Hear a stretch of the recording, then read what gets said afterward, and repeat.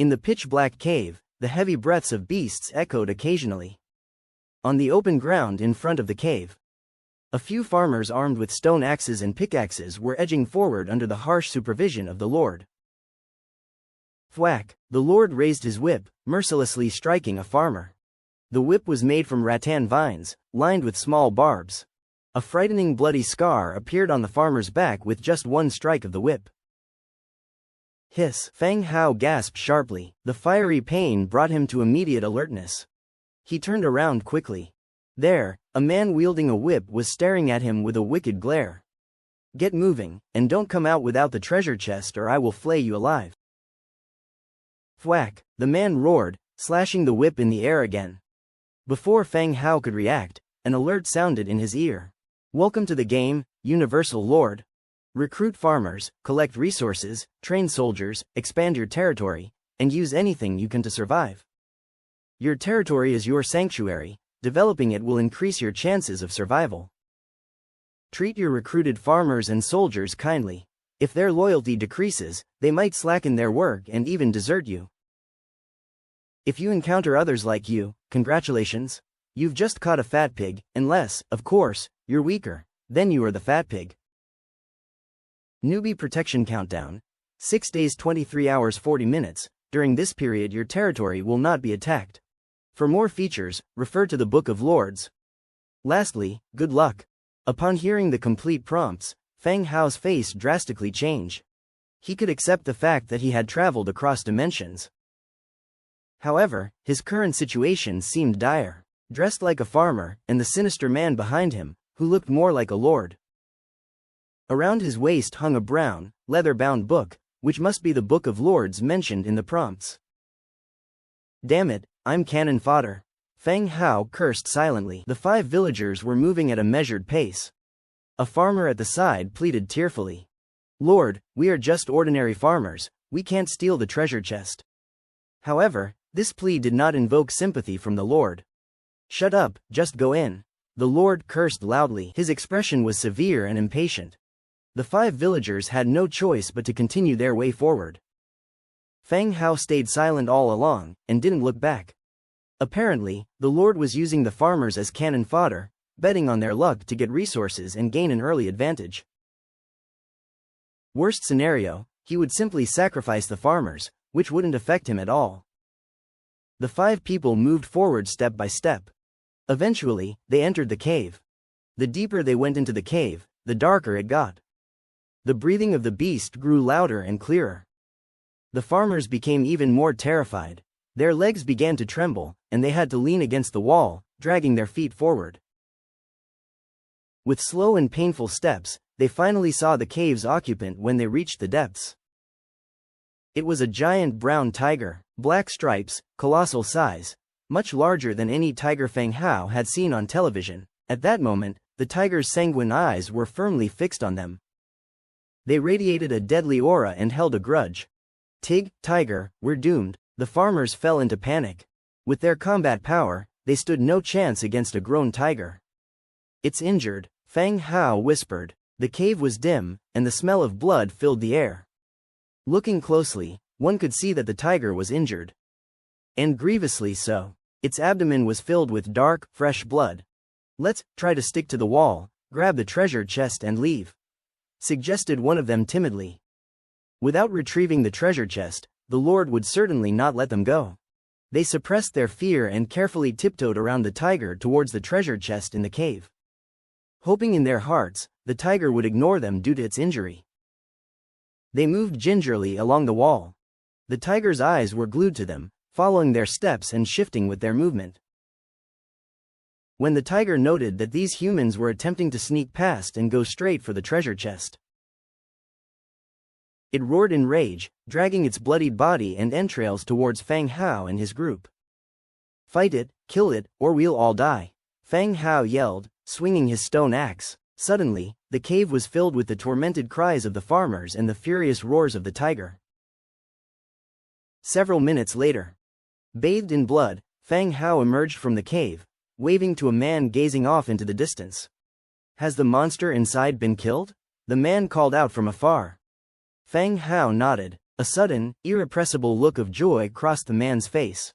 "That's great, that's wonderful." Muttering to himself, he ran towards the cave. Entering the cave, he saw the tiger and the bodies of 4 villagers. Without hesitation, he moved farther into the cave. When he saw the wooden treasure chest, a hint of confusion appeared on his face. Why is it already open? Just then, an intense sense of danger swept over him from behind. Thump, a sound like chopping wood echoed in the air. A stone axe, flung with considerable force, slashed across his neck from behind. The blade, carved from stone, wasn't sharp, but it still managed to tear apart his flesh, managing to hack halfway through his sturdy neck. "You!" The man's eyes were wide with astonished rage, and a look of incredibility. How was this possible? A villager sent by the system, how could he attack himself? Why would this happen? Feng Hao swung his axe a second time. Blood splattered. A head dropped instantly, rolling to one side. As a villager, you've killed the lord of the territory, your sin value plus 500. Feng Hao took a deep breath. He bent down to pick up the book from the other man's waist. The cover of the book was brown leather, with gorgeous golden designs embossed on it. At the center were 4 large characters, Book of Lords. As he touched the Book of Lords, a notification appeared again. An error in initial lord data detected, data correction. Compensation issued, 100-fold increase. Detected lord sin value of 500, automatically assigned to the evil camp, Undead. He was done for. Upon hearing the new prompt, Feng Hao's heart tightened. Because he had killed the lord just now, he was automatically assigned to the evil camp. Wasn't he now an enemy of all? But, in the next instant, he calmed down. Even if he was assigned to the evil camp, he did not regret it. It was far better than being a mere villager under this man's rule. He continued to look at the Book of Lords. As he flipped through, each page was marked with a different title. Resources, manufacture, buildings, channel. It was like touching a page of paper, but at the same time, like touching a tablet screen. Touching it yielded feedback. He flipped to the first page, resources. The amount displayed was 0. In the manufacture section, he had unlocked hemp rope, stone axe, stone pickaxe. In the building section, he had unlocked level 1 cottage. The next moment he opened it, level 1 cottage swiftly turned into level 1 graveyard. It must have been due to his allocation to the undead camp. He continued to flip to the channel page. Speaking privileges, 10 instances per day. Information started to stream rapidly. Has anyone left the village? Is it dangerous outside? Someone save me, there's a wild boar near my village as large as a tiger. At this rate, I'll really be killed by a pig. Wow, that's so thrilling. I want the full story. How are your villagers? A few hyenas ran by the village gate a few minutes ago, and now no villager dares to go out to work. I'm doomed, there's a giant python outside my village. It just swallowed 2 of my villagers. One message after another appeared. Between the lines, the danger of this world was reflected. And most people, it seemed, were trapped in their villages, too afraid to venture out. The lord that he had just killed was actually a ruthless character who had ventured out of the village with his villagers. He had even tried to infiltrate the tiger's lair to steal the treasure chest. Unfortunately, he had ended up dying in the cave. Closing the chat channel, Feng Hao went back to the dead tiger. He had hidden all the items from the chest beneath the gigantic carcass. Level 2 Warcraft Magic Striped Tiger, do you wish to slaughter it? Yes, slaughter completed. You've obtained 600 meat, 45 beast skins, and 25 beast bones. With the Book of Lords, he had acquired the Lord's abilities. No need to personally dissect. A light enveloped the tiger's corpse and the next second it was completely dissected. Meat and furs, beast bones automatically separated, neatly placed to one side. The beast bone is not the corpse of the tiger, more like some kind of drop. The tiger's corpse had just left behind a complete white bone. The next second, like sand and stone that had been eroded by the wind for 100 years, finally turned into a powder. After the corpse of the tiger disappeared, it revealed the items hidden beneath. These were the items in the chests inside the cave, which were temporarily hidden under the tiger's corpse to lure and kill this leader. Tier 1 Warehouse Blueprint, hemp rope 5. The blueprint, transformed into light, drilled into the Book of Lords. It was recorded in the building page. Feng Hao picked up the stone axe and stone pickaxe from the dead farmer, bundled up the meat and fur with hemp rope, and walked out of the cave. The most pressing matter was to leave here and head for the territory.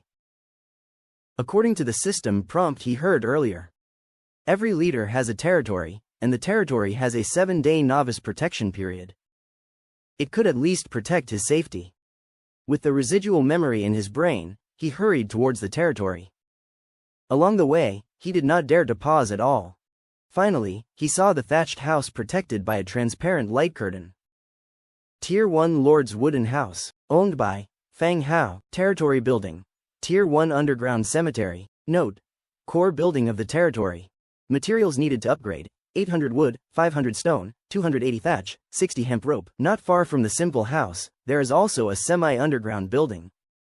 Tier 1 Underground Cemetery. Recruitment limit: 0/5. Can recruit skeleton, free. Note: in this building, recruit worker-type troops to do basic work. Materials needed for upgrading: 300 wood, 400 stone. Good grief, everyone in the chat channel is discussing about recruiting farmers.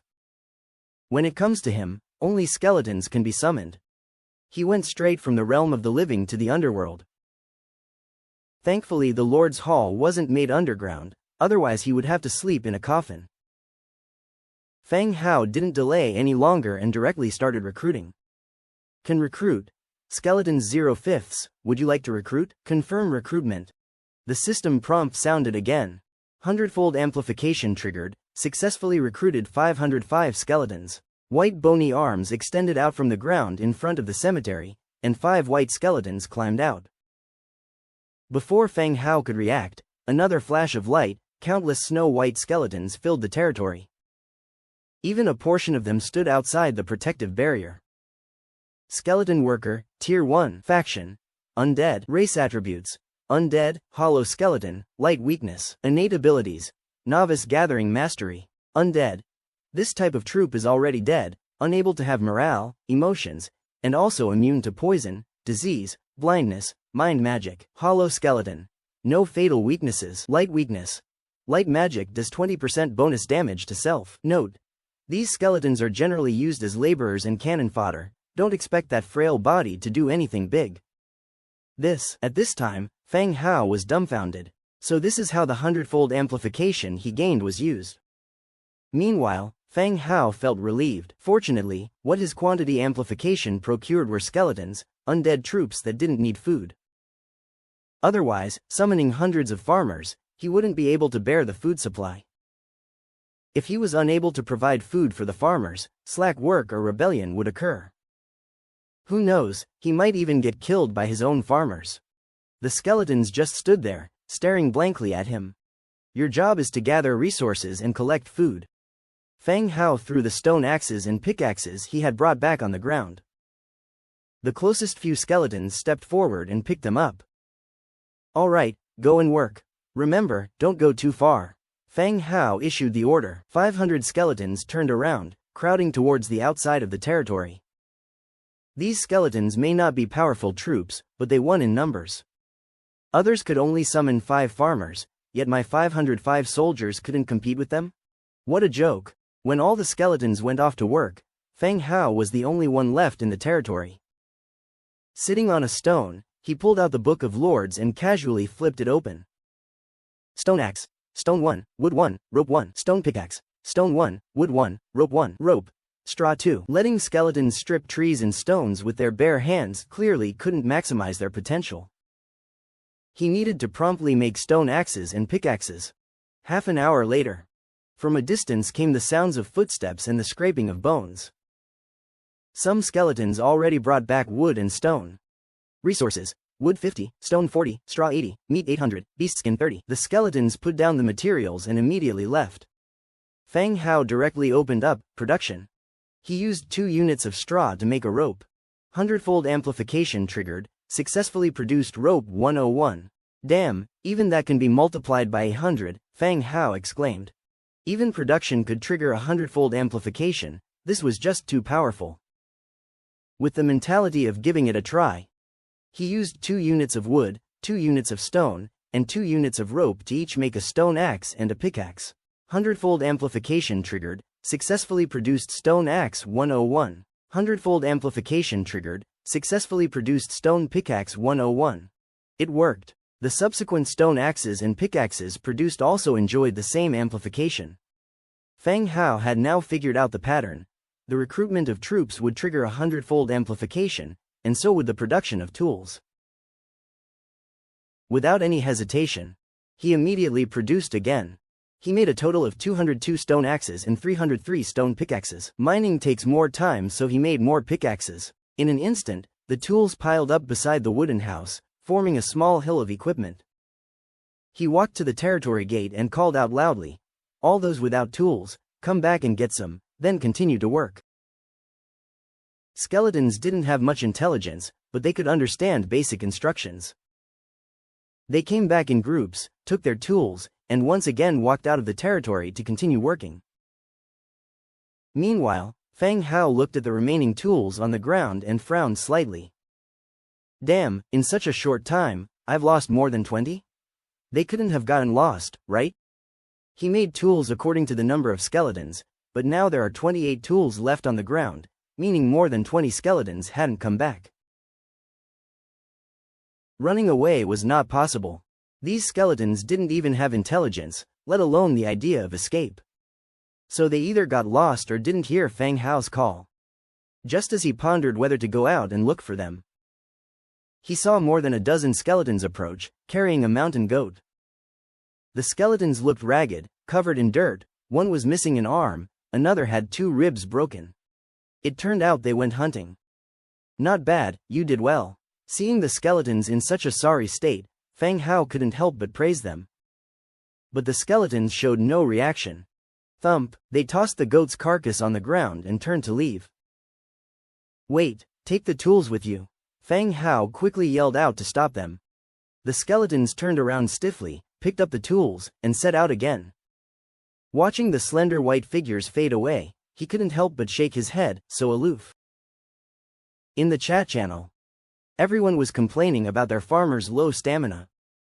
After working for a while, they needed to return to their territory and rest. Feng Hao checked the attributes of his skeletons for this reason. They didn't even have stamina and worked tirelessly, constantly laboring. When they collected a certain amount of materials, they would deliver them back to the base before heading out again to work. Model employees of the modern era. Tier 1 Warcraft Mountain Goat, would you like to butcher it? Butcher it. A light flashed over the mountain goat's body.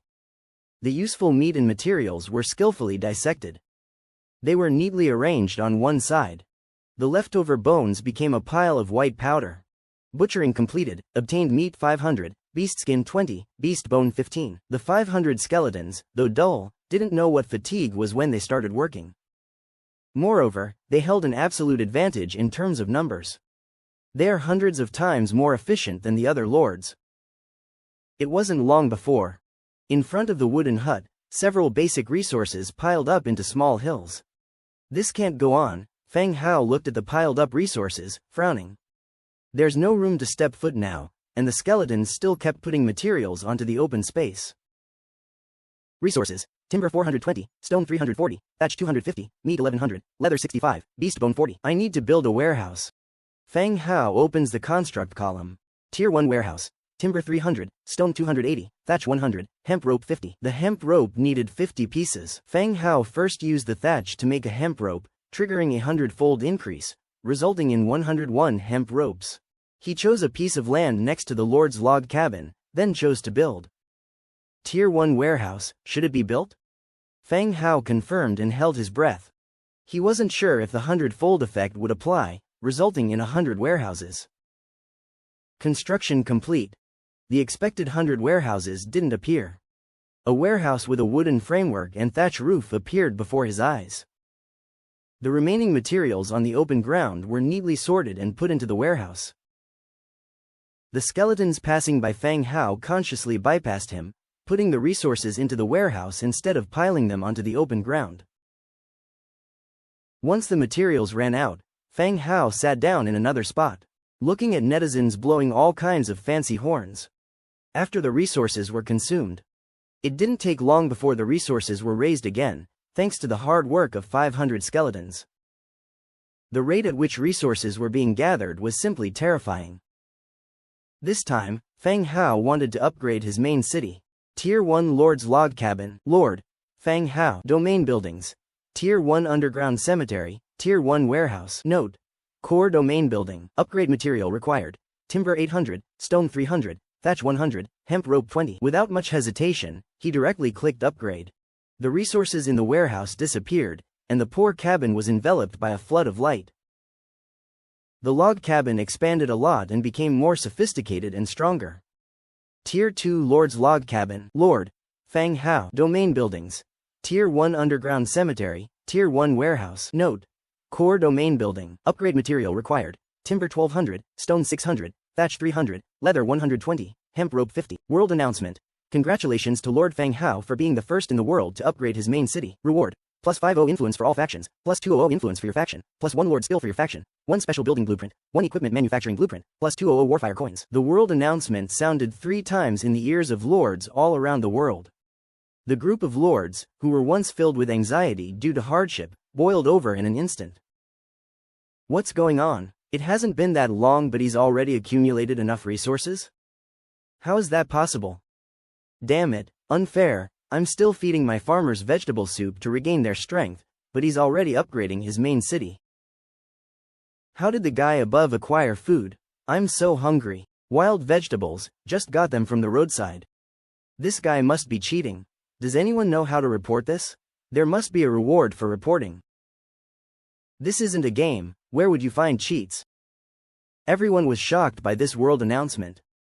Everyone was gathering resources, so how did Feng Hao gather enough so quickly? Everyone crossed over together, so why was he so quick? With the farmers gathering 20 units of wood per hour, to accumulate 800 was not something that could be done in a short amount of time. Not to mention the many external factors interfering, making resource gathering more difficult.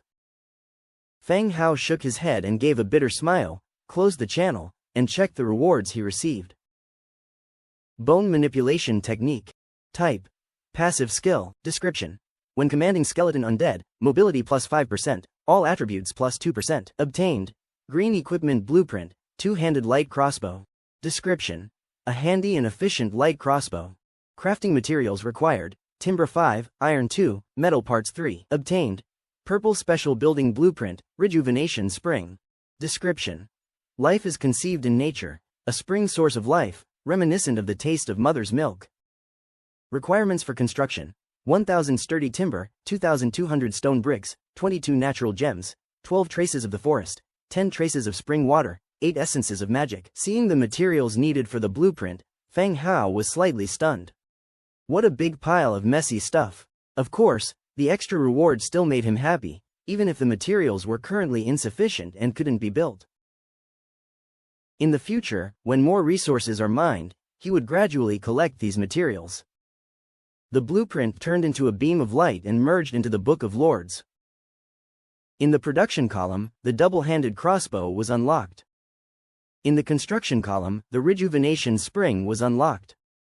It's a pity that there isn't enough material right now, so he can only wait to produce when he has enough materials.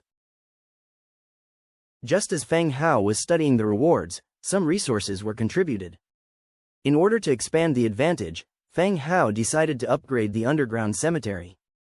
Level 1 Underground Cemetery. Materials needed for upgrade: 300 lumber, 400 stone. After confirming the upgrade, the cemetery, which was built on a half underground, expanded a lot. And the attributes of the building also change. Level 2 Underground Cemetery. Recruitment limit: 5/10. Can recruit skeletons, free. Note: This building can recruit labor soldiers to do basic work. Materials needed for upgrade: 600 wood, 800 stone, 120 ropes, 2 shadowstones. The recruitment limit has increased from 5 to 10. This setup gave Feng Hao a pleasant surprise. The recruitment limit refers to the number of people who can be recruited using the building, not the total population. Otherwise, even if he built many buildings with 500 skeletons right now, it would be hard to break through the current population size. This recruitment limit allows Feng Hao to recruit another 5 skeletons. He chose to recruit immediately. Recruitment available. 05th skeleton, do you want to recruit? Recruit. 100x multiplier triggered, successfully recruited 505 skeletons. Wow. Once again, a white bone skeleton C appeared on the open ground in front of him. Fortunately, Fang Hao had already adapted and didn't feel any discomfort. Fang Hao continued to use the 100x multiplier to make 202 stone axes and 303 stone picks, one for each person. Go out to collect. Howl. Before Fang Hao could finish his sentence, a wolf howl came from outside the territory, interrupting his words. Standing on a stone and looking into the distance, he saw more than 10 robust prairie wolves pounced excitedly on the working skeletons, gnawing and tearing at them non-stop. A few nearby skeletons began to attack, but without the number advantage, they were no match for the prairie wolves. They were torn apart, and bones scattered all over the ground. These beasts dared to bully my undead. Fang Hao cursed angrily. He yelled at the skeletons outside working, "Kill these wolves for me." Although Fang Hao shouted loudly, his voice didn't carry far. Even so, nearly 100 skeletons heard Fang Hao's orders. They turned together, looked at the prairie wolves. After a half-second pause, they wielded their weapons and charged at the prairie wolves. The undead are different from humans. They can't feel fear, even if the enemy is stronger than themselves. When the Lord issues an order, they will rush up regardless. For a moment, battles broke out between the groups of skeletons and wolves. The sound of bones breaking and the howls of prairie wolves echoed around them. Soon, more and more skeletons gathered around.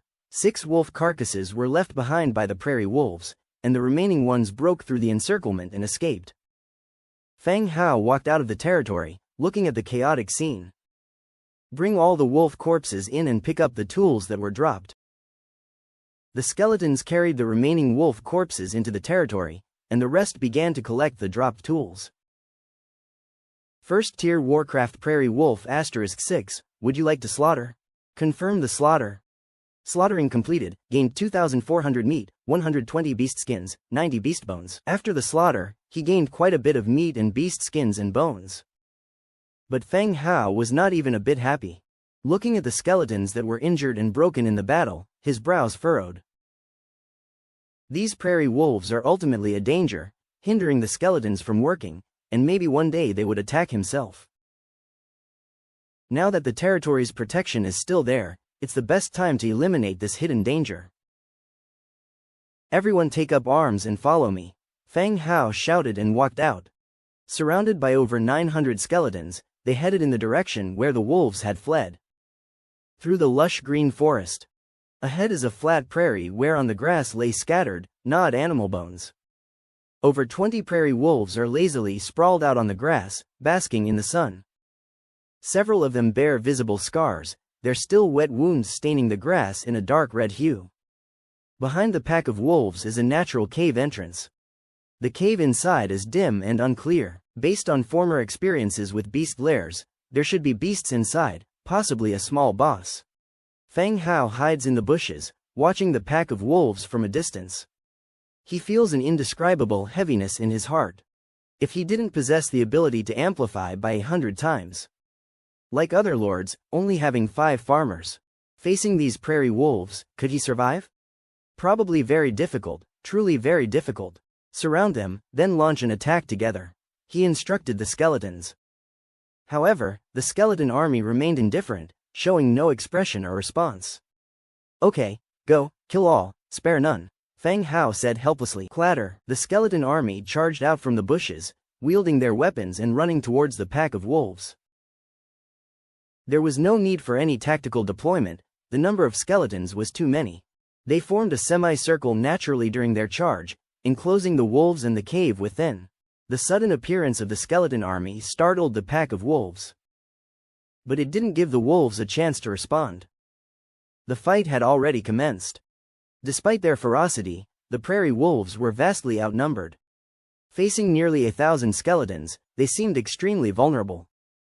With a single clash, they were drowned in the sea of skeletons. In the blink of an eye, over 20 prairie wolves were killed by chaotic axes. Meanwhile, inside the cave, a pair of luster green eyes lit up, like flickering ghost fires. A formidable prairie wolf king walked out angrily. It stood at the entrance of the cave, roaring loudly. Aroo, ooh, prairie wolf king, level 2, skills. Bite, pounce. However, the next moment, when it saw the dense skeleton army in front of the cave, the roaring abruptly ceased. Crack, crack, turning their heads, the skeletons stared collectively at the wolf king. The next second, they all poured into the dark cave, followed by the sounds of battle and crying. Several minutes later, the skeletons that went into the cave all walked out again. A few of the skeletons carried the wolf king's corpse and a wooden treasure chest. Thump, with a dull sound, they threw the treasure chest directly in front of Feng Hao. You're not stupid. Knowing to bring out the treasure chest and deliver it to Feng Hao showed some intelligence. But the skeletons carrying the treasure chest turned around and left, presenting their back to him. The chest opened. Obtained. Level 1 Barracks Blueprint, Common Wooden Shield Blueprint, White. The 2 blueprints turned into light and entered the Book of Lords. Although few, they were still ordinary blueprints. Yet Feng Hao couldn't help but feel elated. With the blueprint of the barracks, if he was able to build it, he would be able to recruit soldiers, thus increasing his security. Okay, take all the dropped items, carry all these wolf corpses, let's return to our territory. Feng Hao shouted. The skeletons, 2 by 2, lifted the wolf carcasses overhead, following Feng Hao back to the territory. Returning to the territory, the skeletons threw the extra tools into the warehouse, and placed the wolf carcasses on the empty ground.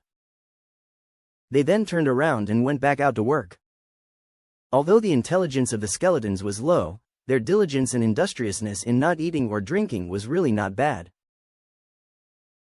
Level 1 Warcraft Prairie Wolf 24, do you wish to slaughter? Confirm slaughter. Slaughter complete, obtained meat 9600, beast skin 480, beast bone 360. Level 2 Warcraft Prairie Wolf King, do you wish to slaughter? Feng Hao clicked confirm continuously. Slaughter complete, obtained meat 800, beast skin 50, beast bone 40. After the slaughter, the bodies stacked on the open ground turned into light and flew into the warehouse. In the warehouse, the storage amount of meat exceeded all the other resources. Even if he was a big eater, he still couldn't eat so much meat. With the issue of the wolf carcasses resolved, next was to build the barracks. Level 1 Barracks Blueprint, Burial Grounds, required resources, wood 300, stone 500, rope 60. Undead faction buildings don't use much wood. They consume more stone. Having chosen a location, he started constructing the barracks. With a flash of light, the barracks were built at the burial grounds.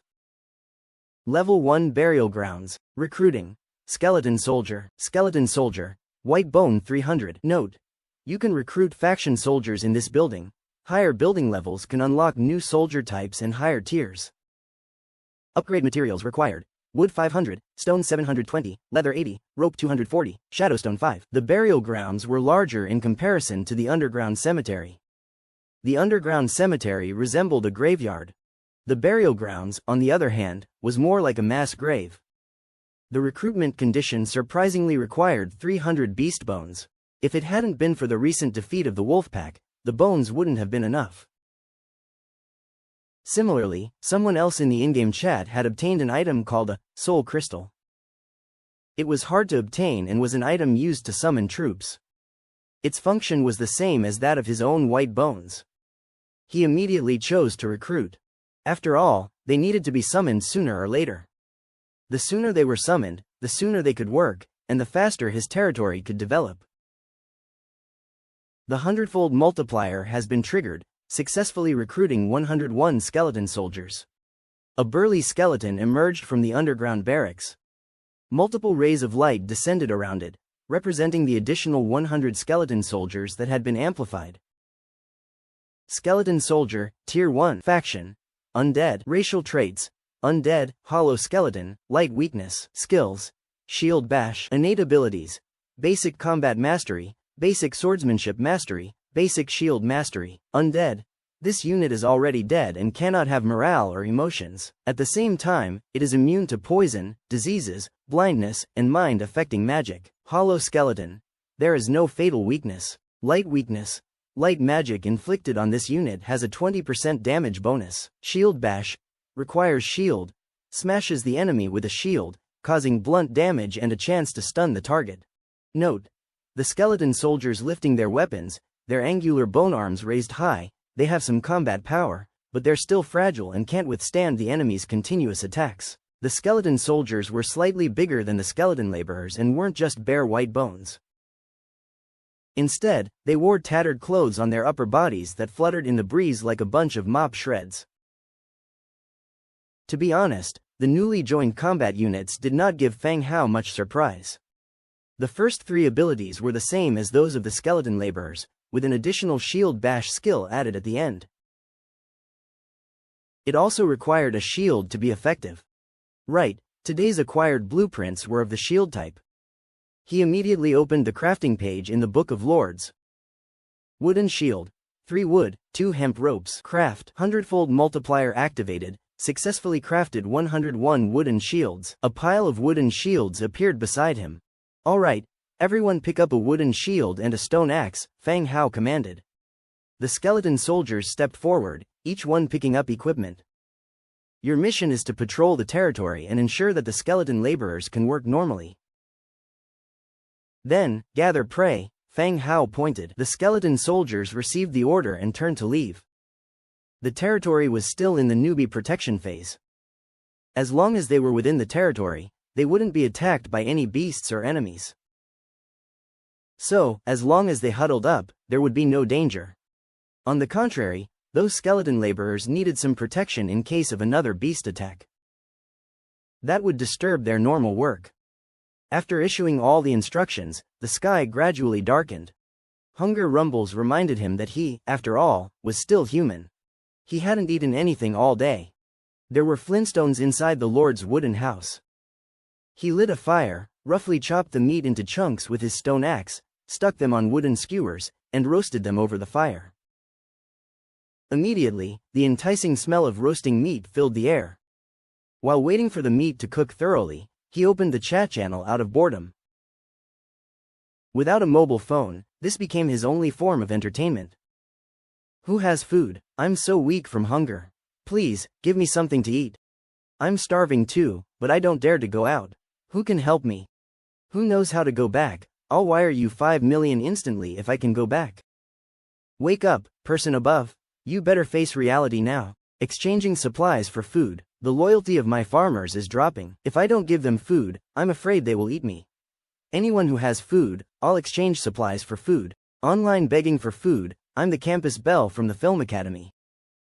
Huh? You can exchange supplies? The food behind him was indeed a bit excessive. Rather than waiting for it to spoil, it would be better to exchange it for foods he needed. Action followed thought. After looking into it, he found out how to exchange items in the Book of Lords. Trader. Feng Hao. Registered item. Meat, quantity. 1000 units. Requirement for 1 unit. 50 units of wood, 40 units of stone, 5 units of iron ore, any one of them. Note: if you have any special items, you can private message to increase food quantity. No sooner had he posted the information than the chat channel exploded. Holy crap, someone listed meat, and it's 1000 units. Boss is incredible. Boss, do you need a leg strap? Feng Hao? Is it Feng Hao who first upgraded his main city? Wow, it really is him. Damn it, Feng Hao had such a lucky start. That's blatant extortion. A unit of meat costs so many supplies. Are you even human? Boss, I have a gold tooth. Does it count as a special resource? If you want it, I'll break it off right away and give it to you. Save your yellow teeth to ward off mosquitoes, the person above. Boss Feng Hao, I have a gold chain. Can I exchange it for 2 units of food with you? Save your gold chain to hang yourself. I got it, finally I can eat. Shit, how come it's gone so fast? I didn't get any. Boss, please put some more up, I didn't get any just now. The meat that Feng Hao put up for sale was visibly decreasing in amount, and the 1000 units of meat were sold out in less than 2 minutes. Then, a bunch of private messages came flooding into Feng Hao's inbox. Bro, I didn't get any just now, I have some wood, can we trade? I'm starving to death, bro, saving a life is more meritorious than building a 7-tier pagoda. Brother Feng Hao, I'm so hungry, I've taken some very private photos, can I trade them for some food with you? Feng Hao outright ignored those who were hoping to freeload. It's indeed dangerous to hunt outside the territory. But the amount of exchange material he said was absolutely not much. Even you could say, everyone could afford to exchange. Just that there were too many people who had crossed over and the initial territories didn't have direct methods to get food. Food thus became the scarcest resource. On the contrary, water was not in short supply. Many territories had sources of water nearby, and a river or a freshwater lake was enough for you to sell. No matter how much water you sell, you can't possibly sell out a river, right? So water resources were not expensive, many people had them for sale.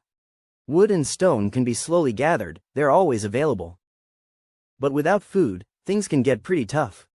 Feng Hao thought for a moment, and put another 500 units of meat up for sale, still at the same exchange rate. The channel was once again buzzing. Fuck, buy it quickly. He really put more up. How does the boss have so much meat? He isn't cheating, is he?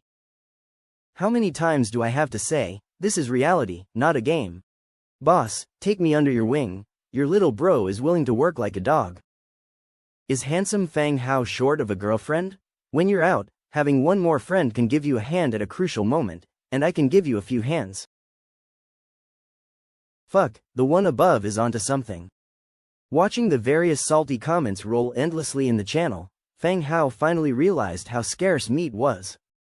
The vast majority of people currently weren't able to leave their territories and hunt wild beasts. Those who did manage to leave and luckily slayed a beast, got food. But they only killed one. They might not be willing to sell it, but would want to keep it for themselves and their farmers.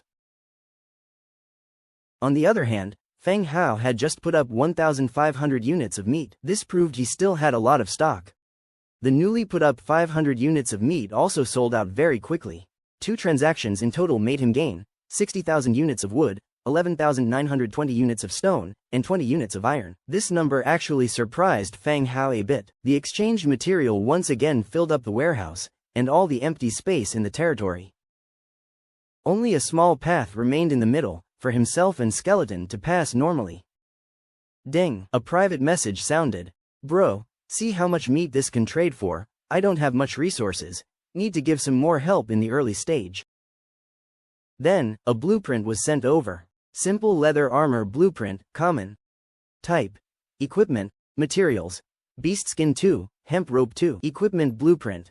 Some people are too lucky, having equipment blueprints at this time. Even though it's common, it's exactly what's needed in the early stages. Why don't you use it yourself? Feng Hao asked curiously. Soon, the other party replied with some helplessness. No way, I've used all the materials to upgrade the building, and the farmers need food, so I have to sell it for now. Okay, for a common quality, I'll give you 50 units of meat, Feng Hao replied. Thanks, bro, I'll start the trade immediately. The other party expressed his thanks repeatedly. It should be said, Feng Hao did not take advantage of people's distress. In times of food shortage, even if Feng Hao offered 10 units, the other party would have to exchange. Both lords and farmers need to eat. But Feng Hao still offered 50 units, quite generous by any standard. Quickly, an equipment blueprint appeared in the designated trade column. Feng Hao also put up the promised 50 units of meat. As soon as he got the blueprint, he immediately collected it in the Book of Lords.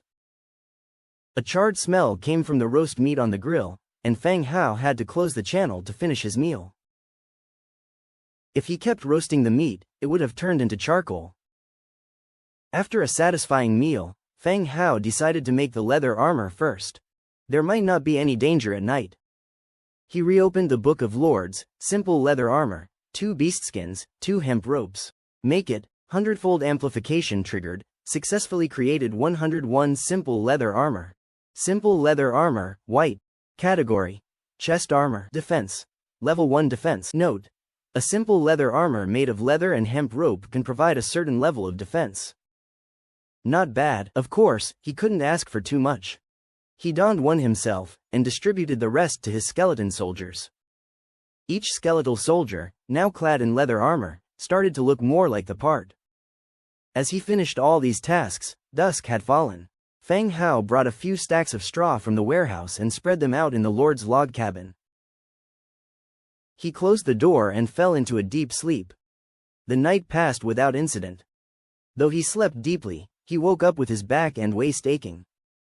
It was as if he had lost a kidney. His body wasn't used to sleeping on straw, apparently. Stepping out of the hall, he saw the loyal skeleton workers diligently working, seemingly tireless. He did some quick exercises. He relit the extinguished bonfire from yesterday, continued roasting meat, and had it for breakfast. While turning the roast, he put up 2,000 units of meat for exchange, maintaining the same requirements as yesterday. Fang Hao has put stuff up for exchange, hurry and grab it. Fang Hao, could you share how you got so much food? We're all transmigrants, we should help each other. I suspect there are lots of grass-type animals near where he spawned. When it comes to grass-type animals, teddy bears are the only ones I respect, the rest are just trash. Boss Fang Hao, I'm at sea. Can I exchange some fish for meat with you? It seemed like many people were waiting for Fang Hao. There was a scramble the moment the meat was put up for exchange. This was even fiercer and faster than yesterday. Fang Hao's name appeared to have ingrained itself in people's hearts. The meat that was hard for others to obtain, he was selling it out in thousands. While watching everyone chat, he finished his breakfast. Seeing the materials piled up all over the territory, Fang Hao got up. It was now his time to work. Materials needed for upgrading to a level 2 warehouse: 750 wood, 450 stone, 200 straw, 100 hemp rope. He clicked to upgrade the warehouse directly. With a flash of light, the warehouse was smoothly upgraded to level 2. It had gone from a simple grass shed to a good-sized log cabin that could store more resources better. Level 2 warehouse. Storage, 30,000, 30,000. Note: the resources in the warehouse will be preserved better, and the food stored won't spoil easily. The higher the level of the warehouse, the more resources it can hold, and the better the effect. Materials needed for the upgrade: 1,200 wood, 950 stone, 320 straw, 220 hemp rope, 100 leather. For the next level warehouse, aside from the increased materials, straw had been replaced by leather. He wanted to continue with the upgrade to a level 3 warehouse, but was notified, Lord's log cabin must be at level 3. Just as Fang Hao was planning to upgrade the Lord's Hall, a private chat notification came up on the Book of Lords. He opened the Book of Lords. Big brother Fang Hao, I have a special kind of ore here. I want to exchange it for some meat. This person had a pretty nice name, Dong Jiayue. Fang Hao quickly replied, of course. Ore was also a resource. Currently in the early stages, special ores were still hard to come by. Shadowstone. Type: ore. Note: a rare ore required for the construction of undead faction buildings. Fang Hao's eyes brightened upon seeing the attributes. The upgrade for the undead buildings had already demanded Shadowstone.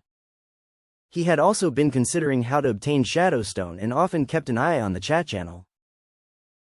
He was checking if anyone was selling it. But he didn't expect someone to proactively approach him. It doesn't seem like I need it, Fang Hao replied. He decided to be somewhat evasive. Their chat came to a sudden halt for a few seconds. Then Dong Jiayue replied, I know, but, Fang Hao, I really need food. Could you consider trading a bit less for it? The Shadowstones were of no use to the human alliance. Even though they were a scarce resource, they held no difference from ordinary stones in human hands. Can you tell me how you got these Shadowstones? Asked Fang Hao. He was quite curious about how these Shadowstones were obtained. Sure, I found an ancient underground tomb near my domain. I picked them up there, Dong Jiayue answered. Fang Hao stroked his chin, deep in thought. Could it be that Shadowstones could only be gained in burial grounds? Would he have to construct not only undead buildings, but also tombs? Brother Hao, are you still there? I can agree to trade for less food. Dong Jiayue said hastily, thinking that Fang Hao might have lost interest in the trade. Just call me by name. How about this? I'll trade you 30 units of meat for each one. If you find more later, we'll stick to this rate, Fang Hao proposed. He was not short on food, and besides, he needed the Shadowstones. Thank you, Brother Hao. I will list the Shadowstones now. Okay, soon, a Shadowstone appeared in the designated trade zone, although there was only one. He immediately traded 30 units of meat for it. The Shadowstone was now in his possession. Upon completing the trade, Feng Hao continued upgrading his buildings. Thanks to the relentless gathering speed of the skeleton laborers, he had enough resources for the upgrades. Materials needed for level 3 Lord's hut: 1200 wood, 600 stone, 300 straw, 120 leather, 50 rope. Confirm upgrade. A glow flickered. The main hall of the hut had expanded, becoming more spacious. And it was even more refined and sturdy. Level 3 Lord's hut. Owner: Feng Hao. Existing buildings: Level 2 Underground Cemetery, Level 2 Warehouse, Level 1 Burial Grounds. Note: Core building of domain. Materials needed for upgrade: 2,200 wood, 1,000 stone, 200 brick, 240 leather, 180 rope. With leveling up to level 4, a new material, bricks, was now required, which he had yet to acquire. He waited for a while. There was no announcement for a reward, as there had been the first time he upgraded his main city. Feeling a bit disappointed, he continued inspecting the other buildings in his domain. Underground Cemetery and Burial Grounds could not be upgraded due to the lack of shadow stones. However, the warehouse could be upgraded to level 3. Level 3 Warehouse: 1200 wood, 950 stone, 320 straw, 100 leather, 220 rope. Confirm upgrade. The warehouse was successfully upgraded to level 3. Level 3 Warehouse. Storage: 50,000. Note: resources stored in the warehouse are better preserved. Food stored will not spoil easily. The higher the warehouse level, the more resources can be stored and the better the effect. Materials needed for upgrade: 2,000 wood, 1,500 stone, 400 brick, 300 leather, 220 rope. The total storage capacity had increased to 50,000. But the total amount of resources in his domain was still exceeding the warehouse capacity. With the warehouse filled, resources were also piled up all over the open ground. Having finished upgrading, Feng Hao called all his skeleton soldiers back. "I should start exploring the surroundings of my domain," he said, tightening his leather armor and picking up a stone axe. As other lords had started exploring their surroundings, he couldn't afford to be confined to his immediate resources. Just like Dong Jiayue, who had explored a tomb nearby and found the shadow stones. What a pity! Other than Feng Hao, none of the skeletons within his territory possessed the ability to explore and draw maps. He had to do the exploring by himself. Of course, compared to other lords, his forces obviously had an advantage. This made his task less dangerous. Looking at the skeleton soldiers gathered around him, he said, "Follow me. Your task is to protect me." The skeleton soldiers didn't respond, standing still holding their wooden shields and stone axes. "Let's go." Feng Hao took the lead, stepping out of the protective shield. The forest in front of his territory had a large space cleared. The skeleton workers were still tirelessly continuing. He led a group of skeleton soldiers through the dense forest, and saw a grassland with a clear stream flowing slowly. Feng Hao took out a piece of wood and marked the location of the stream. This place was closer to where he fetched water from, and no danger was observed. It was just that he hadn't brought any containers, otherwise he could fill them up and let the skeletons carry them back to the territory. Following the stream upstream, Feng Hao's face suddenly changed. He took 2 steps forward and squatted down to examine the marks on the ground. Wheel tracks. The soil near the stream was soft, bearing noticeable marks of wheel pressure. "A lord? Or another party?" Feng Hao murmured, observing the tracks. Then, he urged the skeleton soldiers to follow the direction of the tracks. A sudden appearance of a new neighbor near his territory. It aroused curiosity but also concerns regarding potential danger. Very soon, Feng Hao encountered the owner of these wheel tracks. It was a humanoid creature, with a large dog head and hunched body. On the cart were bloody animal corpses. Null Rock Thrower, Level 2. Skills: Sling. The Null Rock Thrower wasn't very tall, about 1.2 to 1.3 meters. Its skin was gray-white, quite similar to a bald dog's. The group of hundreds of skeletons led by Feng Hao had attracted its attention. After a momentary shock, it let out an ear-splitting howl, swung its sling, and launched an attack. Boom, boom, boom. The sling, although primitive, exerted quite a powerful force. Whirring out, it hit the wooden shields, generating large thuds. The first row of charging skeleton soldiers were pushed and jolted around. "Attack, kill them," Feng Hao ordered. Clatter, clatter. Hundreds of skeleton soldiers, holding their wooden shields, began to run and charge at the gnolls. The difference in numbers was substantial. Even though the sling was powerful, the skeleton soldiers' wooden shields and leather armor provided substantial protection. They couldn't inflict significant damage. The closely packed army of white skeleton soldiers quickly closed in. There were only about 20 gnolls when the skeleton soldiers got in close combat.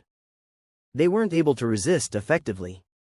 Wielding small daggers, they let out loud cries and futilely waved their weapons, unable to contend with the group of skeleton soldiers. Screams echoed, and they all fell beneath the shield bash and chaotic axe. After everything calmed down, Fang Hao stepped forward. He looked at the dead bodies on the ground, and several cut-off skeleton bodies. Clean up the battlefield, Fang Hao instructed. The skeletons began to collect the equipment dropped by the gnoll rock throwers. He, on the other hand, had his gaze set to the corpses of the dead gnolls. There were white bones resembling vertebrae by their corpses. Wriggling spine. Type. Consumables. Description. A ritual item of the Undead clan, used for recruiting undead troops. Upon seeing this, the origin and use of the wriggling spine were already known. It was mentioned in the chat channel. The construction of a barracks was not for unrestricted recruitment of troops. The human camp would drop a consumable item known as the soul crystal, a necessary material for recruiting troops. Just like Fang Hao summoning skeleton soldiers, he needed 300 beast bones, but beast bones were slaughter materials, which could be used for recruiting undead troops. They were not the primary recruitment item for the undead camp, but rather a temporary substitute. The wriggling spine was the primary recruitment material for the undead clan, serving the same function as the soul crystal. The skeleton soldiers had swiftly cleaned up the battlefield. The supplies had already been gathered. Harvest: 21 iron daggers, 8 wriggling spines, 1 flatbed cart, 2 unicorn corpses, and 1 giant antlered deer corpse. There were more than 20 gnolls, but only 8 wriggling spines had dropped. It seemed, there was a certain drop rate, not every corpse had one. Fang Hao had not made the next move, instead, he was deep in thought. There was clearly a gnoll stronghold, or perhaps a camp nearby. Otherwise, the gnoll hunting team would not have appeared. Scouting out their location and military strength had become crucial. Fang Hao himself took an iron dagger and strapped it to his waist. Iron dagger, white. Category: dagger. Attribute: Tier 1 damage. Description: attaching an iron piece to a wooden handle to make a weapon? Is this the product of brain work? You guys switch your weapons. Fang Hao picked out 20 uninjured soldiers, replacing their stone axes. The quality of the stone axes were also white, but the functions were not the same. Although the stone axes had damage, they did not reach Tier 1 damage. Their primary function was to cut wood. For combat, they did not cause as much damage as the iron daggers. When the soldiers heard Fang Hao's order, 20 of them immediately came up and changed their weapons. Alright, follow me, Fang Hao continued. It was not time to go back yet. They needed to investigate the location and numbers of the gnoll camp. Rather than wait for the enemy to attack him, he preferred to determine the situation, preparing to take the initiative to attack. Identifying their location was not difficult.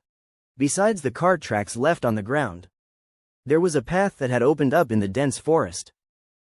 Through the deepest part of the forest, they saw a defensive wall made of logs and a towering lookout tower. There was no significant difference from a human village.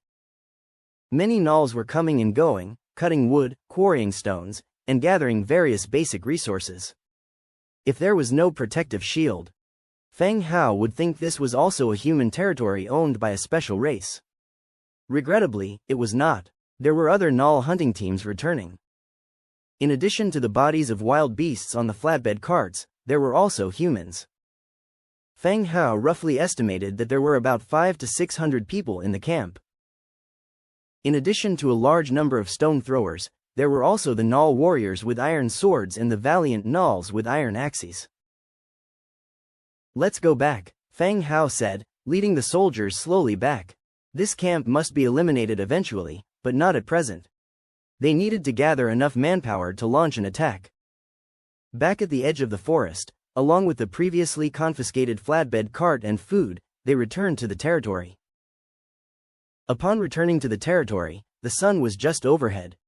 "You guys continue patrolling," Feng Hao said. After pushing the flatbed cart into the protective shield, the skeleton soldiers returned to their posts, patrolling and protecting the worker skeletons from wild animal attacks. Of course, if there were wild animals, that would also be a good thing, as it could increase the food reserve.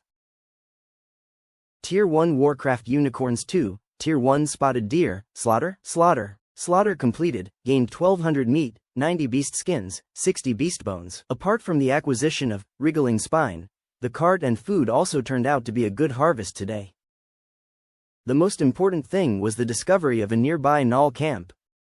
Thinking of the sizable number of Nulls who were so close to his territory, he felt an unconscious tension arise in his heart. This was not a game. This was reality. People die every day for various reasons. He was not a person who hesitated. He immediately went to the front of the barracks. Level 1 Burial Grounds. Recruitable. Skeleton Soldiers. Skeleton Soldier. Wriggling Spine 1. Note: you can recruit troops of the corresponding faction at this building. Upgrading the building level can unlock new soldier types and higher tier troops. Upgrade materials needed: wood 500, stone 720, leather 80, hemp rope 240, shadowstone 5. Previously, recruiting a skeleton soldier required 300 beast bones. Now, only one wriggling spine is needed. That is to say, one wriggling spine equals to 300. Recruitment available. Skeleton soldier, cost, wriggling spine 8, do you wish to recruit? Confirm recruitment. The system's prompt sounds off again. Successful recruitment of 808 skeleton soldiers due to 100-fold amplification. Whoosh, whoosh, whoosh. All camps throughout the territory were filled with the bright flashes of the 8 skeleton soldiers crawling out from the burial grounds. Seeing this spectacle, Feng Hao wasn't surprised as he had seen it many times before. He continued to manufacture 808 wooden shields and 808 stone axes for them. Some of you go hunting for food, and the rest transport supplies. Take the resources gathered by the worker skeletons to the warehouse, ordered Feng Hao. The group of skeleton soldiers, upon receiving orders, robotically turned around and exited the territory to complete their tasks.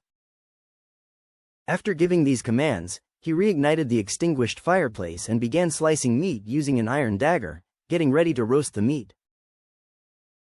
He had already decided to take out the Null camp. Before that, however, lunch had to be sorted out. Eat and drink to your fill. Compared to the meat chunks chopped with a stone axe yesterday, slices cut with a dagger were more suitable for grilling. However, they lacked seasonings and happy water. Otherwise, the meal would be even more joyful.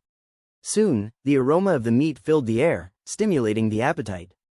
Whilst enjoying the tenderly roasted meat, he opened the chat channel to see what everyone was discussing. Does anyone have soul crystals? Undead appeared outside my territory, willing to trade resources for soul crystals. Same here, a farmer got killed by something, and the rest are now too scared to work. Trading resources for weapons, anyone selling weapons? We're all using stone tools, what weapons could we possibly have? I'm Ren Yongning. Whoever can bring me home will be made the CEO of my company. Never heard of you. Who are you exactly? A noodle shop's CEO? I'm starving. Is Feng Hao not putting up food this afternoon? My farmers and I have gathered a lot of resources, just waiting to trade for food. Calling Feng Hao. Same here. Same here. Seeing the repeated messages flooding the channel, Feng Hao chuckled wryly. The essence of being human is repetition. Even if the chances to speak are precious, they are taken up by repeated statements. Today was the second day after everyone was transported to this new world. From the conversations, you could discern the differing development speeds of the territories. Most people were still in the initial phase, logging and quarrying, gathering resources. Others, through luck or personal abilities, had established military camps. They had begun realizing the importance of soul crystals. In the human camp, only those with soul crystals could recruit troops in the military camps. But regardless of whether they were recruiting troops or not, food was a necessity. Without an adequate food supply, the loyalty of the citizens would decrease, and in severe cases, they might even defect. The larger the population of the territory, the greater the food demand. Hence, Food was a fast-selling commodity.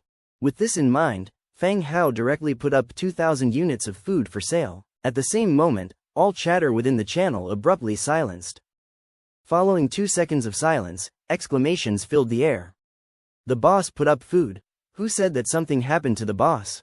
What a rotten mouth. Feng Hao is awesome. Feng Hao is awesome.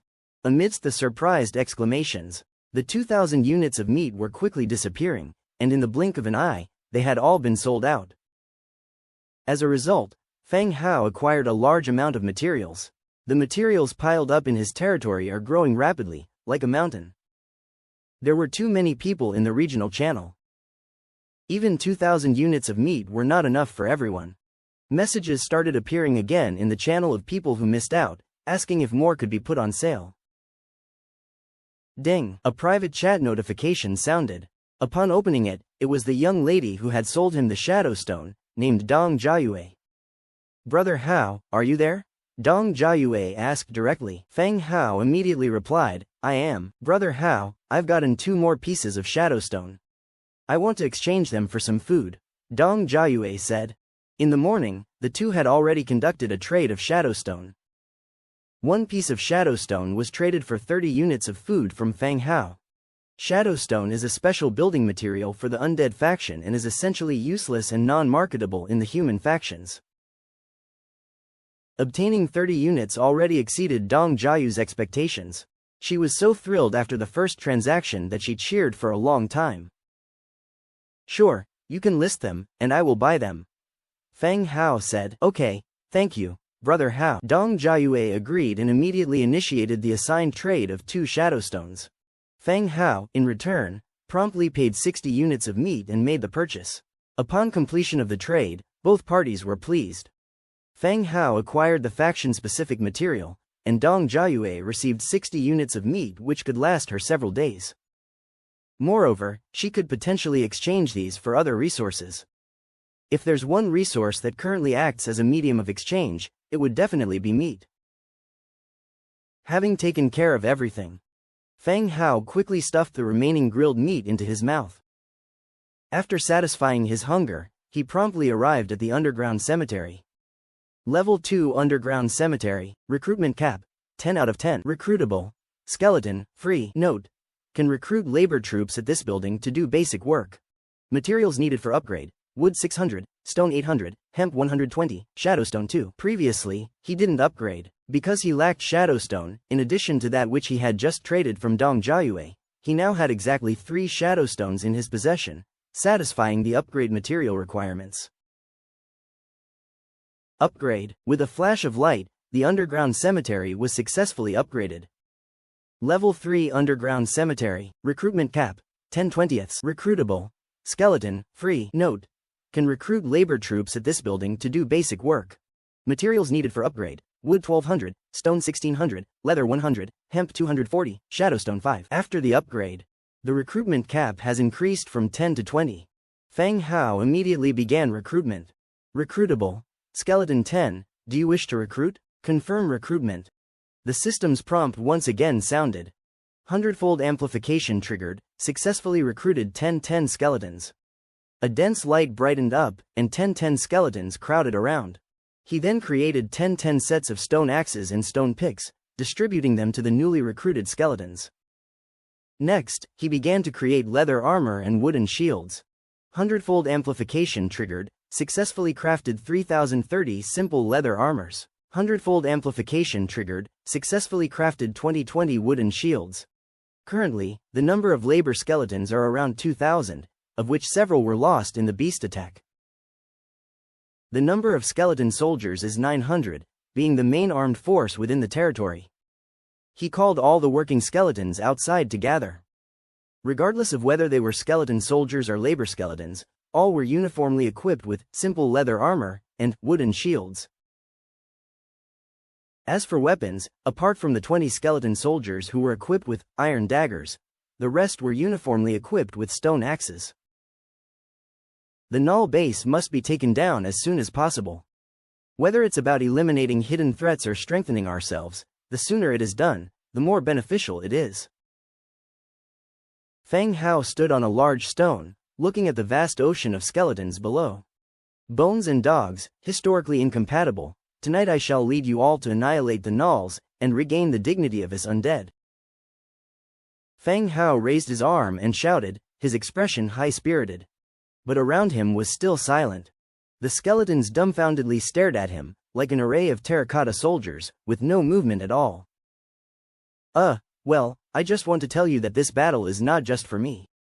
Feng Hao jumped down from the large stone, mumbling, sooner or later, you'll depress me. Other lords could chat with their peasants. He, on the other hand, had to live with a bunch of skeletons every day. Just on the second day, he already felt a bit autistic. Even his self-proclaimed title has become, as undead. He's going to stress himself to death, sooner or later.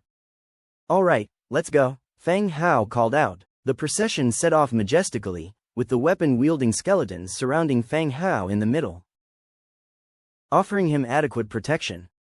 Even if danger arose, attacking him wouldn't be easy. The procession continued to advance towards the gnoll base. In the morning's survey, Feng Hao had roughed out a map. Not to mention it's also close by and not hard to find, they could soon see the still bustling gnoll base from a distance. Squat down, everyone squat down. Feng Hao half squatted, letting the bushes conceal everyone from sight. Seeing this, the skeletons mimicked him, squatting down and moving forward, concealing their bodies as much as possible. This wasn't intended as a stealth attack, but rather, since their side lacks long-range troop types, to reduce the distance of attack as much as possible. To reduce casualties on the way to the attack, Feng Hao led the skeleton army to quickly approach their destination. Despite sneaking while squatting, the rustling of the large patches of bushes and grass made quite the noise. In an instant, it caught the attention of the nearby gnoll woodcutters. With wide-open eyes, they curiously looked towards the direction where Feng Hao and his men were. Charge, take down the base. Feng Hao issued the command. Whoosh, whoosh, whoosh. Upon receiving the command, the skeletons instantly burst out of the bushes and killed in the direction of the base. Ooh, a horn was blown in the gnoll base. Facing the attack of the skeleton army, the village gate began to close slowly. Regardless of the gnolls outside the gate shouting, the gate was not opened.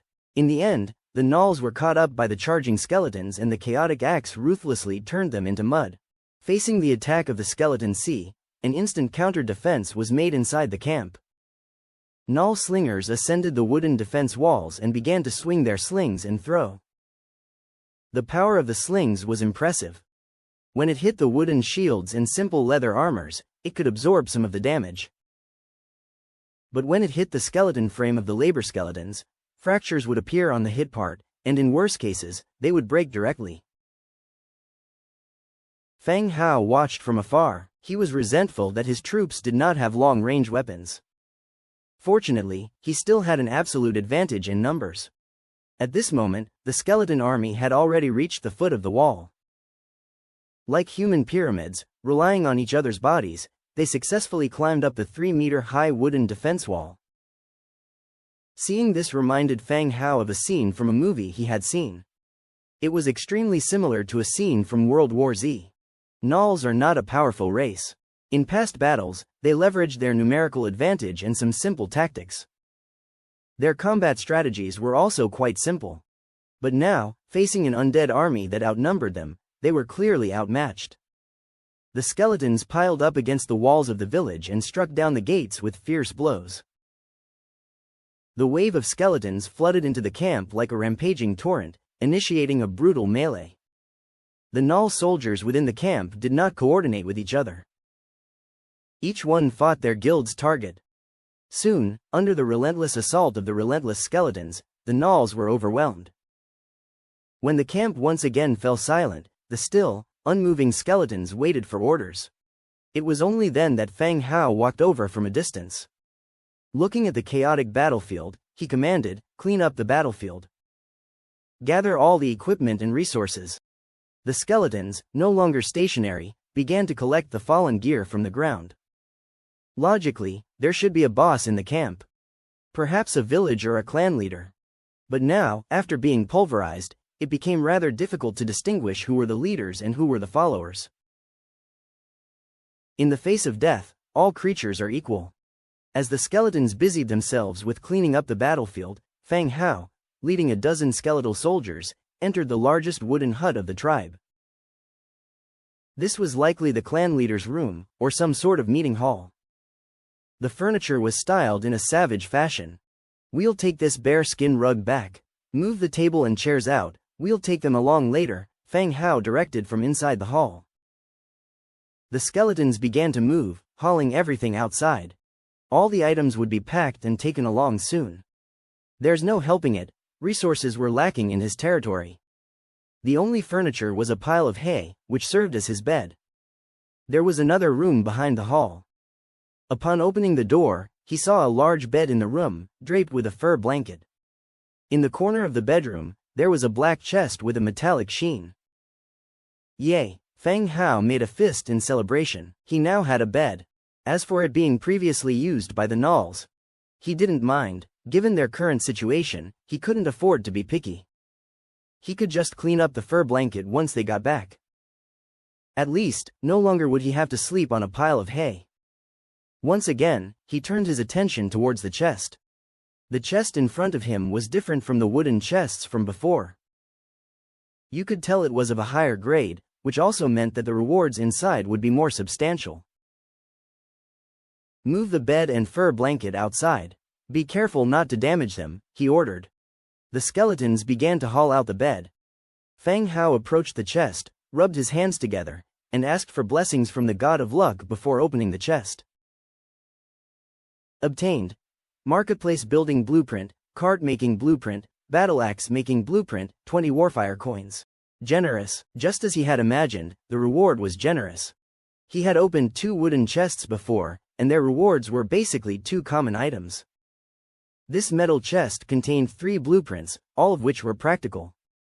He even got 20 warfire coins. The camp was quite wealthy. Having received the equipment, he left the building. In the central space of the camp, the collected supplies piled up into a small mountain. Without lingering, Feng Hao continued to the warehouse. The warehouse was stocked with various materials: wood, stone, food, beast skins, and some weapons and tools. "Move also the goods from here." Feng Hao commanded the moving operation, while continuing to rummage for other goods. Beyond the living quarters of the clan leader, the rooms of the general gnolls were quite crude.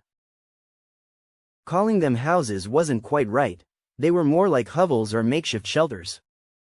Around the sweep, there wasn't much left to loot. Back in the open space, Feng Hao started to sort out the inventory. Resources: 122 wriggling spines, 5,520 units of wood, 3,220 units of stone, 47 units of iron, 3,225 units of food, 144 units of beast skin, 20 warfire coins. Equipment: 120 iron daggers, 72 single-edged swords, 45 battle axes, 12 flatbed carts. Furniture: 1 large iron cauldron, 1 solid wood table, 6 chairs, 1 double bed, 1 bear skin rug, 1 set of fur blankets, 12 wooden ladders. Blueprints: marketplace building blueprint, cart making blueprint, battle axe making blueprint. As Feng Hao took inventory, a smile spread slowly across his face. As expected, looting was the quickest way to develop. The spoils from seizing this camp would sustain his operations for quite some time. Of course, there were no small losses on his side as well. He lost at least 1/3 of his forces. But this wasn't a problem. Worker skeletons could be summoned for free, there was only a cooldown time. And the situation with the skeletal soldiers was even better. The wriggling spines yielded 122 new additions. If he desired, by using the 100-fold amplification, he could recruit an army of 10,000. No matter how you looked at it, he didn't lose out. Alright, start loading up. With the 12 flatbed carts they acquired, it was just right for transporting these things, and it would be more convenient. However, he underestimated the amount of looted goods. The 12 carts weren't able to fit everything. He had no choice but to open the crafting menu and start making more carts. Besides, they would be useful in the future, so he might as well have them made now. Flatbed cart: 22 wood, 8 hemp ropes. Fortunately, only basic materials were required, and they were readily available. Construct: 100-fold amplification triggered. Successfully constructed 101 flatbed carts. As the flatbed carts appeared one after another, the skeletons started to load goods onto the carts and tightly secured them with hemp ropes. Meanwhile, Feng Hao was eyeing this camp again. A few ideas started coming to his mind. His advantage was the large number of skeletons that required no food or sleep and worked tirelessly. The resources in the vicinity of his territory would eventually be depleted. This place was a decent stronghold. Once everything was in place, he could deploy a portion of the worker skeletons here for collection. The warehouses and residences were already in place, so no additional construction was needed. As he was lost in thought, all the goods had been loaded. After boarding up the village gate, the majority of the forces left the Null camp and headed back to their own territory. Due to the carts and the cargo, they couldn't cut through the forest like they did when they arrived, so they had to take the main road back. Lying on the flatbed cart, resting on the fur blankets, he opened the Book of Lords to pass the time. This damn stone axe is a piece of crap. It's so slow at cutting trees, and it breaks after a few swings. Stop complaining. This is how it is now. Just gather more and upgrade your buildings quickly. You can also trade the surplus with Boss Hao for some food. Such bad luck. I have a river near my territory. I made a net and I could catch a couple of fish every day, but today, when I went to check, I was nearly scared to death. What happened? A net full of bones. I hauled in the net and it was full of skeleton bones. Some skeletons still had stone axes in their arms. It scared the hell out of me, damn it. That's eerie. You aren't near an unmarked grave or something, are you? I don't know. I dug out the fish and buried the bones. I also kowtowed a few times and dared not eat the fish, so I put them up for sale. The guy above, I bought your fish, you bastard scammed me. How did I scam you? The fish are fine, still wriggling. Why didn't you eat them then? I was worried they might be poisonous. Damn you, you wait and see. Watching the two bicker amusingly, Feng Hao also took note of this newcomer's ID. Zhang Bin. There was a stream near the Null encampment. From that recent battle, many of his skeletons had perished, and some of their bones had been swept away by the stream. That must have been why Zhang Bin saw a ton of bones in his fishing net. It also indicated that their territories were not far apart. Of course, even if he didn't bury the bones, they would eventually disappear over time. After all, this world is digitized. The army returned to camp in high spirits. No need for manual sorting. All different types of resources were sorted automatically and neatly stored in their respective places. He ordered his skeletons to move the bed into the Lord's wooden cabin. The fur rugs and bedding were sent to the nearby river to be cleaned. He then opened up the manufacturing tab and summoned the iron axe blueprint that he had just acquired. Iron axe, 2 iron, 2 wood. The requirements for making an iron axe were not high, but iron is a relatively scarce resource. Luckily, he had acquired a small amount from wiping out the Null camp. The inventory showed 59 iron units, enough to craft an iron axe. Production started immediately. 100x amplification triggered. Successfully crafted 808 iron axes. 100x amplification triggered. Successfully crafted 505 stone pickaxes. Manual laboring skeletons had suffered some losses in the battle. There were a bit more than 1,400 left. Because the Undead's building requirements needed more stone than wood, he allocated more manpower to stone mining. With the original remaining tools, along with the newly crafted stone pickaxes, 900 labor skeletons were assigned to mine stone. 500 equipped with iron axes were assigned to continue chopping wood. The remaining iron axes were distributed to skeleton soldiers, replacing their stone axes. With the increased number of skeleton soldiers, there was no longer a need for that many to patrol. 200 skeleton soldiers were reassigned to move carts for transporting supplies. That way, laboring skeletons didn't need to ferry resources back and forth, saving time and increasing overall work efficiency. After settling everything, all the skeletons started their respective tasks according to the plan. Feng Hao propped up a wooden pole. The fur bedding recently washed was draped over it for drying. He looked forward to sleeping on a bed tonight. Just thinking about it made him feel strangely content. He moved the hay from the Lord's house and threw them angrily into the warehouse. A sense of triumph prevailed on his face. I've got a bed now, I won't be needing you anymore. After busying himself for a while, Feng Hao opened the building tab again to examine the newly acquired market building blueprint. So, is this market for trading goods? Level 1 market, 800 wood, 500 stone, 220 hemp. The basic resources needed for a level 1 market weren't excessive. All considered basic resources, there weren't any requirements for exotic or rare items. Constructed. A radiant light flashed, and a 2-story wooden building appeared before his eyes. Next to the small wooden building, a fenced area was set aside as a marketplace. Before Feng Hao could explore the functionality of the new construction, the system message rang out again. Market construction complete. Your undead faction influence has reached 200. Do you accept the trading delegation from your region, Skeleton King Odys, to set up shop in the market? So that's how it is. Trade between lords can be executed through the Book of Lords. Similar to trading items in the game, irrespective of the distance, the traded items teleport directly into your storage once the trade is completed. Currently, only the regional channel has been opened. Still, it is incredibly convenient and doesn't require any fees. The appearance of the market allows the Earth Lords who had traveled through time to trade with the native forces. Not only did you have to construct a market, but a certain level of influence was also required.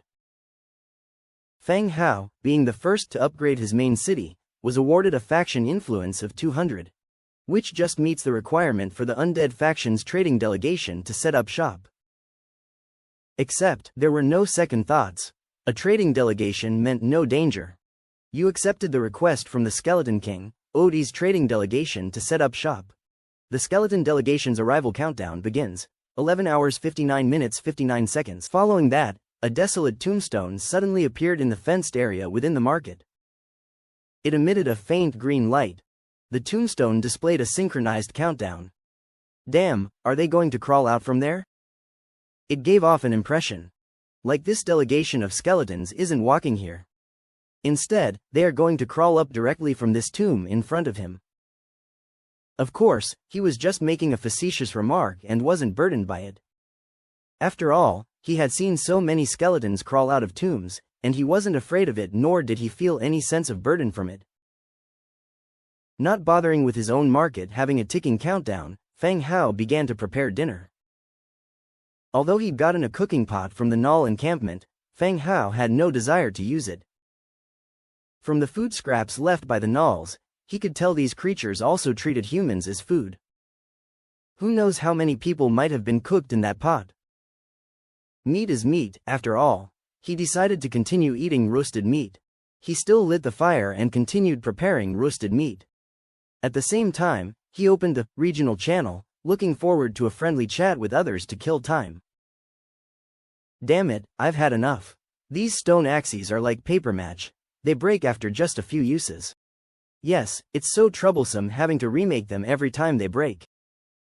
Ah, what's the use of complaining? Better to save your energy and chop more wood. Stone tools were not as durable as iron ones. Iron tools withstood more use and rarely broke, while stone tools were consumable. After chopping 2 or 3 trees, they would break and need to be remade.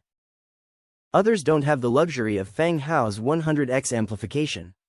It's very troublesome to craft one by one. Just as everyone was expressing their discontent, a message popped up. Selling iron axes. 1 iron axe for 8 iron or 50 units of meat. As soon as the message was sent, the chat room went abuzz. Gosh, that's a total rip-off 50 units of meat. Is this a golden axe or what? Wouldn't it be faster just to rob people? It's a tool for gathering resources. Everyone will have it sooner or later. Why are you setting such a high price? This is obviously taking advantage of everyone. Clearly, they are trying to rip people off in the early game. Bro, lower the price. Produce more and sell more. Everyone started criticizing him. Indeed, even Feng Hao had the blueprint for the iron axe. The ingredients required were 2 units of iron and 2 units of wood. The resource requirement wasn't high. This person wanted to exchange for 8 units of iron or 50 units of meat, which was no small amount. Even though everyone needed an iron axe, no one would be willing to give up so much food for it. Moreover, it was uncertain how many of them had this much reserve of iron and meat. Facing the crowd's outrage, this person didn't back down. Buy it or don't buy it, If you can't afford it, others can. You all know very well how dangerous this world is. Every second counts. The quicker you gather resources, the higher the chance you have of surviving. Think about whether to buy it or not. He spoke aggressively, but also factually. Every day, some people died exploring the map and searching for food. Luckily, Lords still had 7 days of protection. Otherwise, even more people would be dead by now. Therefore, after he spoke, many remained silent. The criticism noticeably died down. Just as Feng Hao was enjoying the show, a private message popped up. Yao Liang, the guy who was just selling iron axes. Feng Hao, are you there? Feng Hao scowled at his private chat message. Yes, what is it? Feng Hao replied. Actually, he had some guesses in his heart. Iron axe, 50 units of meat for one, can increase resource gathering speed. How many do you want? Yao Liang's tone was full of confidence. He didn't even ask if Feng Hao would buy. He just asked how many he wanted. It was reasonable to think so, as only Feng Hao would have the meat to spare for an axe. After all, he puts a large amount of food up for sale every day, which clearly shows his ample food reserves. At the same time, this proved that Yao Liang saw him as a rich fool. No wonder he said on the channel that if you guys can't afford it, someone else can. He had set his sights on him a long time ago. Just as Feng Hao was about to decline, he saw Yao Liang post again on the channel. I have already made a deal with Feng Hao. He will purchase a large number of iron axes. There are not many remaining. If you want to buy, hurry. What a noise. As soon as his words were out, the channel boiled again. So expensive, only boss Feng Hao can afford it. They're both price gougers, turning a simple tool into a luxury item. Both of them are not good. I'll buy. I hunted 2 unicorns today, and will get 2. That's right, even Feng Hao knows the importance of early development. Why don't you understand? There aren't many left. If you want to buy, hurry. Watching people chat, Feng Hao frowned. He didn't want to get involved in this, but Yao Liang had used him as a tool to make people believe the axes were scarce and accept the price. Truthfully, Yao Liang was smart, a smart but mean person. If Feng Hao had not obtained the blueprint for the iron axe, he would have traded food for a few. However much he traded later wouldn't matter, as long as he made the trade. Yao Liang would use it to his advantage, using Feng Hao as his free advertisement. Feng Hao wasn't one to care about what others thought. But he also didn't want to be used by others. After thinking a bit, he decided to clarify himself in the channel. I, Feng Hao, have neither bought nor intend to buy his axe. Don't blindly trust. Wow, boss Feng Hao spoke. Capture. A living Feng Hao. I knew it. This asshole was messing with us. Boss Feng Hao did not actually buy. Feng Hao's words immediately led to others condemning Yao Liang's shameless behavior. Immediately following this was a private message from Yao Liang. Feng Hao, what the fuck do you mean? Are you trying to undermine me? I never traded with you, so I need to let everyone know. Feng Hao calmly replied. Good, you fucking played me, wait and see. Yao Liang cursed in rage. Feng Hao squinted his eyes, remembering Yao Liang, but he currently didn't know where Yao Liang's territory was, so even being angry didn't help. Both of them cursing each other online would only waste their daily chat limit. After thinking for a bit, Feng Hao thought of a plan to retaliate.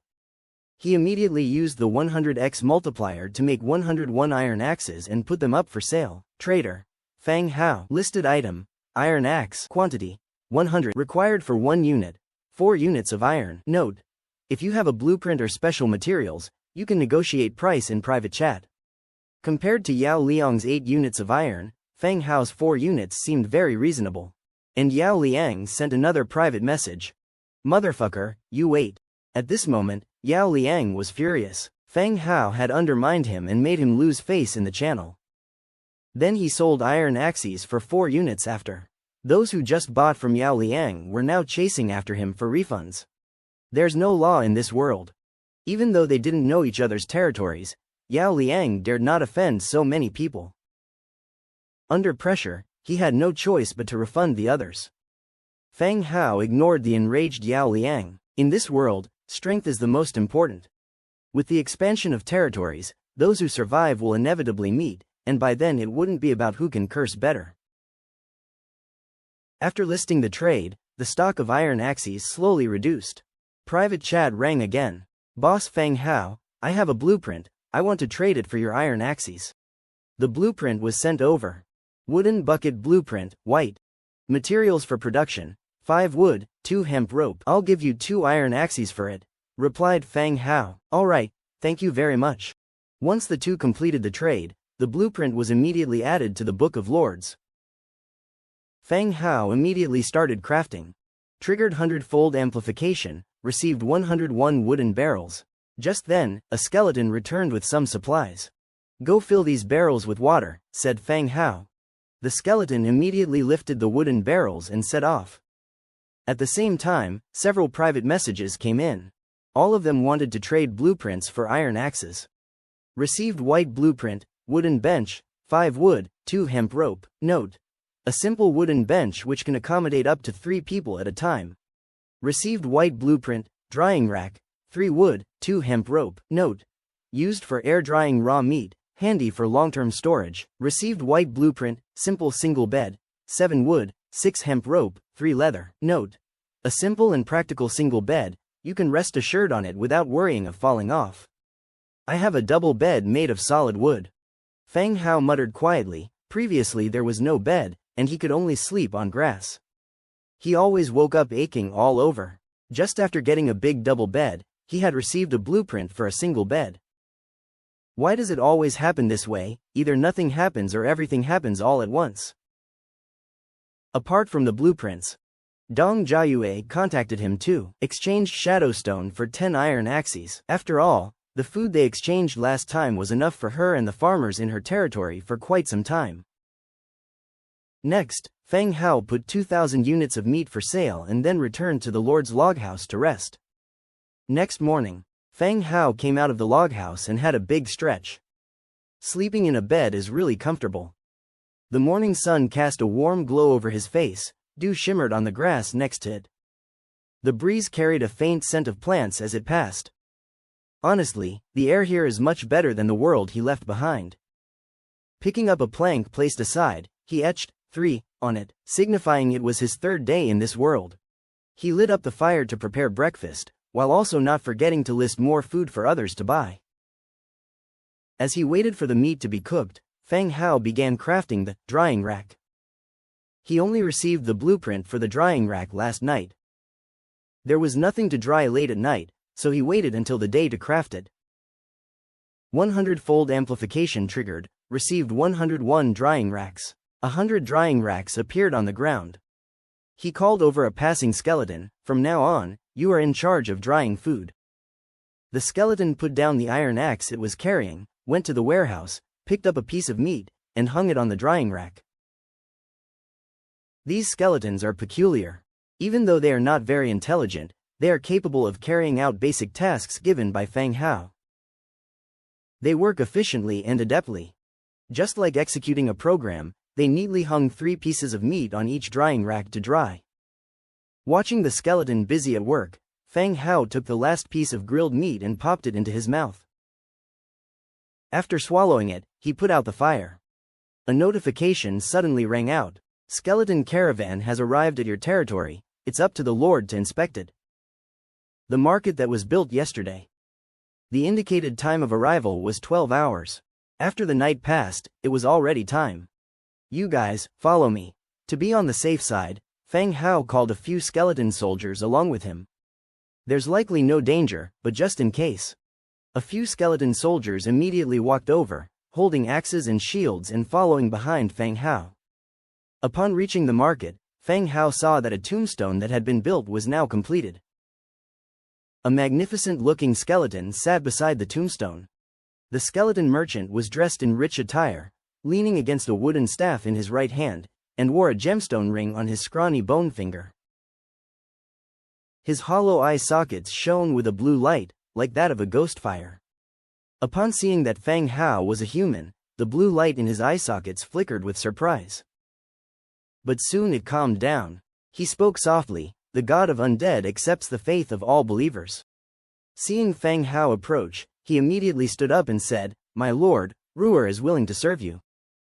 Feng Hao was taken aback. Holy shit, this skeleton can talk. Even though Feng Hao did not speak, he was surprised in his heart. The skeletons following him were all silent, none of them could talk. Not only could the skeleton in front of him talk, but it also had feelings. He didn't even have flesh on his neck, so how was he speaking? It's not scientifically possible.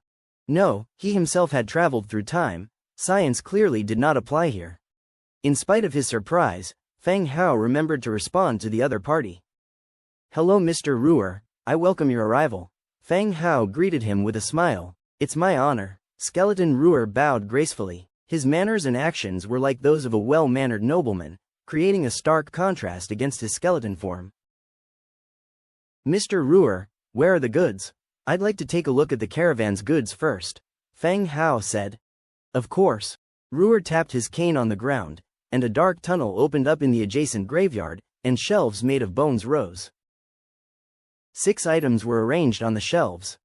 Iron sword blueprint, white level. Selling price, 5 warfire coins. Leather helmet blueprint, white level. Selling price, 3 warfire coins. Metal parts blueprint, white level. Selling price, 2 warfire coins. Viscera jar, green level. Selling price, 50 warfire coins. Lord skill, God's presence, undead. Selling price, 120 warfire coins. Blank map, selling price, 2 warfire coins. Caravan stopping time, 4 hours and 26 minutes. The purpose of the first 3 blueprints was obvious. Feng Hao understood their functions. However, he was unsure about the use of the remaining items. Viscera jar, green level. Item type, tool. Description: the Viscera jar is an ancient container of the Undead clan with mysterious energy. It can plunder the viscera of powerful creatures to strengthen the army and worship the gods. Seeing the description, Feng Hao understood the function of the Viscera jar. In modern society, similar things have been mentioned on television. The pharaohs of ancient Egypt, after being mummified, stored their organs in a type of container. The situation seems similar. God's presence, undead, type. Active skill. Description: allows the Lord to inhabit the body of the undead under his command and control it in battle. The lower the level of consciousness of the controlled body, the higher the compatibility. On seeing this skill, Feng Hao's eyes instantly lit up. This skill is quite good. The most significant feature of the fighters under his command is their lack of intelligence and exceptionally low consciousness. So, he would definitely have high compatibility. Moreover, with this skill, his safety could also be guaranteed. For dangerous places, he could rely on this skill. Suppressing the feelings of joy in his heart, he continued to inspect the final item, the blank map. Blank map, type. Single page. Description: the explored terrain will be recorded on the map, which can be viewed by the Book of Lords. It's also a useful item. The last time he explored the map, when he was heading towards the Null's camp, he recorded the map on a wooden board. It was inaccurate and very vague. This kind of wooden map, 1 or 2 days later, he could still recall the image and find the recorded points. If it was a long time later, he wouldn't be able to find any places even if he looked at the hand-drawn map. If there was a blank map that could record at any time, then it would be much more convenient. Feng Hao carefully read the product introductions. The skeleton merchant was also observing Feng Hao's territory. A village-level territory. Yet it contained both undead and human buildings. It truly was a magical place. Of course, a territory of this level also has limited consumption ability. The goods provided by the caravan directly relate to the territory's level. The current offerings were only of lower-grade goods. "How about it? Do you need anything?" The hoarse voice of Skeleton Ruer was heard. Feng Hao averted his gaze and said, "I'll take everything." The warfire coins in his hand were not many. The system had rewarded him once. He had gained some more from wiping out the Null camp. It was just enough to buy all the items. "Thank you for your generosity," Ruer said. Then he took all the items from the shelves and handed them to Feng Hao. 3 white blueprints were directly recorded into the Book of Lords and they could be viewed under the Manufacture page. The blank map also merged into the Book of Lords. When he opened it again, a 5th page appeared. Resources, Manufacture, Building, Channel, and the newly added Map. The map was shrouded with mist, only the territory range could be visible. Lord's skill. God's presence, meet the learning conditions. Do you want to learn? Confirm. The god's present skill book turned into light entering into Feng Hao's body. Last was the viscera jar. On the earthenware jar, intricate gold patterns were painted. The jar's lid was a metallic skull the size of a fist. It looked strange. Mr. Ruer, when will the goods be replenished next time? Feng Hao asked. Although all his warfire coins were spent this time, they greatly assisted him. Money in hand was useless. Only by spending it to enhance his strength could he survive more securely. Therefore, Feng Hao was already looking forward to the next batch of goods. The caravan will arrive with new goods in your territory after 7 days. Ruer answered. For a lord like Feng Hao, who was so decisive and generous, Ruer was also satisfied. Feng Hao nodded, keeping the number, 7 days, in mind. So, the time for the store to refresh goods is 7 days. By the way, if I have goods, can I sell it here? Suddenly Feng Hao had a thought. If he could sell items with his 100 times amplification skill, couldn't he earn money in return? Not yet. Only when your territory has a registered caravan can you sell items to the market. Ruer had an answer. Oh, alright. Feng Hao was helpless. This is to prevent exploiting a bug. After a brief chat, skeleton merchant Ruer, after a slight bow, walked into the crack of the tomb. At the same time, a 7-day countdown appeared above the tomb. The skeleton merchant left, leaving him alone once again. It was hard to find someone who could converse, and they left in just a moment. If he'd known, he would have purchased the items one by one, and chatted more with the skeleton. At least he could have asked if they had a family. How skeletons recognize female skeletons, how to reproduce offspring. Show some concern, to strengthen connections. Now that the person left, if he wanted to chat, he had to wait until after 7 days. Next, Feng Hao went to the burial grounds, barracks, and planned to recruit soldiers. In yesterday's fight, he acquired 122 wriggling spines, just enough for a full recruitment. Skeleton soldiers don't consume food and won't produce any burden. Naturally, the more the better. Recruit immediately. 122 spines disappeared. A notice immediately appeared in response. 100 times amplification triggered. 12,322 skeleton soldiers recruited. Instantly, the images of skeletons filled the territory. Just as he was about to assign tasks to the newly produced skeleton soldiers, a private chat suddenly rang. It was from Dong Jiayue, who he had traded with in the past. Brother Hao, are you there? I want to discuss something with you. I am, go ahead. Feng Hao initially thought that she had more shadow stones to exchange with him. It seemed that it should be something else by now. I've explored the 3rd layer of the tomb, and undead creatures have appeared here. I want to advance some iron axes from you for weapons. Dong Jiayue was fortunate. Her territory was situated near a mountain range. The nearby timber and stone resources were abundant, so she had no worries about mining. In reality, Dong Jiayue's grandfather owned a martial arts studio and she had learned some martial arts with him since childhood. Therefore, on the 2nd day of crossing into this world, she left her territory and began exploring her surroundings. She found an ancient tomb in a valley. Soon, she discovered some blueprints and shadow stones from the tomb. She kept the blueprints for the development of her territory, and sold the shadow stones to Feng Hao to acquire resources. Among the lords who came over with her, she was progressing quite well. But today, while leading militiamen to explore the 2nd layer of the ancient tomb, many undead creatures suddenly appeared. Not only did 2 militiamen die, she was also injured. She had no choice but to retreat to her territory and reconsider her strategies.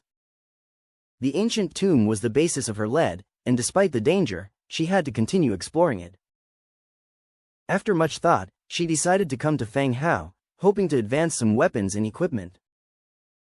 Dong Jiayue was not aware that Feng Hao had iron weapons. She just thought that iron axes would be more lethal than stone ones, and wanted to advance some iron axes. You want to advance some iron axes for fighting? Feng Hao asked in surprise. Ah, is that all right? Dong Jiayue was somewhat uncertain because every resource now was extremely important, affecting one's own development and survival. She hurriedly added, let's consider it as an advance reward for the shadow stones, okay? Feng Hao asked again, what are the types of soldiers you have?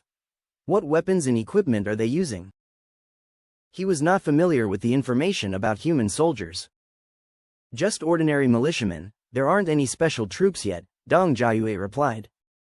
She thought that Feng Hao would know about the militiamen. After all, everyone was a cross-world traveler from Earth and belonged to the human camp. They naturally knew about the soldiers recruited by humans. How many people do you have?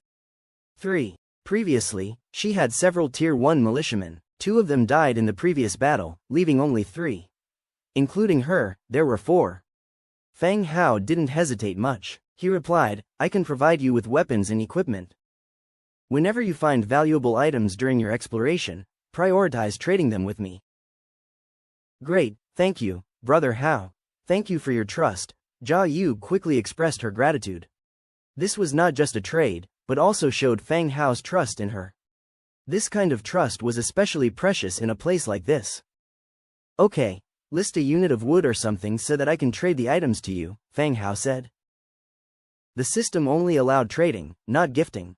However, there were many workarounds. Listing a rock from the ground to be exchanged for gold was allowed.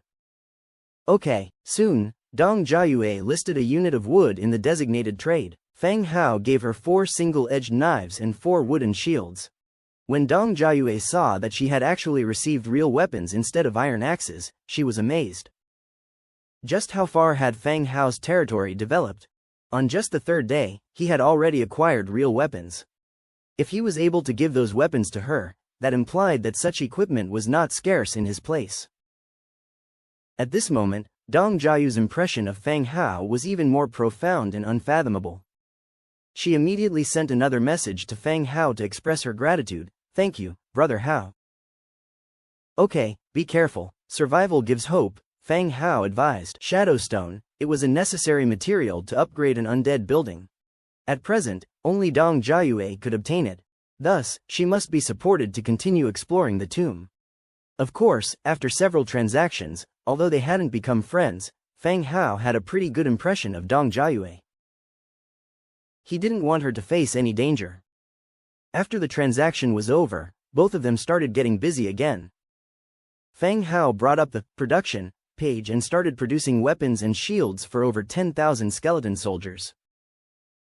Iron sword, wood 3, iron 3, leather 1. When he wiped out the Null camp, he had gained 47 units of iron, and through selling iron axes over the past couple of days, he had earned more than 300 units of iron.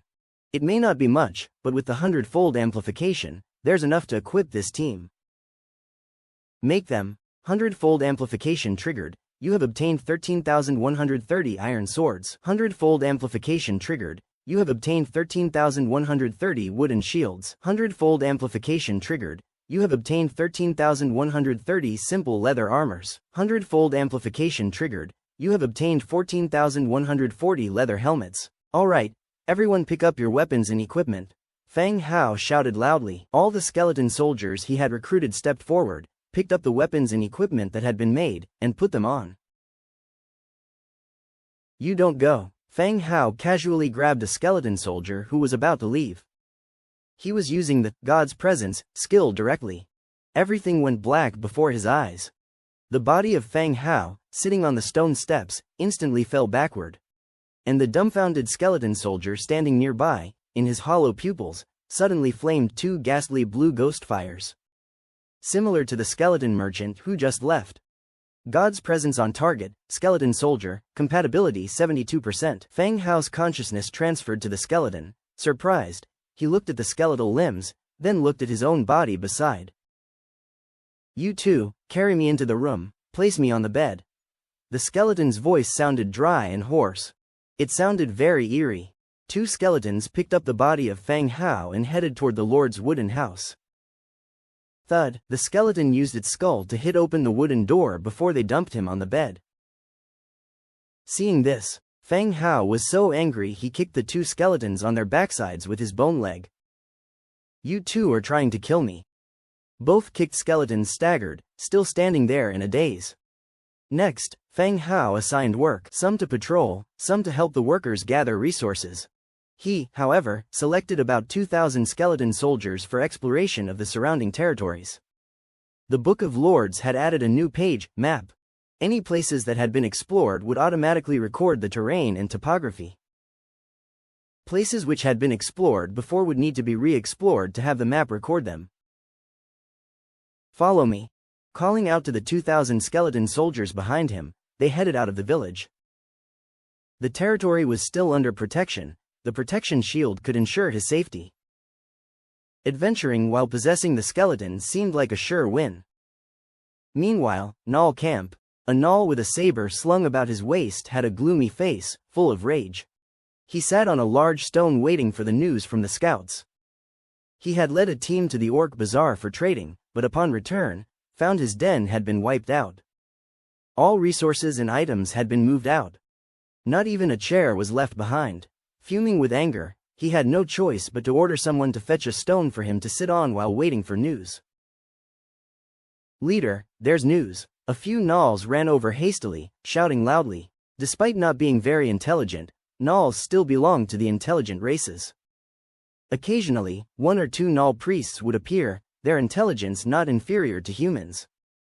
"Speak," the leader ordered wrathfully.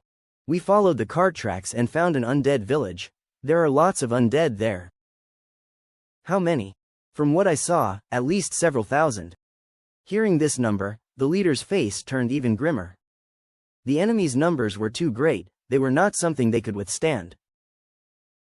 "Contact the Fireblade tribe, tell them we've found a wealthy village and invite them to loot together." Feng Hao, who remains totally in the dark. He still leads the team to explore the surrounding maps. Even if the Book of Lords is in his original body's hands, the places that he explores with the control of the skeleton would also be recorded normally. He explored for 2 hours. The skeleton exploration team had already harvested 5 wild boars and 3 unicorns. The beasts of this world are far more powerful than the creatures of Earth. 2 wild boars already fill a flatbed cart. It takes the combined efforts of 2 skeleton soldiers to push the cart at the same speed as the team. Wielding his iron sword, he cuts down the thorns in front of him. Because he has inhabited a skeleton body under God's presence, he feels like he's playing an adventure game, fighting monsters without any real danger. After passing through a dense forest, he hadn't yet fully seen the situation. Suddenly, an angry roar sounded from the front. Roar. Then, the ground began to tremble slightly, and the trees shivered. Looking up, a giant bear with red hair all over its body came towards him. Jungle Giant Bear, Tier 3. Everything happened so suddenly. By the time Feng Hao noticed, the giant bear had already charged to his side, slapping with its palm. Raising his shield in haste. Bang! The giant bear stood up on its hind legs and its claws hit the wooden shield heavily. After a thunderous sound, Feng Hao felt himself flying, with the wind whistling in his ears. Boom! Another dull sound. Feng Hao hit a tree and slowly slid down. On his left arm, only half of the wooden shield remained. He quickly checked his body, finding that 2 of his ribs had broken. Fortunately, Feng Hao couldn't feel any pain. Even with 2 broken ribs, it didn't hinder his actions. The remaining skeleton soldiers have started fighting the giant bear. The newly replaced equipment already had lethal power. They swarmed, continuously slashing and hacking at the bear's body, while also using their shields to bash the bear. The giant bear's strength was also considerable, and each swing of its paw would send skeleton soldiers flying, breaking their bones. Feng Hao stood up, discarding the broken wooden shield in his hand. He drew his sword and charged once more. He joined the frenzied melee. Even if the bear had great strength and was fierce, it couldn't withstand such an intensive attack. In the end, Feng Hao seized the moment, stabbing the bear's weak point under its tail. He twisted and stirred his sword, killing it once and for all. Damn, that was intense. Even though he possessed a skeleton's body and couldn't feel fatigue or pain, the ferocity of the giant bear still left him feeling shocked. Had he been inhabiting his own body, leading the map exploration team, that hit just now could have gravely wounded, if not killed him. There are no hospitals here. Being heavily wounded is a death sentence. Loaded on the cart. It took 5 skeleton soldiers to throw the giant bear's corpse onto the flatbed cart. After it's transported back to the territory, it will be butchered. Let's go. There should be a den nearby. Fang Hao called out as the team continued to move forward. According to their experiences with Warcraft and prairie wolves, the beast's lair should also contain a treasure chest. They searched around and indeed found the giant bear's cave. Just as they entered, they encountered several humanoid and animal skeletons. Just as he thought of going in deeper, he was attracted by a skeleton. Adventurer's skeleton. Type. Remains. Description. This is the corpse of an unfortunate adventurer. Next to the corpse was a tattered backpack. As soon as Fang Hao picked it up, the leather backpack fell apart. A piece of paper with patterns drawn on it fell out. Map. Tomb of the Dragon. Type. Single-page map. Description. An adventurer-made map, recording the routes and terrain of the Tomb of the Dragon. Such a guy. This poor adventurer died at the hands of this giant bear while on the way. Bury him. At least that's a proper burial, Fang Hao said. Two skeleton soldiers stepped forward, trying to lift the turned into white bone corpse. The moment the two put in some force, clatter, bones were scattered all over the ground, and the skeleton soldiers began picking up the fallen bones to bury outside the cave. Fang Hao entered the cave and saw a wooden treasure chest. He opened the chest. Acquired. Stone Hoe Blueprint, Bathtub Blueprint, Natural Gem 1. Natural Gem. Category. Rare Resource. Note. An essential rare resource for recruiting advanced troops and constructing special buildings. What a good item. It's a pity we're the bad guys though. Fang Hao murmured, holding the natural gem. The natural gem was a rare and precious resource. The name was clearly at odds with the Undead clan. Shadowstone would have been a name more suitable for the Undead, he thought. All useful resources were quickly packed and stored away. They began the return journey. The loaded team returned to the territory. Fang Hao deactivated God's Presence mode, and the skeleton soldiers turned back to their usual dull selves. Going to the warehouse, picking up a new shield, instinctively joining the patrol team as if nothing had happened. After his soul returned to his body, Fang Hao sat up on his bed, touched the top of his head. There was a bump. It was caused by the skeleton hitting his head against the door when they were carrying him.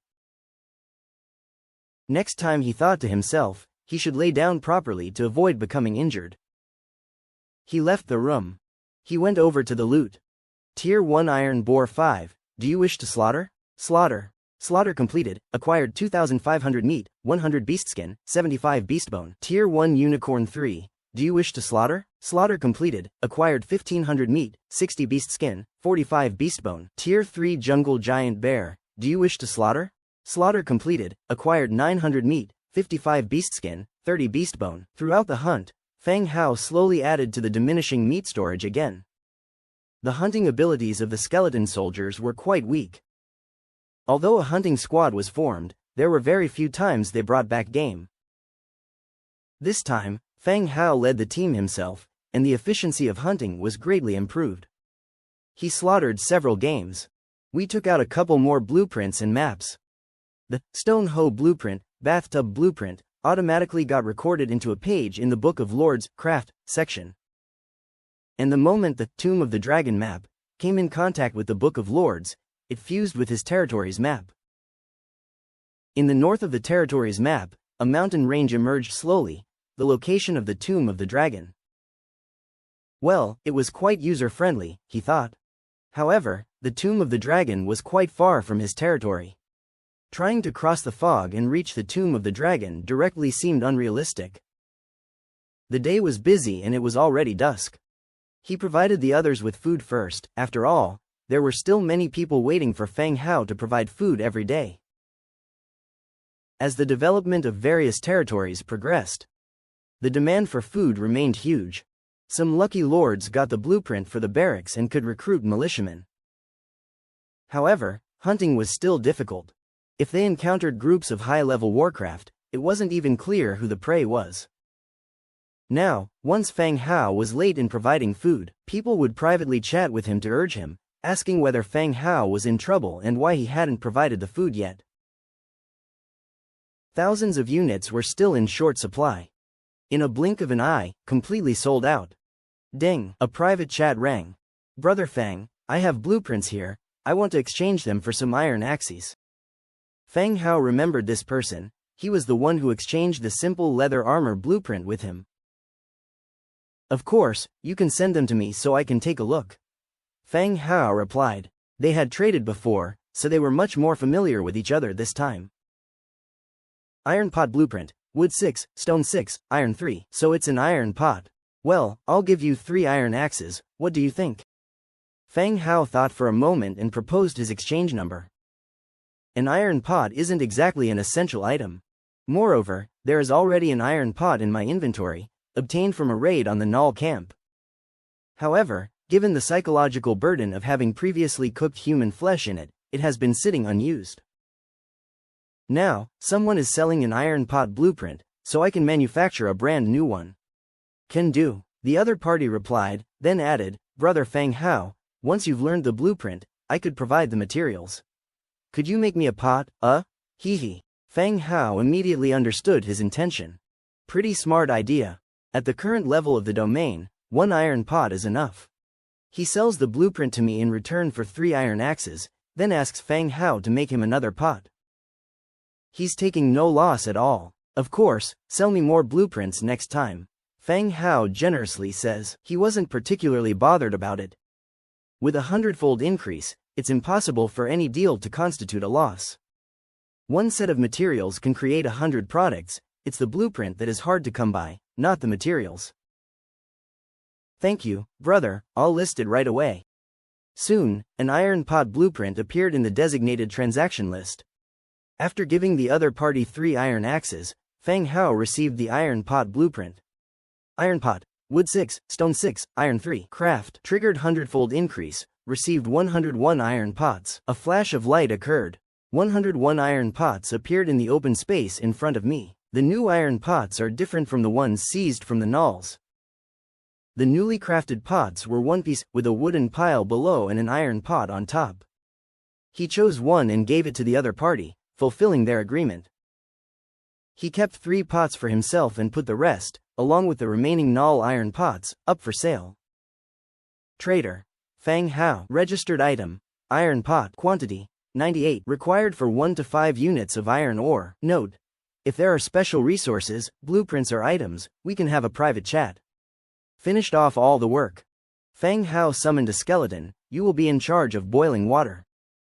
The skeleton proceeded as instructed, bringing the stone materials to the warehouse to start boiling the water. There were 101 buckets of stored water in the domain, no need to fetch it from a distance anymore. Fang Hao continued to open the Book of Lords and navigated to the Manufacture page.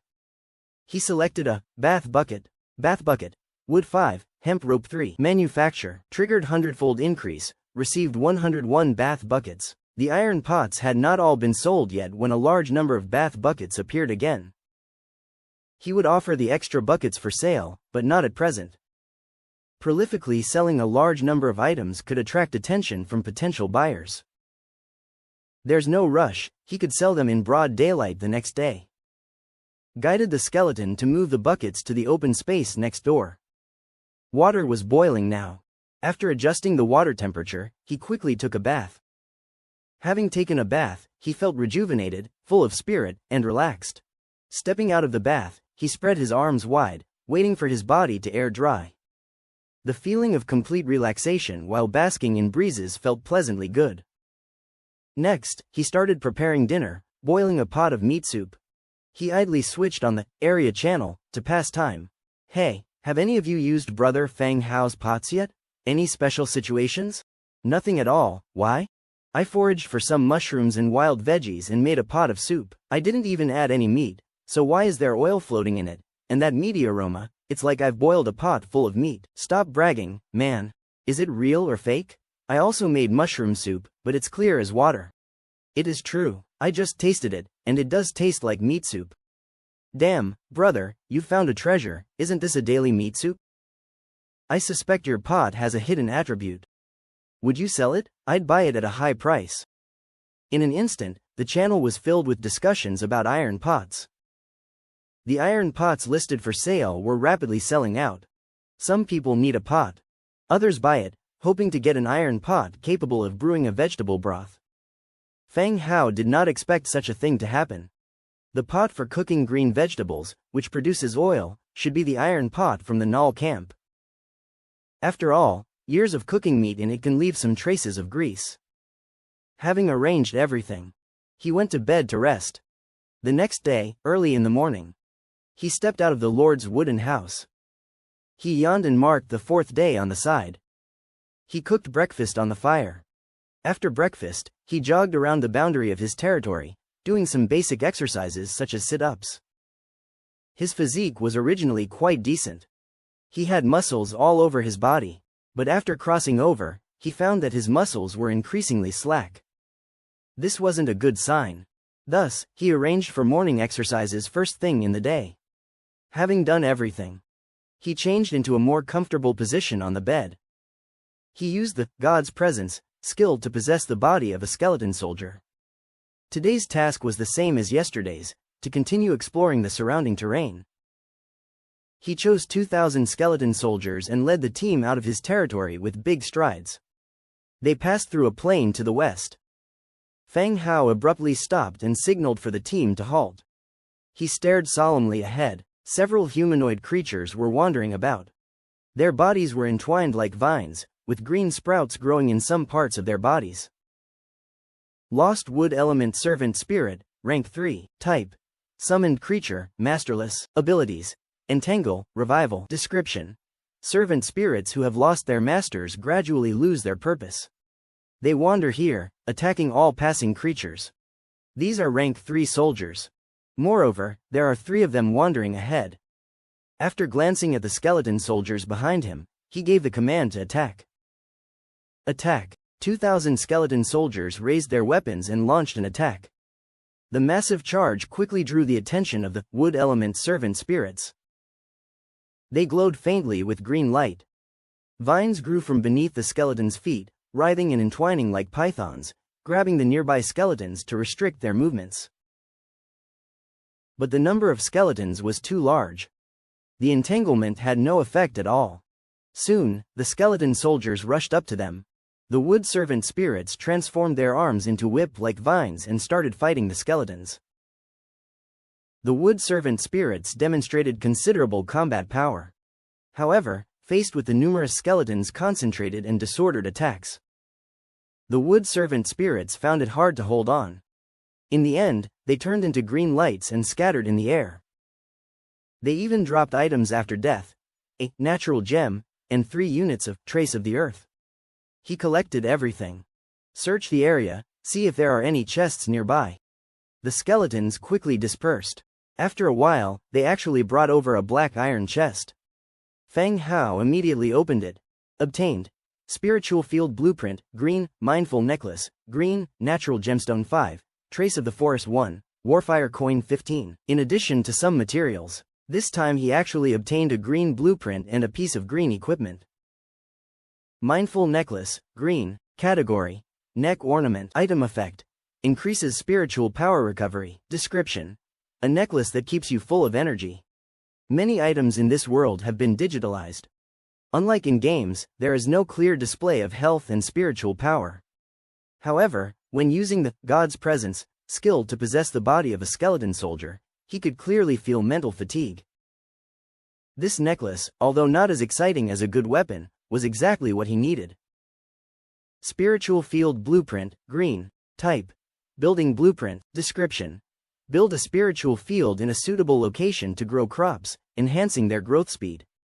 There is a slight difference between spiritual fields and regular farmland. Under normal understanding, a spiritual field has better soil quality, so crops grow better and mature faster. It's been the 4th day since coming to this world. Although there's no worry about food and drink, having barbecued meat without seasoning for every meal is indeed a bit monotonous. The presence of a spiritual field could perhaps allow for the cultivation of crops, which could change the monotony of his diet. You guys, switch out your shields, Feng Hao ordered. The skeleton soldiers who were called upon discarded their broken shields and picked up the equipment of their fallen comrades. In the recent battle, despite the undead having an overwhelming numerical advantage, they still lost 8 skeleton soldiers. They were replaced by those with the best shields among the 8. After getting equipped, the team continued on their journey, further exploring the map. Inside the Null camp, the once raised encampment was welcoming a new batch of troops. They stood around 2 meters tall, their gaping mouths and fierce appearances emanating an air of barbarity and violent bravery. Unlike the Nulls, these were real orc warriors. Inherently aggressive, war and looting were their only pleasures. Inside the clan leader's hall, the Null clan leader stood nervously to one side, constantly wiping the sweat from his forehead. He never expected that his call for reinforcements would bring the notoriously volatile Keto. Keto was a young orc, both the leader of the tribe and the son of the Fireblade tribe clan leader. At this moment, the Null clan leader wasn't sure if calling for backup from the Fireblade tribe was the right decision. So you're saying that, during your absence, your camp was attacked by these undead? Keto asked in a deep voice. Yes, the Null hastily replied. This village is very rich? I haven't heard of undead having any valuables, Keto asked again. He came here leading a team, certainly not to avenge the Null camp. The survival of these weak creatures didn't matter to them in the slightest. They had heard that the village was very rich and came hoping to loot it. Very wealthy, the Null clan leader simpered. Better be, if I find out you dared to deceive me, I'll turn your skull into a decorative piece and hang it on my wall. Keto's warning carried a deadly threat. The Null clan leader broke out into more sweat and dared not utter a word. At that moment, the scout who had been sent to investigate the situation returned and entered the hall. My lord, the situation has been surveyed. Indeed, there is an undead village, but it's under the protection of an energy shield, the scout reported in a solemn voice. Keto's face gradually darkened as he listened. After the scout left, he roared out in rage, "You dared deceive me? I'll cut off your head to use as a chamber pot." The Fireblade tribe were familiar with energy shields. The energy shield perfectly protected the village, and no matter how powerful their machinery was, they could not break through it. This signified that they made a wasted trip. Even if the village's defenses were low, they couldn't get in. The Null clan leader jumped at Keto's roar. He didn't know the function of the energy shield and had only thought of calling the Fireblade tribe for revenge. I didn't dare. Just as Keto was about to grab his battle axe and behead the Null, a voice interrupted their conversation. Commander Keto, I have a way to take the village, a voice proposed. All eyes in the room suddenly turned to this speaker. This was a human, wearing a Nike sports jacket over a piece of leather armor, with a brown book dangling from his waist. Keto's commanding presence was so strong no one had noticed there was a human standing in the orc tribe's hall. Keto suppressed his anger and asked in a cold voice, "What's your plan?" With that, he slouched back in his seat with a nonchalant air. "If there's a protective shield, it's likely one of my kind. If we can't break into the village, we can lure them out and kill them. Once they die, the shield will naturally disappear," said the human with a smile. This man's name is Zhuang Hong. Unfortunately, the day after he crossed over, his territory was discovered by the Fireblade tribe. Though his domain had a protective shield, and the orcs could not break in, they still blockaded the entrance, hindering the development of the domain. The farmers couldn't leave, and resources couldn't be gathered. Zhuang Hong proved to have some wit about him. He negotiated with the orcs and made the village a vassal of the tribe. There was no need for military development. All they had to do was continually collect resources for the Fireblade tribe. He came today with Keto, and when he heard the sound of an energy shield, he guessed it was another lord. And this lord will be the gift he presents to Keto. Are you confident? After hearing Zhuang Hong's plan, Keto's eyes light up.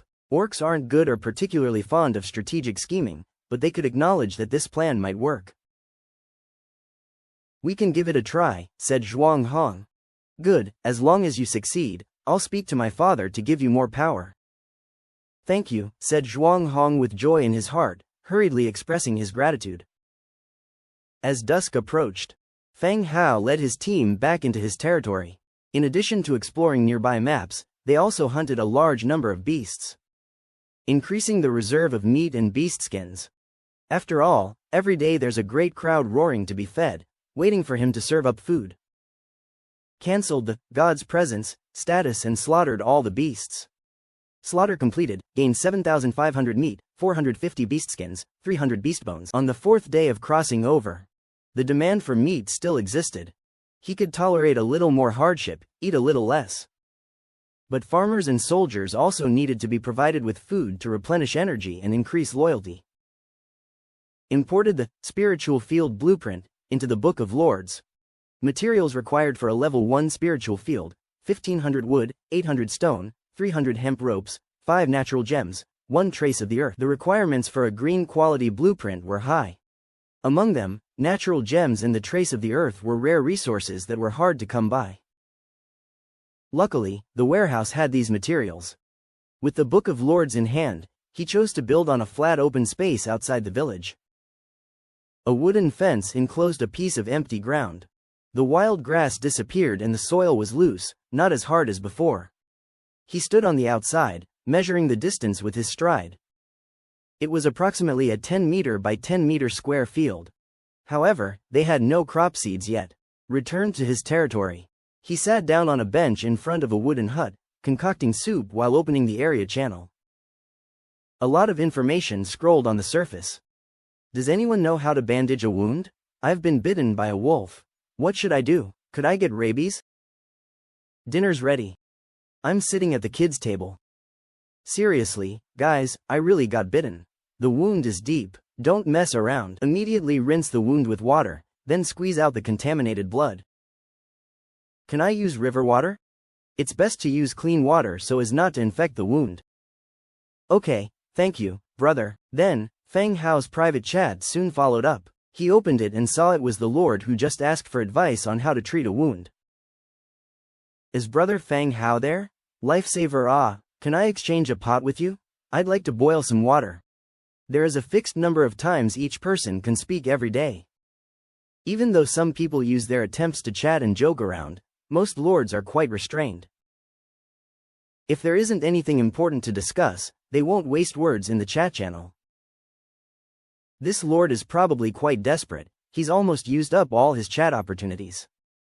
Sure, you can shelve it, and I'll give it to you. Feng Hao isn't a good person, but he's not a cold-hearted one either. He wouldn't play the saintly figure by doing charity, but if someone else was in trouble, he wouldn't stand idly by, laughing at their misfortunes. Therefore, Feng Hao didn't demand anything in return, planning to give the lord a pot. Thank you, boss. Then, the other party promptly shelved the item in a private chat. Exchanging a bone arrow blueprint for an iron pot. Bone arrow. Type: arrow. Damage: level 1 damage. Description: an arrow made from sharpened bones, very fragile. The bone arrowhead will shatter upon hitting the target. It turns out the other party didn't expect to get something for nothing. It's just that the effect of this bone arrow is somewhat negligible. This is the lowest level type of arrow, similar to the stone axe among weapons. Feng Hao didn't say much and directly clicked to confirm the exchange. The iron pot he put up for trade disappeared, and he got a bone arrow blueprint in return. He entered the blueprint and filed it under the Manufacturing tab. At the same time, he remembered the double-handed light crossbow blueprint he received earlier. Ever since the skeleton merchant appeared and he exchanged the metal part blueprint, he had met the production conditions. However, there hadn't been any battles so far, and the occasional beasts that showed up could easily be dealt with by his skeleton soldiers. On second thoughts, the double-handed light crossbow weapon was perfect for the single-minded skeleton workers. The attack power didn't rely on the combat power of the skeleton laborers, but on the destructive power of the crossbow itself. In any case, leave it for later. It's not needed at the moment. While having dinner, he listed 5,000 units of food for the people on the channel. After thinking for a while, he posted on the channel. Who has seeds for crops? If you have some, you can quote me in a private chat. The moment Feng Hao posted, the chat feed froze for a few seconds.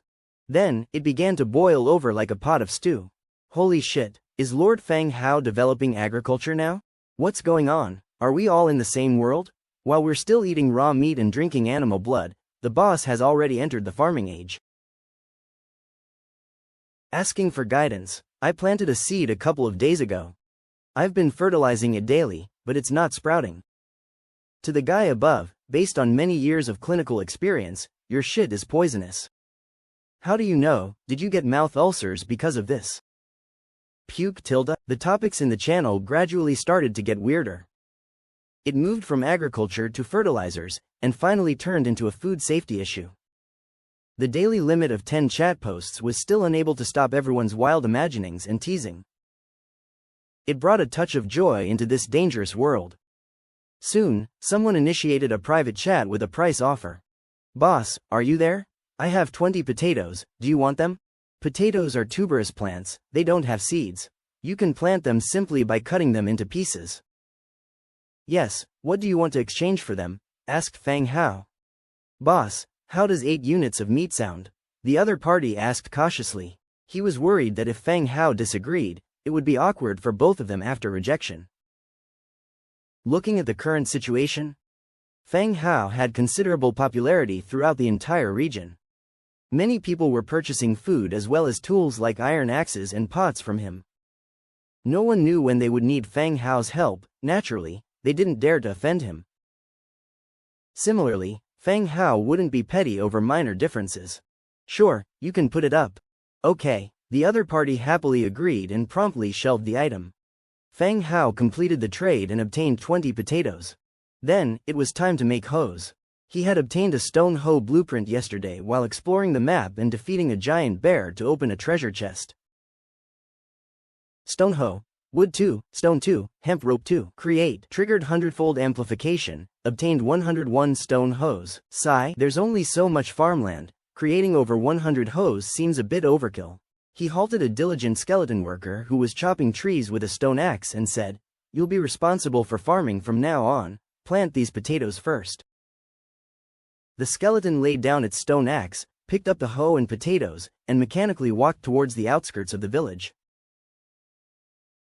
Fang Hao followed behind, feeling somewhat nervous.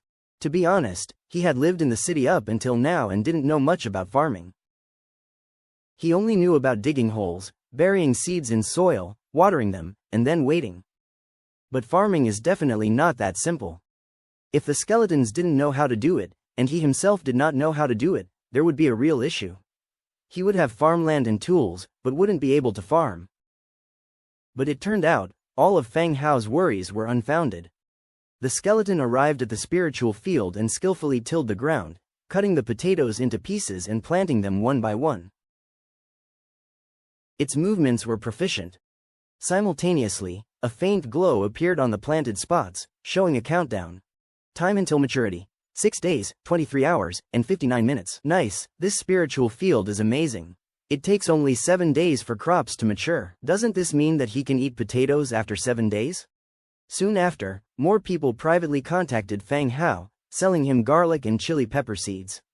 After trading for the seeds, which weren't many, he handed them over to the skeleton farmer for planting. After taking care of everything, he did a few laps around his domain and did some sit-ups. Now he had plenty of food and water, and he was developing at a pace faster than many others. Next up was the competition of lifespan.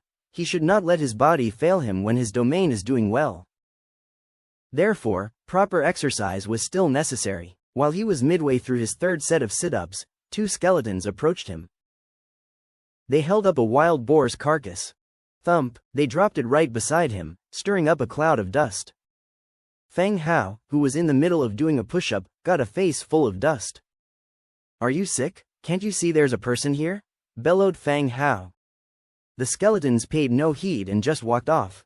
Meanwhile, Fang Hao's attention was drawn to the wild boar's carcass. There were several fatal wounds on the boar, but what caught his attention was a smooth piece of beast skin tied to its tail. It read, "Brother, I'm a lord nearby. Let's meet and chat, we can help each other out, I'll be waiting for you in front of the forest to the east." The words were in Chinese, and you could tell that the other party wasn't merely imitating, they were actually proficient in using these characters. It seems like another lord nearby had discovered his territory. Fearing an attack from the skeletons, they decided to get this message to him in this way. Looking at the time, he felt even more puzzled. Normally, there would be some distance between domains, definitely not too close. Otherwise, it wouldn't be the fourth day before the other party discovered his domain. At this moment, it was getting dark. After he finished his dinner and exercises, he would be going to sleep. And yet, the other lord chose this time to ask for a meeting. Even if he agreed to meet, how would the other party return? The night was much more dangerous than the day. It could be deduced that the other lord had a place to stay nearby, to the east and near his territory. Without thinking, Feng Hao instinctively thought of the Null camp. Continuing to study the wild boar corpse, there is still a chance to look over the body before it gets butchered. Once it's butchered, meat and materials are separated automatically, and the parts that can't be eaten will vanish on their own. The wound is deep, indicating that the person who killed the wild boar was very strong. Yet, a human lord should not possess such strength. It must be the work of his soldiers. Among the splinters of the boar's broken tusk, a red hair has been found. This hair is thicker and stiffer than a human's, looking similar to the boar's fur. Could he be of a special faction, or have special soldiers? Feng Hao frowned and muttered, but a sense of unease lingered in his heart. It doesn't feel like a simple mutual aid agreement. Night falls. Before the trees to the east, a torchlight illuminates the area. Zhuang Hong is holding a torch, waiting for the arrival of the lord from afar. There are more than just him in the forest. Nearby in the shrubs, nearly 2,000 Beast Clan warriors are hidden. Zhuang Hong, it seems your plan didn't work. Orc Kido spoke from the side. Zhuang Hong had proposed a plan, to lure the lord, who is under protection, out and kill him. The low-ranking skeletons are completely incapable of communication. They killed a wild boar, had Zhuang Hong write a letter to meet, and delivered it to the hands of the opposing lord. Agreeing to meet here. But the sky is getting dark, and the opposing lord has not yet shown up. Let's wait a little longer, he should come, Zhuang Hong insisted, undeterred. If his plan were to fail, with Kido's temperament, he would surely punish him. Even the simple whipping punishment of the orcs would be too much for him to bear. Just then, as the two were talking, a group of people walked out from the territory in the distance. Under the bright moonlight, they could see the figure of the other party. They're here, you all hide, Zhuang Hong urged. Kido also noticed the people coming from afar, waved his hand, and had all the orcs hide. Once the other party is killed, the protection will disappear. Soon, under Zhuang Hong's gaze, a man, completely wrapped in clothes, approached.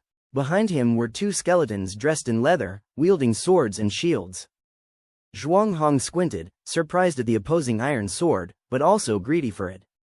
Brother, you finally made it. Zhuang Hong greeted him warmly. Feng Hao looked at Zhuang Hong and spoke in a low voice. How should I address you? His voice was hoarse and low, sounding very uncomfortable. Zhuang Hong, what about you, brother?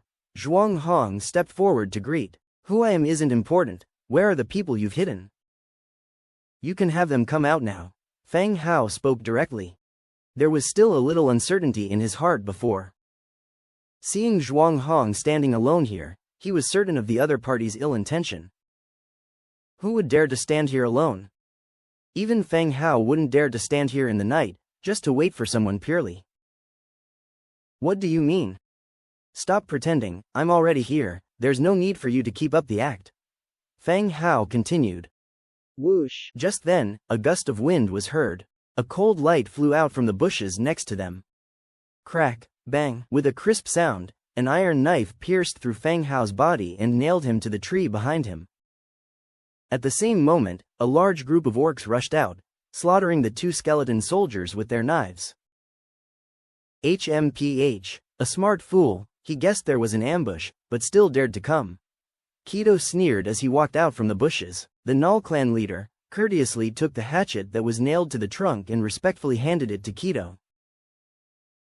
He didn't forget to flatter, Lord Kido, you're amazing, kill him with one move. Shut up with your nonsense. Kido snapped angrily. The Null clan leader smiled obsequiously. Yes, I shouldn't talk nonsense. Kido, who was initially immersed in the joy of victory, suddenly became serious. The protective dome around the distant territory hadn't disappeared. The skeletons working outside also began to retreat. They stopped their work and returned to the territory. "What's going on?" Kito's voice dropped a few degrees colder. The Null, who had been chattering non-stop, shrank back, shutting his mouth, and silently retreated to one side. Zhuang Hong, expression solemn, walked up, uncovered the corpse and carefully examined the body pierced by a battle sword. Upon seeing the face, Zhuang Hong's complexion took a drastic turn. "Lord Kito, look." Kito and the orcs around him looked over. This was no human clan lord, but just like the other two skeleton foot soldiers, it was a skeletal figure, stuffed with straw to make it look plump. "We've been fooled. Let's go, we'll head back to camp, and arrange for guards to stand by the entrance tomorrow," Kito ordered. It was unknown how they had used skeletons to probe. But clearly, they hadn't lost their lives. They started to gather their forces and hid inside a protective shield, leaving the orcs helpless against them. They could only go back to camp and wait for other opportunities tomorrow. The beasts lit their torches and began to retreat in large groups. And behind them, a small skeleton followed the light of their torches from a distance. Late at night, Feng Hao sat up from his bed. With a rub of his temple, he looked slightly weary. He had been tailing the retreating orcs and had confirmed that their destination was the Null's campsite. At the same time, he was also aware that their plan this time had not succeeded. The orcs surely wouldn't let him off, and conversely, Feng Hao wouldn't allow such a dangerous, uncontrollable group to exist near him. He walked out of the room and lit a bonfire. He started to make tools by the firelight. Metal parts. Metal 1. Create. Triggered 100-fold amplification. Received metal parts 101. Light crossbow. Wood 5. Iron 2. Metal parts 3. He directly selected 20. Triggered 100-fold amplification. Received light crossbows 2020. Light crossbow. Green. Category. Dual-handed distance. Damage. Second level damage. Description. Handy and convenient light crossbow. He picked a skeleton to test shoot. It functioned fine, no issues at all. Bone arrow. Wood 1, beast bone 2. Bone arrows are consumables. He selected 100. Triggered 100-fold amplification. Received bone arrows 10,100. In an instant, the weapons on the empty field formed a small mountain. Load the bone arrows on the carts. All working skeletons pick up the light crossbows. Feng Hao shouted the order. A few carts were pushed over. Bundles of bone arrows were loaded onto the cart. The working skeletons cast aside their tools and picked up the light crossbows beside them. Meanwhile, he inspected all the skeleton foot soldiers' weapons and armor, selected a few skeletons, and swapped their shields and armor. Everything was ready. He returned to his room, laid down and cast God's Presence. The next second, a ghastly blue flame rose from a skeleton foot soldier's chest. Advance. The ghostly flame flickered as Feng Hao issued the command. The White Bone Army left their camp, marching in the direction of the goblins' camp. The Null's camp. The Null's houses could hardly accommodate the bulky orcs. In the center of the clearing, crude beast skin tents were set up. Over 2,000 robust orcs gathered at the central space of the camp, having their dinner. They had been busy since earlier trying to lure and kill Feng Hao, but they ended up returning fruitlessly. Inside the clan leader's hall, Kito, the orc, and Zhuang Hong were eating meat from their plates. Facing the unusually sticky meat soup, Zhuang Hong had some difficulty swallowing. "Lord Kito, although we failed this time, it also proves the feasibility of this plan. If we come across other human clan lords, we'll surely succeed." Zhuang Hong put down the soup and spoke softly. Kito remained silent, while the Null clan leader gave Zhuang Hong a strange look. The Beast clan respected strength above all. It was common to see infighting among their own kind. However, it was rare to see someone like Zhuang Hong so keen on providing ideas to foreign races and plotting against his own kind. As Zhuang Hong spoke, he carefully observed Kito. The plan just now had been perfect. His appearance proves the feasibility of the plan. But they had clearly underestimated that lord, a one who had a unique faction and the ability to control skeletons. The failure in the ambush made Zhuang Hong feel extremely uneasy. For now, he was a pawn at their mercy. He was in a situation where he relied on the orcs who had the power to decide his life or death, hence the need to act with caution and appeasement. If you weren't still of use, I would have killed you long ago, Kido said coldly. Zhuang-Hong's territory was now a subsidiary village of the Fireblade tribe. They were gathering resources for the tribe every day. Killing such a free labor force would indeed be a waste. Yes, I will do my best, Zhuang-Hong kept wiping his sweat, repeatedly promising. Humph, you'd better prove your worth. Whoosh, whoosh, whoosh. Just then, the sound of wind breaking sounded intensively from outside the room. After which, it was the painful howls of the orc warriors. Kido briskly stood up and walked out. However, as soon as he stepped out, he saw arrows falling towards him. Pat, pat, pat. Arrows fell like rain, forming a gigantic net that covered the entire campsite. The arrows tore through the tent, and orcs kept falling. Bone arrow. Kido picked up one of the arrows fallen outside the door. The bone arrowhead shattered upon touch with the ground, leaving only some bones on the shaft. Find cover, don't run aimlessly, Kido yelled. The orcs running around began to look for shelters to dodge the arrows. There wasn't much cover in the campsite. Those who squeezed into the shelters survived, while those who didn't. The rain of arrows continued for more than 10 minutes. Besides a few who used their companions' bodies as shields, many orcs were killed under the bone arrows. Never had they seen such a relentless and rain-like barrage of arrows. When the rain of arrows ceased, Kido and the others went out of the hall and climbed on the city wall. Seeing the skeletons holding crossbows under the moonlight outside, Kido couldn't contain his rage anymore. He roared, "It's those damn skeletons, warriors of the Fireblade tribe, pick up your weapons and follow me to wipe them out." Roar, roar, roar, roar. The morale of the orcs was ignited. They picked up their weapons and roared loudly. Over 1,000 Beast Clan warriors, like angry beasts, charged towards the skeletons in the front. Their eyes glowed red, seemingly frenzy, carrying a heavy sense of oppression. However, as the orcs rushed out of the camp, a large number of skeleton soldiers appeared from the sides of the road. Looking around, the whole forest was filled with skeletons holding sharp blades. No orders were needed. The next second, the two sides started clashing.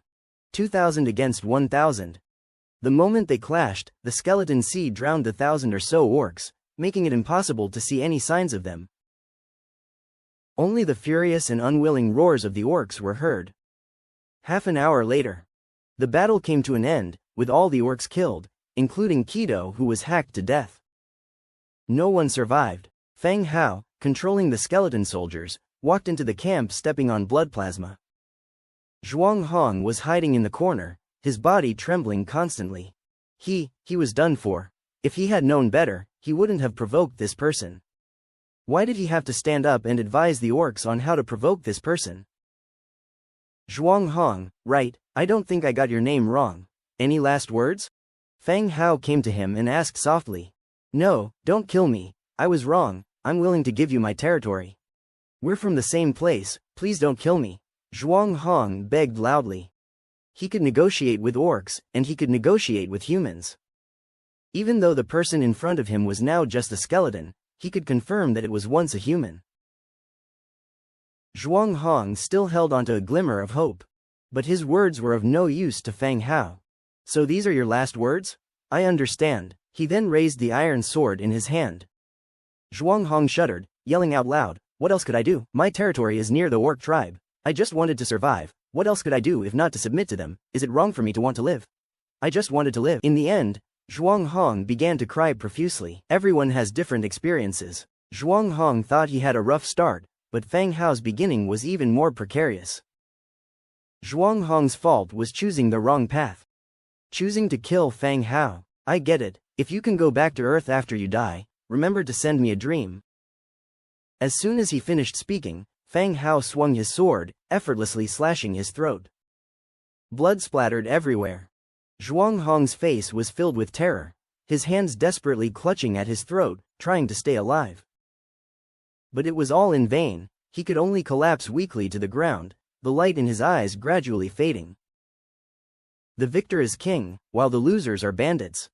If he had believed Zhuang-Hong's words from the beginning, and went to meet him in person, Then it would be him who had died. And Zhuang Hong would be the victor, someone who had defeated his enemy with strategies. Now it was the same, Feng Hao was the victor, he would not show any mercy to him. The so-called, "I was wrong, I won't do it again, we are compatriots." They were just excuses made by the losers. Such people would only hold on to their grievances, waiting for a new opportunity. Therefore, killing Zhuang Hong, just like killing the lord who initially drove him out of his cave to steal his treasure chest, did not create any psychological burden. He bent down to pick up the Book of Lords from Zhuang Hong. He flipped it open to take a look. Perhaps due to an unrecognizable identity, the current skeleton soldier's body couldn't be used. He put away the Book of Lords. He continued controlling the skeleton to squat down and began to undress Zhuang Hong. In a few moments, Zhuang Hong was stripped bare. Quite pale. This wasn't some kind of special fetish of Feng Hao's, but he genuinely needed those clothes. Everyone came here with their original clothes, but changing them had become a troublesome task. Since Zhuang Hong was already dead, these clothes would now become his. As for the taboo of wearing a dead man's clothes, this didn't apply to Feng Hao. In this world, it's kill or be killed. If he dared to kill people, why would he be afraid to wear clothes? He took off the blood-stained clothes, trousers, and sneakers and put them to one side. The sneakers were genuinely decent. They looked expensive at first glance. Someone, bury him. 2 skeleton soldiers entered, picked up Zhuang Hong's body, and headed outside. At least he'll be at peace underground. Hopefully it's all a dream, and after we wake up, everyone will return to their original world. He left the clan leader's hall. The stars in the sky still shone, and a trace of dawn appeared on the horizon. He estimated that it should be around 3 or 4 in the morning. The skeletons were still busy. They were stripping the dead orcs of their equipment and collecting them. Standing in the doorway of the hall, a sharp pain in Feng Hao's head hit him. It was as if someone was flicking at his brain nerves, one tap at a time, causing intermittent bursts of pain. It was a mixture of fatigue from fighting through the night and the exhaustion of spiritual power from using God's presence ability for a prolonged time. He gave some instructions to the skeletons and immediately deactivated the God's presence ability. Returning back to himself, after drinking a mouthful of water, he fell into a deep sleep. When he woke up again, the sun was high in the sky. He had slept straight through to noon. The rumbling in his stomach, protesting against hunger, reminded him that it was time to eat. The surroundings of his territory were quiet. All of his skeleton soldiers were still at the Null camp and had not returned yet. Inside his territory, mountains of resources were stacked. He lit a fire and made some barbecue. He opened the Book of Lords and found the chat constantly updating. There were several private messages as well. "Boss, you're not in trouble, are you? I've prepared a lot of resources, waiting to trade them for food with you." "Boss Feng Hao, why haven't you put the food on the market today?" "Boss, if something happens to you, let me know the location of your territory. I want a share of the legacy." There were many similar messages, including ones from those who had traded blueprints with him before. They were all asking if something had happened to Feng Hao, otherwise why hadn't he put the food on the market at this time? Feng Hao yawned twice. He put the food on the market, proof that he was alive and well. In the chat channel, people were still making idle talk. "Let me tell you, today I pulled up a net full of skeletons again, a lot more than last time. That's scary, you should switch to a different river, this one must be poisonous. No wonder no one is buying the fish you sell, is your river the river Styx? You keep fishing up skeleton bones. Are there any piranhas in the river? No, listen to me. I found several sets of leather armor and helmets among the skeletons. They're great for equipping my soldiers." "Wow, how lucky. I'm so envious, I don't have soldiers or leather armor. How many sets did you find? Are you willing to sell them? I can trade resources." "Not selling, I'm walking upstream along the river, waiting to find more, then I'll sell them to you." This must be that Zhang Bin again. The last time there was a battle with the Null camp, he said that he had fished up a bunch of skeletons in his net. At that time, Feng Hao had the feeling that this guy's territory was downstream from the Null camp, along the nearby creek.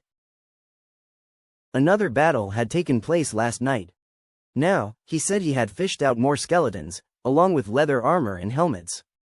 It became clearer that his territory was not far from the Null camp. Watching the others chat and joke, Feng Hao finished his barbecue. After a few mouthfuls, he went back to his room, selected his troops, and used the God's Presence skill. The next second, Feng Hao appeared in the Null camp. The skeleton soldiers had finished cleaning up the battlefield. Without new orders, they stood stiffly in place, like terracotta warriors. After a glance around, Feng Hao went to the stack of resources in the center.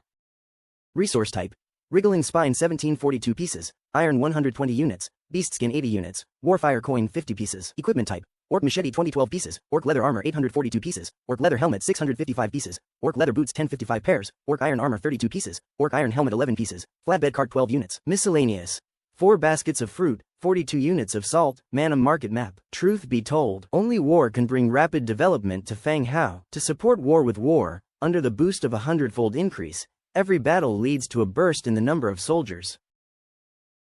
This time another 1742 wriggling spines were obtained. Under the 100-fold increase, the number of soldiers would reach a horrifying level. Massive amounts of orc equipment could also enhance the combat power of the skeletons. As for the fruits and salt, no need to elaborate. Just some improvements in the diet. Manwha market.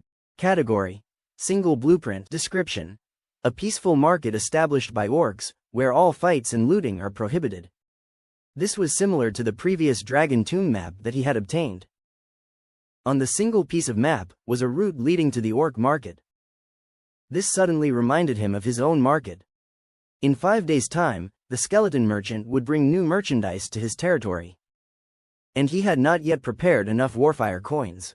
Maybe he could try out this orc market to get some Warfire coins. Next to the pile of supplies was a set of equipment neatly displayed.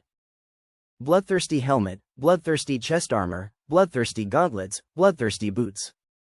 Bloodthirsty set, purple. Category: Body defense. Defense: Level 5 defense. Set effect: Berserker.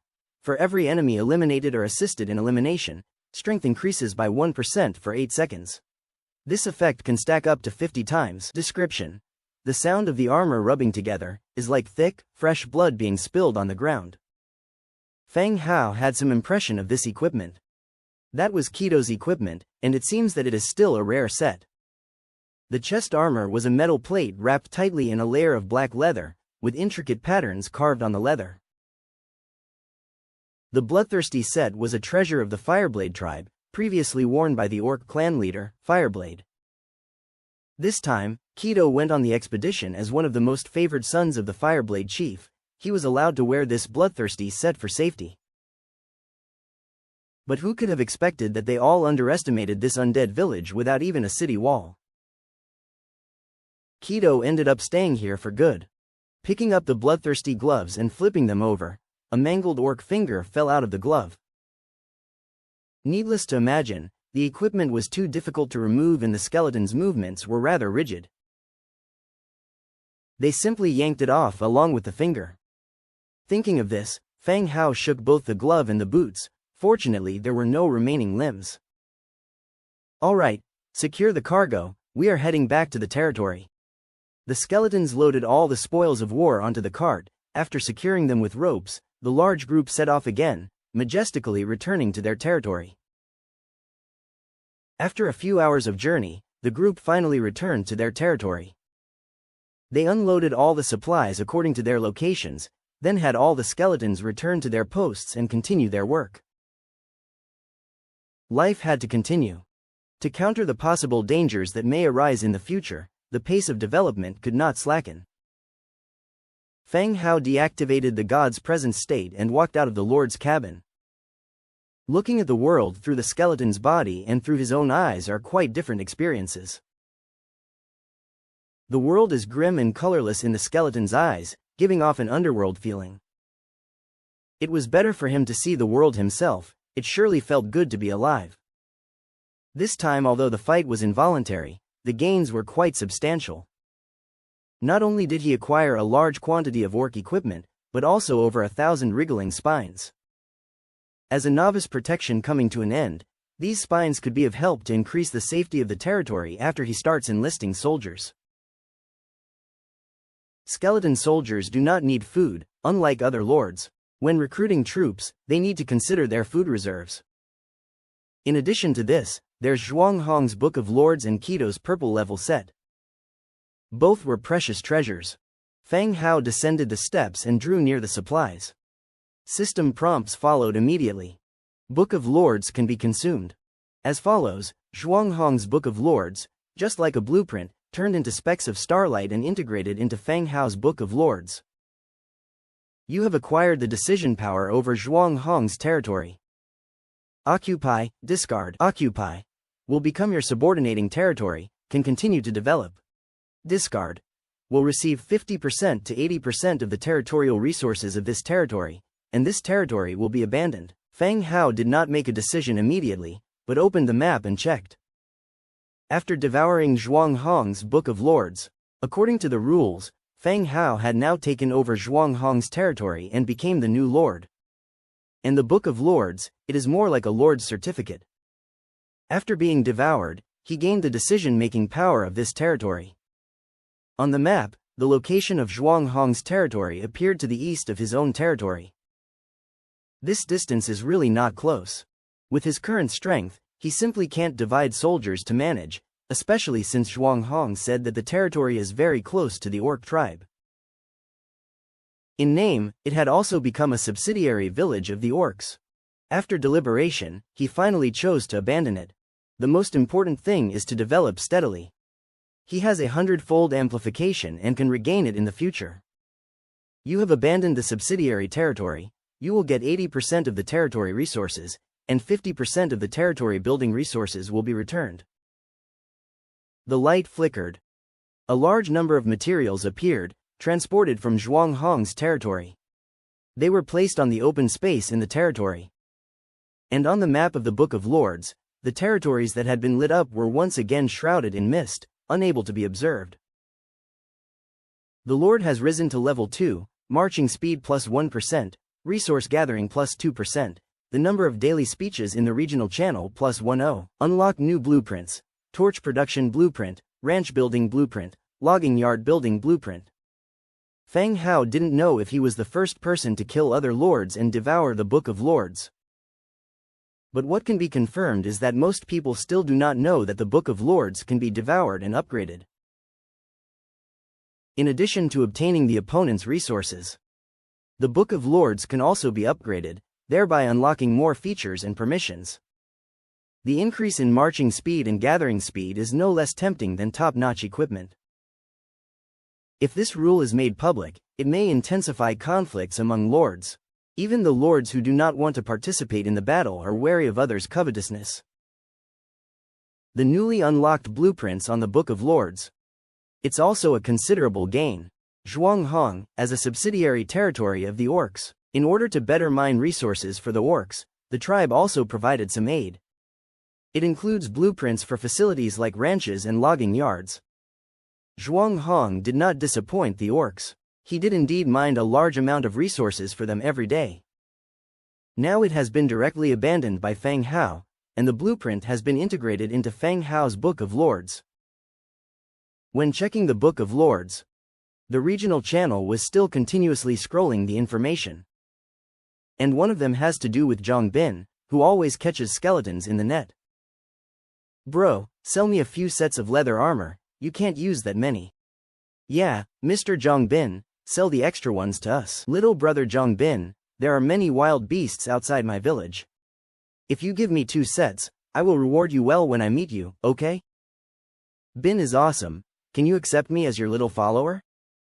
Feng Hao looked at the people in the channel shouting, awesome boss. His mind went blank for a moment. Going up along the chat record, he finally found the reason for this. It turned out that Zhang Bin got several pieces of leather armor from the skeleton washed up by the net. So, he simply followed the river upstream with his militia. He got quite a harvest, and got more than 10 pieces of leather armor and helmet. He boasted about it on the channel, which led to that scene. A bunch of people were shouting that the boss is awesome. In addition, due to Feng Hao's silence these 2 days, some people have already drawn an equality line between Zhang Bin and Feng Hao, thinking that Zhang Bin is the second new boss. They even think that he has surpassed Feng Hao. Seeing all this, Feng Hao could only smile bitterly and shake his head. These folks were really not ambitious. It's just a few pieces of ordinary armor. Is it necessary to flood the channel? Moreover, these ordinary equipment were dropped by his skeleton and washed away by the river. If these people knew that he had hundreds of orc armors and a set of purple equipment, will they flood the channel? Highly shouting that he is awesome. Wait, it seems like they have shouted it several times before. At this moment, a private chat rang out. It was from Dong Jiayue. She had disappeared for 2 days. Feng Hao even suspected that she was in danger. Brother Hao, are you still alive? What kind of speech is that? Feng Hao was flipping through the chat, so he responded very quickly. Brother Hao, I got a couple more shadow stones. Do you still want them? Shadow stones are useless for others but Feng Hao. Feng Hao is willing to exchange it for resources. Yes, how many do you have? Feng Hao responded quickly. His territory was developing well, but he hadn't found a way to get shadow stones. And Dong Jiayue became his only way to get shadow stones. I have 5 here, I'll trade them with you. Speaking, she directly posted the specific transaction. What do you want in exchange? More grain? Feng Hao asked. Last time I borrowed weapons in advance, it's okay. Shadow stones are useless to me, and I also managed to harvest some. Dong Jiayue replied again. Last time, she had borrowed several weapons from Feng Hao in advance. This time's transaction is considered to be a repayment for those weapons. Feng Hao smiled slightly, didn't refuse, and continued to ask, so it sounds like those weapons were a bit useful, things are going smoothly. As he said, he put 150 units of meat in the Shadowstone exchange column. He didn't take advantage of Dong Jiayue either. I'm totally depending on these weapons. Then, Dong Jiayue clarified about her experience exploring the ancient tomb. The ancient tomb was divided into individual burial chambers. The first 2 burial chambers were relatively simple and not too dangerous. She got shadow stones and some blueprints from there. But the tomb rooms to come weren't as easy, as some undead skeletons emerged. Thanks to the weapons Feng Hao had supplied, she probably wouldn't have been able to continue exploring further. That's good, be careful. Surviving to develop steadily is the key. Feng Hao's tone was like that of an elderly father. In Dong Jiayu's ancient tomb, only ordinary undead skeletons had appeared so far. Low-level skeletons had low intelligence and only pursued basic actions. It isn't difficult to defeat them. Especially skeletons without a leader. Feng Hao's skeletons were like this. But their advantage was also very apparent, large numbers and unified command. Otherwise, these low-intelligence skeletons could hardly exert effective combat power. By the way, Brother Hao, do you have any armor? Anything will do? Dong Jiayue asked again. Yes, you need armor? Feng Hao replied. Ah, you really do have it. That's great, Dong Jiayue exclaimed. While contacting Feng Hao, she was also in touch with Zhang Bin. After all, the channel was all about Zhang Bin getting a lot of armor. But Dong Jiayu's offered price didn't satisfy Zhang Bin, so they didn't close the deal. When she was chatting with Feng Hao, she casually asked a question. She did not expect that Feng Hao really did have some.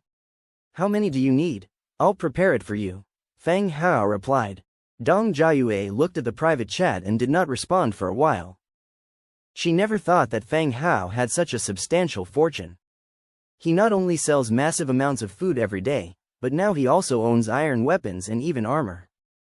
Moreover, his generous offer of asking how much she needed was surprising. Zhang Bin had collected some leather armor and already attracted a large number of fans. Even now, on the regional channel, people were hailing Zhang Bin as a big shot, hoping that when he found more, he would sell to them first. If these people knew that Feng Hao not only had armor, but also weapons, they would probably flood the regional channel with their admiration. 7 sets, can I pay with food and lumber? Dong Jiayue asked. Feng Hao looked behind him at the mountainous piles of lumber and stone resources. He replied, I will lend you first, you can repay me with good items after you finish exploring. He was not short of basic materials.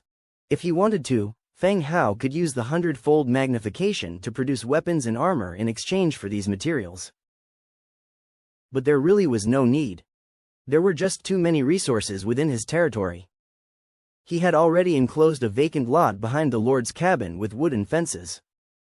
It was used specifically for storing these basic resources. What he needed now were special resources, special tools, or various blueprints. That works too, thank you Brother Hao, Dong Jiayue hastily said in gratitude. She felt somewhat relieved that the person she knew was Feng Hao. I will list them, check them out when you can. Okay, Feng Hao listed 6 pieces of simple leather armor and helmets, and 1 orc iron armor set and helmet. The orc iron armor was a level 2nd armor, naturally meant for Dong Jiayue to wear, because she would be the key to obtaining more shadow stones in the future. Wow, Brother Hao, you're awesome. Even though she was prepared, when she saw the orc iron armor, she couldn't help but gasp in astonishment. They each ended their conversation and got back to their work. Feng Hao returned to his loot. He picked up the bloodthirsty chest armor. The bloodthirsty chest armor is internally made of metal plate armor, and the exterior is wrapped with a layer of red leather ornate with embossed patterns. Bright red, exquisite. It's extremely heavy to hold, just like carrying a heavy piece of iron. Even with his current body, he wouldn't be able to fight if he wore it. Feng Hao again used God's presence to control a skeleton soldier and tried to put on the armor. But the situation was similar to his, the weight of the armor affected normal movement and combat. There is indeed a difference between reality and the game. In the game, anyone could put on any armor. But in reality, one must consider one's physical strength. Wearing this armor is like carrying an ox, and it's challenging to fight. Damn, even if I take 10 pounds of protein powder, I won't reach the strength of an orc. Feng Hao cursed.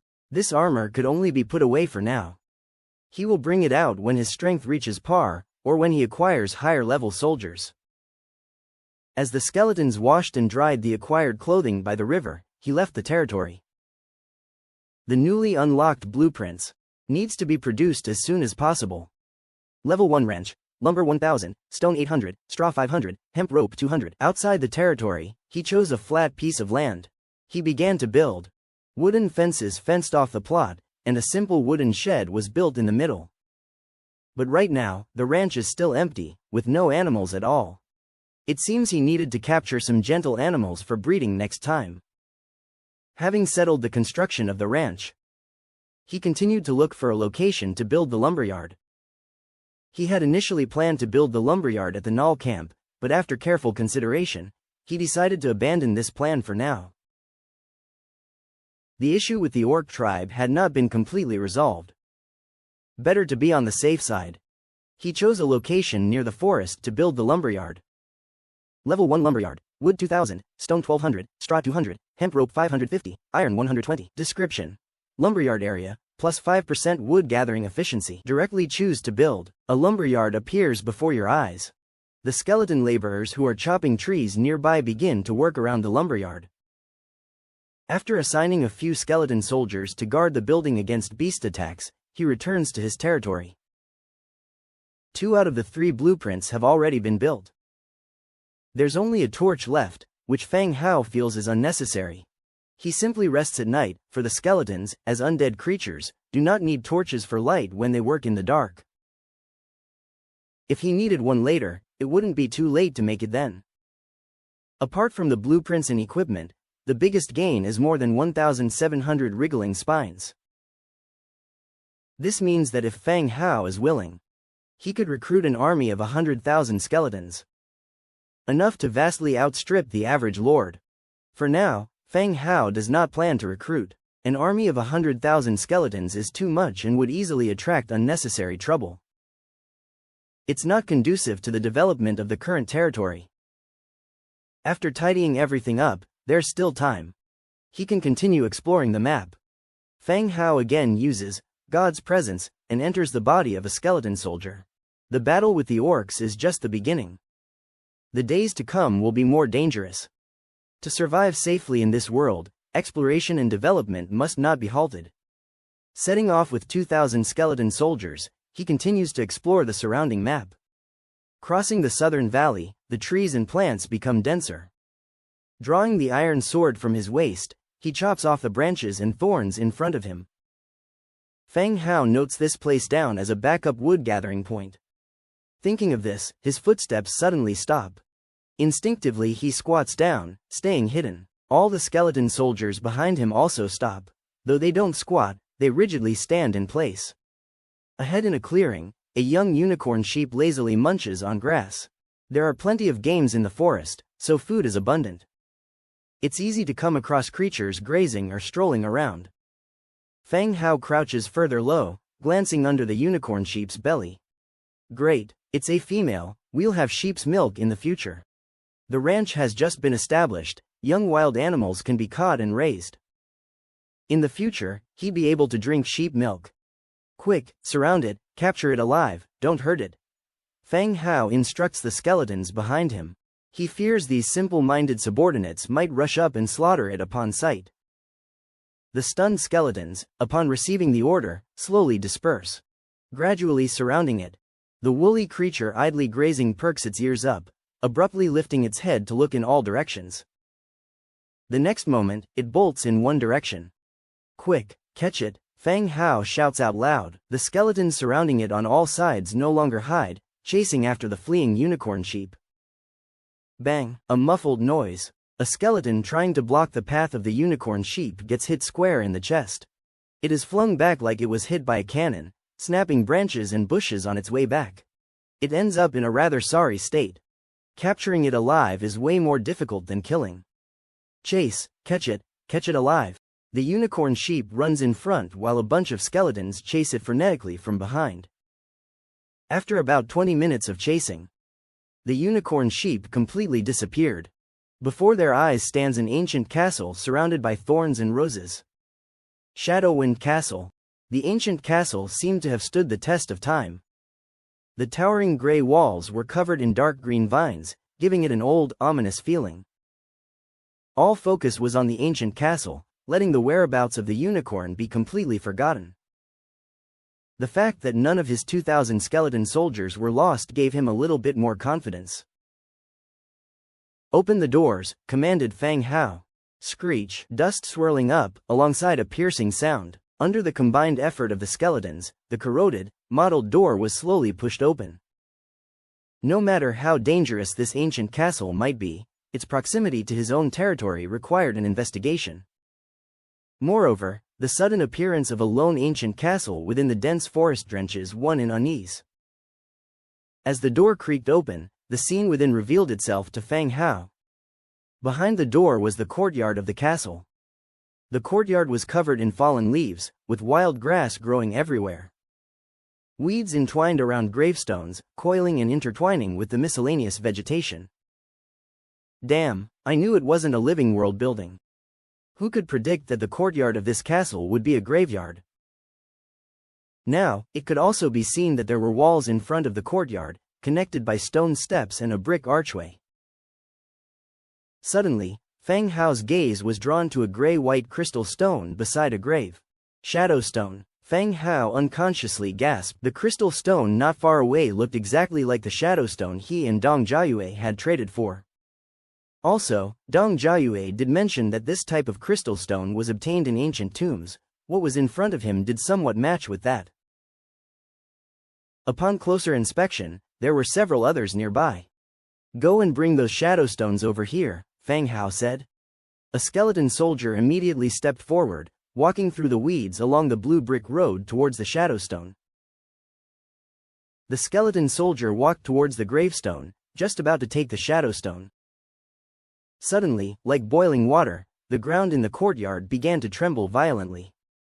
Following that, one after another, corpses infested with maggots crawled up through the cracked ground. I knew it, Feng Hao muttered under his breath. According to what Dong Jiayue said, while obtaining the shadowstone, they encountered some undead creatures. He conjectured that this might be a similar situation. Turns out what you fear, you attract. Feng Hao called back the skeleton soldier who had gone in, standing at the entrance, watching as one after another corpses crawled out. These bodies must have been buried underground for many years. Their messy hair mixed with leaves and dirt. Their skin was long decayed, emitting a repulsive stench. Their wide-open mouths and chalk-white eyes seemed to echo with roars of anger. At this moment, Feng Hao felt rather fortunate that his troops were skeletons. At least they looked clean and didn't give off the smell of decay. Rotten corpse, Tier 1, description. Cannon fodder within the Eternal Night Legion. Their bodies are brittle and fragile. Individually, they possess very low combat abilities, so they attack in groups, proving that they pose a significant threat. Eternal Night, the name does have an impressive ring to it. As Feng Hao pondered, the number of rotten corpses had already increased to more than 100. Watching as they raised their weapons and headed towards him, Feng Hao tentatively said, "We're all dead here, why don't we all sit and chat?" The rotten corpses didn't respond, but instead sped up towards him. "Charge, kill them," Feng Hao ordered. The skeleton soldiers charged forward. Feng Hao also struck down a rotten corpse that had rushed in front of him with his sword. Thud, the rotten corpse didn't dodge or evade and let Feng Hao's sword strike its forehead, splitting open a crack. Even with its skull cracked, it showed no reaction. Its machete struck downward, slashing towards Feng Hao. Feng Hao dodged and smashed his shield into its skull, executing the shield strike skill. Bang! With a dull thud, the rotten corpse stumbled and fell to the ground, momentarily stunned. Feng Hao saw his opportunity and hacked at its neck several times with his iron sword, severing the head. Dead, once and for all. The battles involving other skeletons were also nearing an end as Feng Hao's usual fighting style was to overwhelm the enemy with numbers. The number of skeleton foot soldiers was naturally large. They were equipped with iron swords, wooden shields and various other full sets of armor. How could these newly risen rotten corpses compare? After an onslaught, all the rotten corpses were annihilated. "Clean up the battlefield and collect the shadow stones and equipment," Feng Hao loudly commanded. The skeletons immediately began to act, collecting shadow stones and stripping equipment from the bodies of the rotten corpses. Soon, the loot was gathered. 5 shadow stones, 1 death trace, 122 broken single-bladed knives, inner castle key. Gaining 5 shadow stones made Feng Hao elated. They were important materials for undead clan buildings. Their value was even more important than the equipment gained. The exact use of death trace was not clear, but it was also a special material and very rare. In successive battles, Feng Hao's side always overwhelmed the enemy with sheer numbers. At the same time, Feng Hao also realized his own deficiencies. It was the low-level status of his soldiers.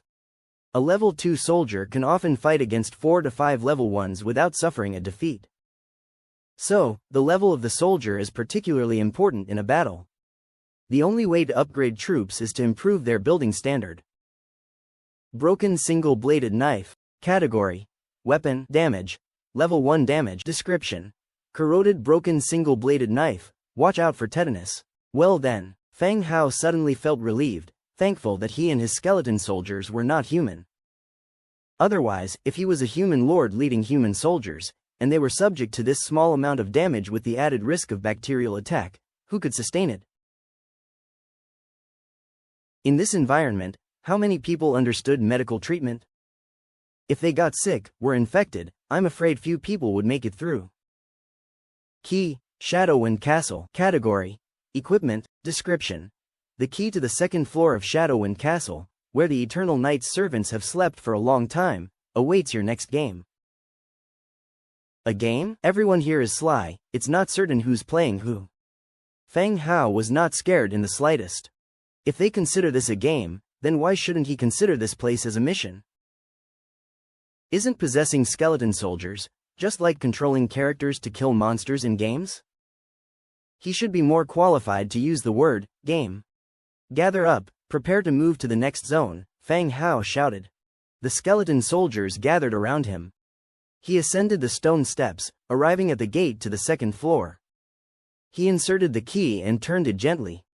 The rusty metal heavy doors creaked open. The group walked in. There wasn't much distinction between the first and second floors.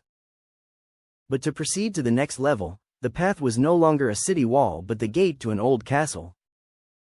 The castle was markedly western, constructed entirely from stone, with white roses climbing the walls, some even spreading into the windows, adding to the gloominess. He stepped into the castle, leading his group. This time, they were not greeted by the rotten corpses of the first level. Instead, they were met by undead spear wielders. Zombie spearmen, Tier 2. Ability. Fight, skills. Thrust, charge defense. Description. Zombie spearmen are not clumsy like rotten corpses. Having received the baptism of eternal night, they will fulfill their duties to the end. These zombies were in better condition than the rotten corpses. They were clad in rusty, decaying armor, and clung on to a metallic spear. They arose from their tombs, after a moment of silence, fell into formation and raised a battered flag, the design of which was obscured by its wear and tear. Once they were ready, they locked eyes on Feng Hao and his group and began a spear-aided advance. Spread out, prepare to fight. The spear soldiers weren't as clumsy as the rotting corpses. While still rigid, they silently followed their former formations and tactics. The current scene was just like that. The spear soldiers autonomously formed a square formation, thrusting out their long spears to create forwards-facing spear phalanx. It somewhat resembled a scaled-down, or simplistic version of the Macedonian phalanx. Spread out, surround them, spread out now, Feng Hao roared. Slightly startled, the skeleton foot soldiers dispersed, trapping the zombies' square formation in the middle. There weren't many zombie spearmen. About 300 or so in total. Seeing their enemies encircling them, they halted their attack, evidently puzzled.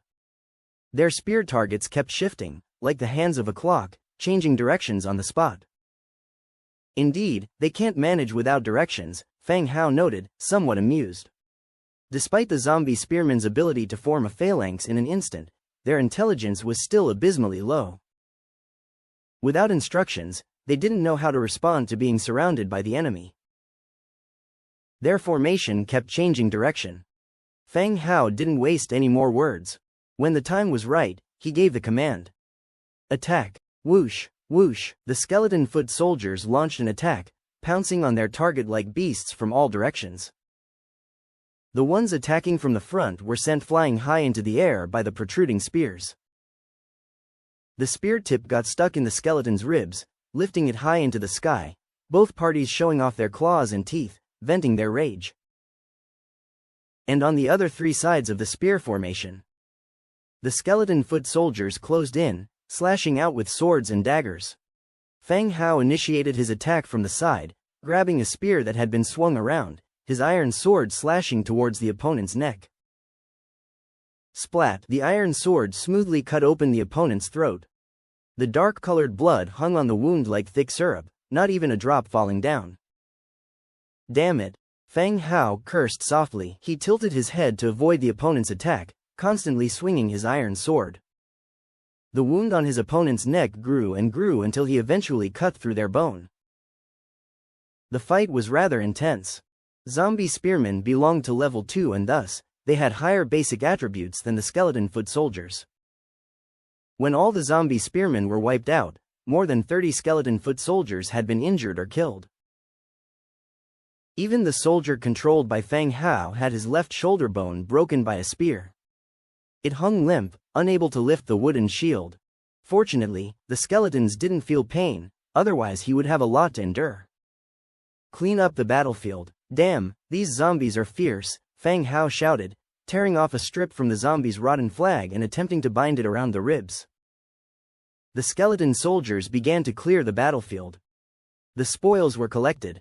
7 shadow stones, 2 death traces, blueprint, iron spear, 324 rusty iron spears, ancient castle key. Besides the shadow stones and death traces, a blueprint for an iron spear was also obtained. In this world, the rule of production was granted to lords. Blueprints became particularly important. Whether a designer or blacksmith, as long as you had a blueprint, you could forge the desired equipment and items. Even though they gained more than 300 iron spears, it couldn't compare to the worth of the blueprint. Having collated all the spoils from the battle, They reached the ancient castle. After inserting the key, skeletal foot soldiers pushed the door open with a concerted effort. Entering the ancient castle, Feng Hao's eyes widened instantly. Unlike the dour exterior, the central hall of the castle was exceedingly bright and luxurious. He felt like he was in a miniature palace. The smooth floor shone with a gleam, the wooden wall panels on the walls were adorned with intricate patterns, and the crystal stones on the copper lamp stands radiated a faint light. This made the interior of the ancient castle still brightly lit. Inside the castle was a red carpet. Extending along the carpet every few steps, stood a stone pillar. The stone pillars were carved with lifelike patterns. And atop each stone pillar, sat a creature like a giant bat. With eyes closed and immobile, they were like sculptures. The bodies of the bats were comparable to those of adult wild beasts. They were huge with twisted muscles all over their bodies. Through the gaps in the flesh wings, one could see their enormous claws and sharp, curved nails.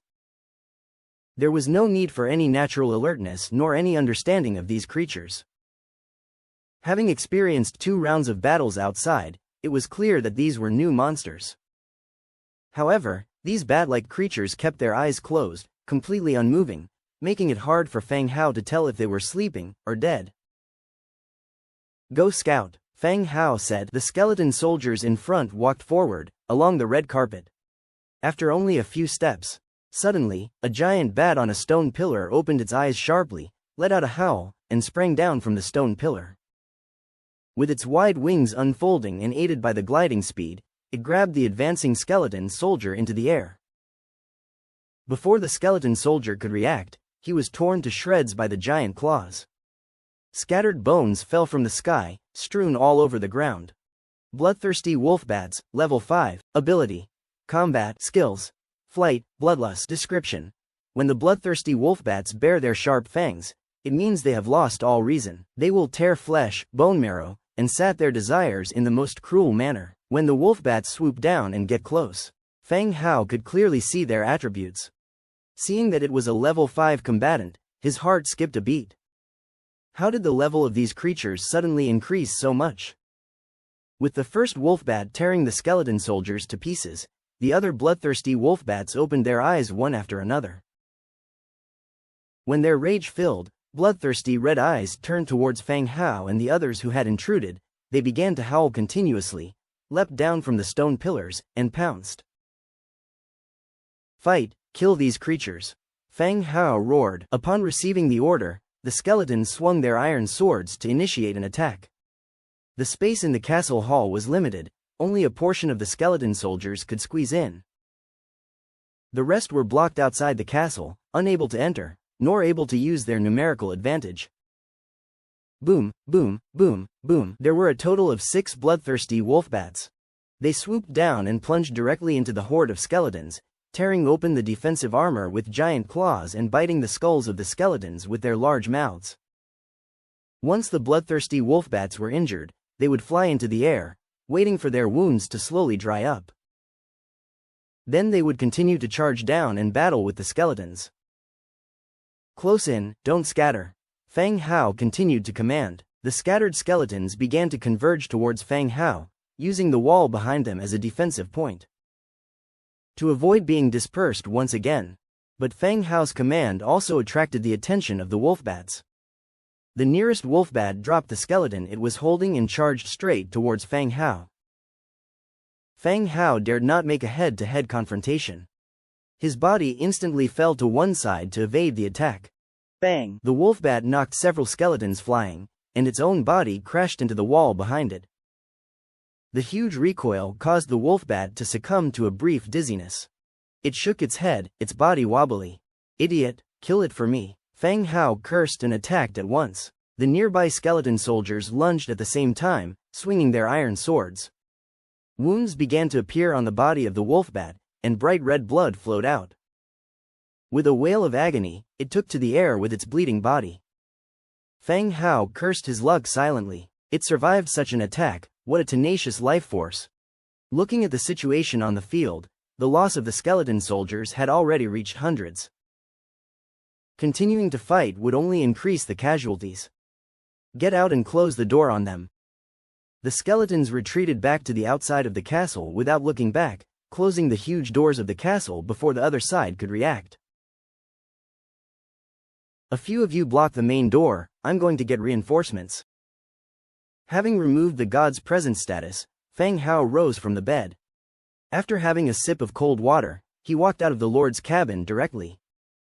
Outside, the worker skeletons were still busily doing their work, and the skeleton soldiers were patrolling and hunting. He opened the Book of Lords and turned to the production section. Bone arrow. 1 wood, 2 beast bones. He set the quantity to 100 and chose to make them. 100-time amplification triggered, successfully made 10,100 bone arrows. Bundles of bone arrows appeared, piled to the side. Prepare 10 carts, load the double-handed light crossbows from the warehouse and bring the null daggers. Feng Hao ordered loudly. A few skeletons nearby immediately put down their work and went to the warehouse to load the carts. Feng Hao had been thinking about countermeasures after the recent battle. Considering the higher rank and better physical abilities of the bloodthirsty wolfbats, they far exceeded the skeleton soldiers. But most importantly, they flew. The skeleton soldiers' swords and shields could only strike when the wolfbats landed to attack. However, the wolfbats were too quick, it was difficult for the skeleton soldiers to follow their speed. So, Feng Hao decided to change tactics. If they couldn't catch up, then they would abandon their swords and shields. He made more than 10,000 bone arrows which, while limited in their attack, could potentially whittle down the enemies. Soon, the carts loaded with 2,000 double-handed light crossbows and over 200 null daggers were pushed over. These double-handed light crossbows were crafted when dealing with the orc troops. They had been carefully preserved in the warehouse. This saved Feng Hao from wasting materials to craft more. Once again, Feng Hao sent skeletons to look for over 200 elongated wooden poles. He tied null daggers to the tops of the poles with sturdy hemp ropes, making them into makeshift spears. This was somewhat awkward. Feng Hao had already obtained the blueprint for iron spears.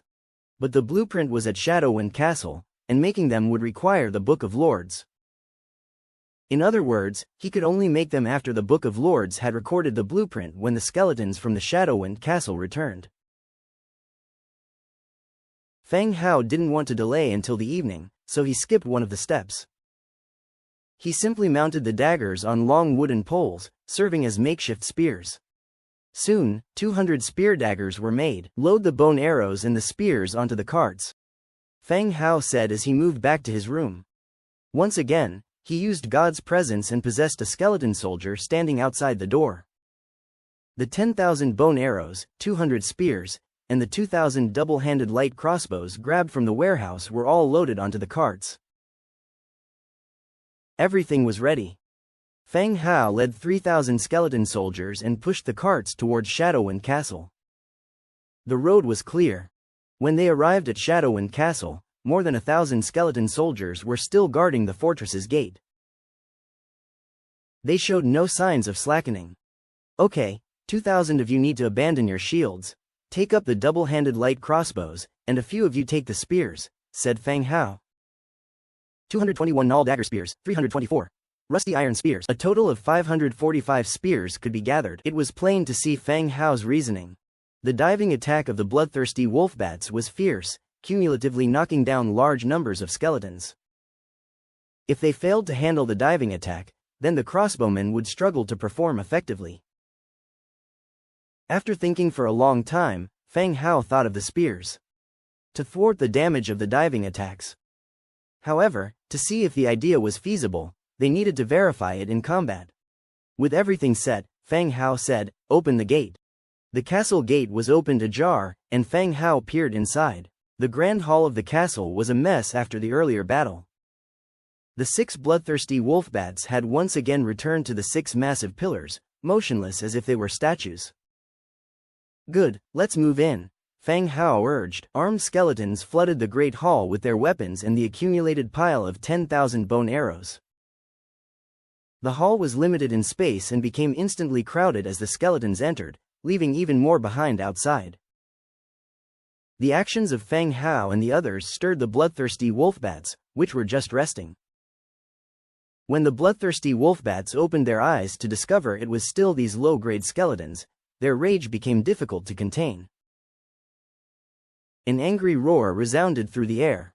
Ni-ma, fire! The bloodthirsty wolf-bats had only just taken off when the skeletons wielding light crossbows had already pulled their triggers. Whoosh, whoosh, whoosh! A dense flurry of bone arrows, like a large net, fired at the bats. Due to the suddenness of the event in the confined space, the bats didn't have time to find cover. In an instant, every bat was assailed by bone arrows, inflicting pain beyond bearability.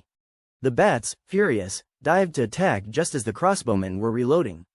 Feng Hao was waiting for just this moment. Spears. The skeleton soldiers thrust their iron spears at the diving bats. The lead bat, seeing the oncoming spears, realized with dread that it was too late to break. Instantly charging into the forest of spears, its wings were pierced, making it slide into the heart of the skeletons.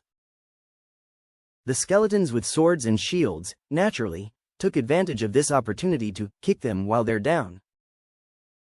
With each swing of their sword, they hacked its head into a mash.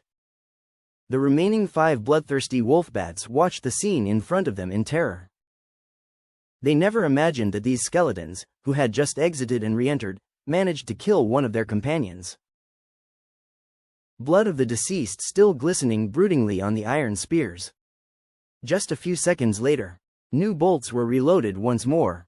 Fire! Whoosh! Whoosh! Whoosh! The rain of arrows again surged out, staking the bodies of the bats, making them look like porcupines. While the damage of the bone arrows was limited, they were still able to penetrate the bats. Occasionally, a few arrows even pierced their wings, shooting through to form a hole. The bats, bathed in blood, attempted to dive for an attack but were immediately repelled by the spears. Fire! Whoosh! Whoosh! Whoosh! Fire! Whoosh! Whoosh! After the 4th volley of arrows, the bats could no longer endure. Bleeding profusely, they recklessly charged forward. The spears once again stabbed out, piercing their bodies while the other sword and shield bearers finished them off. Soon, the battle that had lasted almost an hour finally ended. Throw the bodies out, Feng Hao ordered. The deaths of the ferocious Tier 5 wolf-bats were indeed a little stifling. Despite possessing overwhelming strength, they were slain by Feng Hao's combined arms approach. The massive bodies of the 6 wolf-bats were dragged outside, leaving trails of fresh blood along the way. Once again, the hall lapsed into silence. Feng Hao trod upon the arrow shafts strewn across the floor, as if walking on dry grass, causing a cracking noise with each step. This battle deeply impressed upon Feng Hao the importance of troop tiers. Tier 5 bloodthirsty wolf-bats, fighting hundreds of Tier 1 skeleton soldiers, left the soldiers with no means to fight back. Yet the eventual victory relied heavily on Feng Hao's mastery and opportunism. Any other lord would find it hard to achieve the same outcome. If they encountered the bloodthirsty wolf-bats in the early stages of their domain, they would be left with only one path: death. Search. See if there's anything good on the first floor, Feng Hao loudly ordered. If he was given 6 Tier 5 troops, he refused to believe there was nothing of value here. Soon, the skeleton soldiers had turned the first floor upside down. A few items were presented before Feng Hao. Acquired building blueprint, skeleton conversion field. Skeleton conversion field, blue. Category: building blueprint. Required materials: wood 500, stone 500, hemp rope 50, shadowstone 5, death trace 2. Description: the skeleton conversion field can transform buried creatures' bones into skeleton soldiers, unlocking troops, and can use a corresponding number of offerings for recruitment. As expected, Feng Hao was not disappointed. After defeating a Tier 5 troop, he obtained a blue architectural blueprint. Looking at the introduction, it's not bad.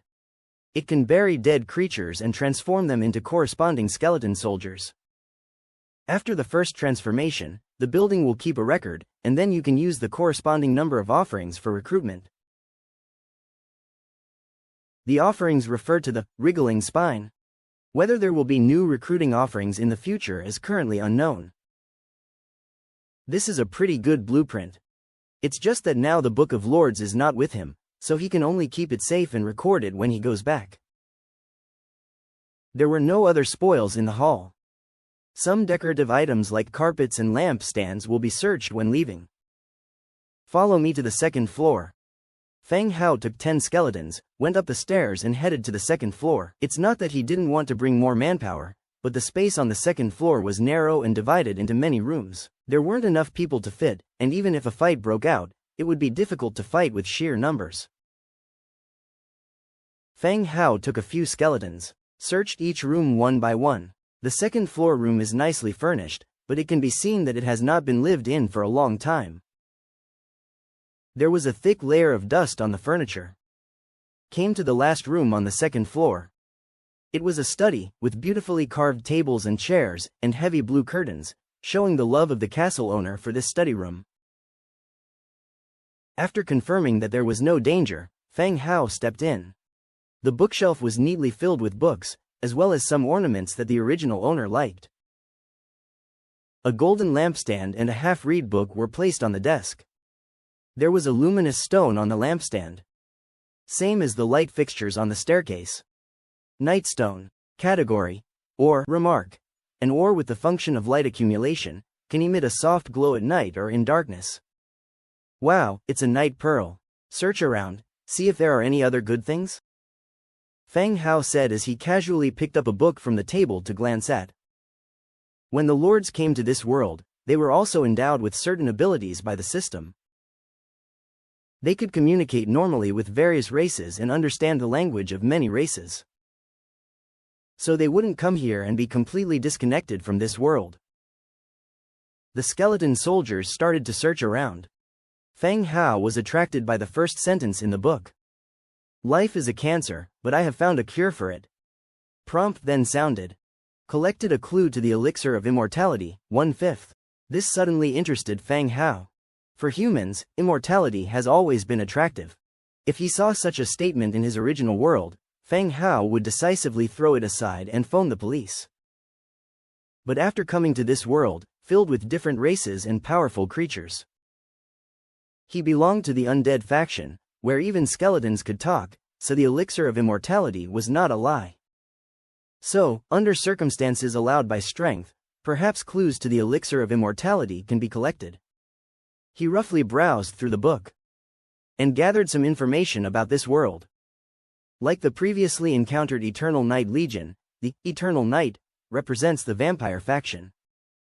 And his own faction, the Undead, is known as Immortal. The two manipulate undead creatures, but the factions are different. After browsing through, he put this book away and also started searching for items. The skeleton's search was not exactly polite to say the least.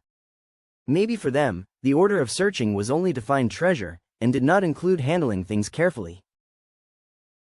The room quickly became a mess, and Feng Hao had 2 more items in his hands. Directional teleportation scroll. Healing potion.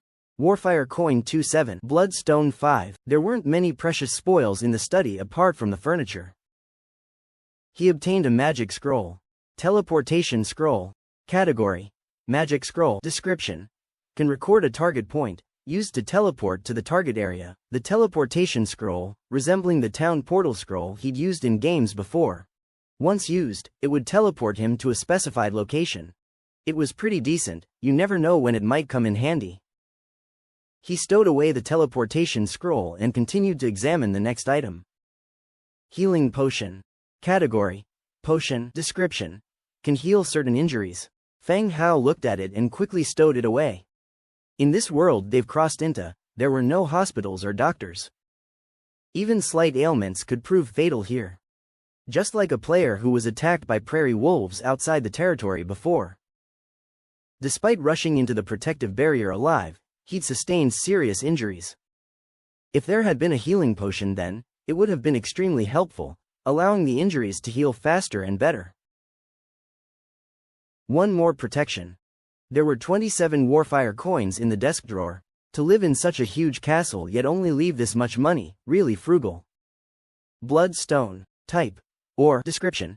Rare ore required for Blood Clan building construction. The function of the Bloodstone was similar to that of the Shadowstone. The difference was that Shadowstone was used for Undead building construction materials, while Bloodstone was for the Blood Clan. Alright, follow me upstairs. The castle only had 3 floors, but every floor's framework was much taller than a normal building. The framework of the first floor hall was around 6 to 7 meters. Each room on the second floor was over 4 meters. The skeleton troopers put down the items in their hands and followed Feng Hao out of the room. They continued upwards along the stairs. At the entrance of the staircase to the third floor, there stood 2 statues with open mouths, bearing their fangs. They somewhat resembled the bloodthirsty wolf bats encountered on the first floor, but were much smaller and their bodies weren't overly huge. Though the statues looked fierce, due to a long period without cleaning, a layer of dust had settled on them. Upon reaching the third floor, he proceeded a few steps forward. He stopped in front of a room. The large door of the room was engraved with exquisite patterns, including various flowers and plants, and different human figures. Though not as big as the castle gate, it was still huge and solid. This door looks valuable. He exerted a bit of force, but the wooden door didn't budge, except for the dust on it which fell onto Feng Hao's head due to the shake. Together, push the door open. Feng Hao retreated a step, allowing the skeletons behind him to do the work. There was no need to do the work if so much help was available. The skeletons behind him stepped forward and together, they pushed the door open. Accompanied by a shower of dust, a thin slit opened in the door. Feng Hao tilted his head, peering in through the slit. Housed within was a gigantic black coffin. "Stop," Feng Hao whispered, based on the creatures they'd previously encountered, item descriptions, and the portraits hanging on the castle walls. He could determine that the owner of this castle belonged to the blood clan of the Eternal Night clan. Therefore, in this grand main bedroom, such an exquisite coffin unavoidably made him suspicious. Could a vampire be sleeping inside? But with the intense fighting outside, even the castle doors were torn. Even someone hard of hearing for the past 10 years should have heard it, right? You all wait at the door. Feng Hao walked lightly towards the curtains after entering through the door's slit. Feng Hao slipped into the room through the gap. The bedroom was spacious and lavishly decorated. In the middle of the room, there was an unusually extravagant black and gold coffin. It was rare to see a coffin crafted with such grandeur. Even though Feng Hao was not familiar with coffins, he could tell from the materials and craftsmanship that this was a fine one. After giving it a quick glance, Feng Hao paced towards the windows of the room. His idea was simple. He intended to open all the curtains in the room and let the sunlight shine in. If there were truly a vampire inside, he would let the sun punish it. Feng Hao vaguely remembered that vampires were afraid of sunlight. He wondered whether garlic and silverware would help. If time allows, he would consider going back to pick a huge amount of garlic to hang around the coffin, leaving no chance for the vampire. Swift. With this in mind, Feng Hao pulled the heavy curtain open. Seeing the window, however, Feng Hao slightly paused. The windows of the castle were not translucent, but, like the main door, had 2 shut panels. He opened the panels again, allowing the sunlight to flood into the room. And as the sun entered, the nightstones mounted on the walls and ceiling gradually dimmed. Having opened all the windows, the dazzling sunlight instantly brightened the room. "Come in," Feng Hao called out, and the skeleton soldiers outside the door quickly came in and stood still. "Open the coffin." The skeletons stood on each side of the lid, gripping the cover with their hands. They heaved and a crack in the lid was opened. Feng Hao quickly peered inside. Empty. The coffin was fully opened, yet there was no vampire inside, just an empty coffin. Indeed, with such a commotion, the vampire should have woken up even if it was afraid of sunlight. Exquisite corpse rejuvenation coffin, blue. Category: corpse rejuvenation coffin. Description: the corpse rejuvenation coffin of the Eternal Night clan that calms you instantly when you lie in and has the function of nourishing spiritual power. Wow. The coffin had attributes. However, this offered luck somewhat ominously. Unsure of its effects on spiritual power, Feng Hao concluded that this sealed coffin would definitely suffocate anyone once its lid was shut, meaning you could be buried directly. Very convenient indeed. "Cover it," said Feng Hao. The coffin was a rare blue quality item, but there was no use for him. Maybe he could sell it to another vampire later. Next, it was time to gather the items. The skeletons found a dark room next door. There was a treasure chest made of gold inside. Wow, it's gold. In the center of the dark room, there was a treasure chest emanating a faint golden glow. This was Feng Hao's first encounter with a gold chest since he came to this world. The best he had seen before was an iron chest. This sudden upgrade to gold took him by surprise. He rubbed his hands, praying silently in his heart for good fortune to open excellent items. He opened the treasure chest. Obtained: Wall Construction Blueprint, Guard Tower Construction Blueprint, Exquisite Corpse Rejuvenation Coffin Manufacturing Blueprint, Blue Hardwood Plank Manufacturing Blueprint, Flame Ring, Blue Warfire Coins plus 120, Bloodstone plus 40. The golden treasure chest did not disappoint. He got 3 blueprints and a blue-grade equipment, plus 120 Warfire Coins. With the advent of the marketplace, Warfire Coins came to serve a purpose. However, Feng Hao had not yet found a stable way to obtain them.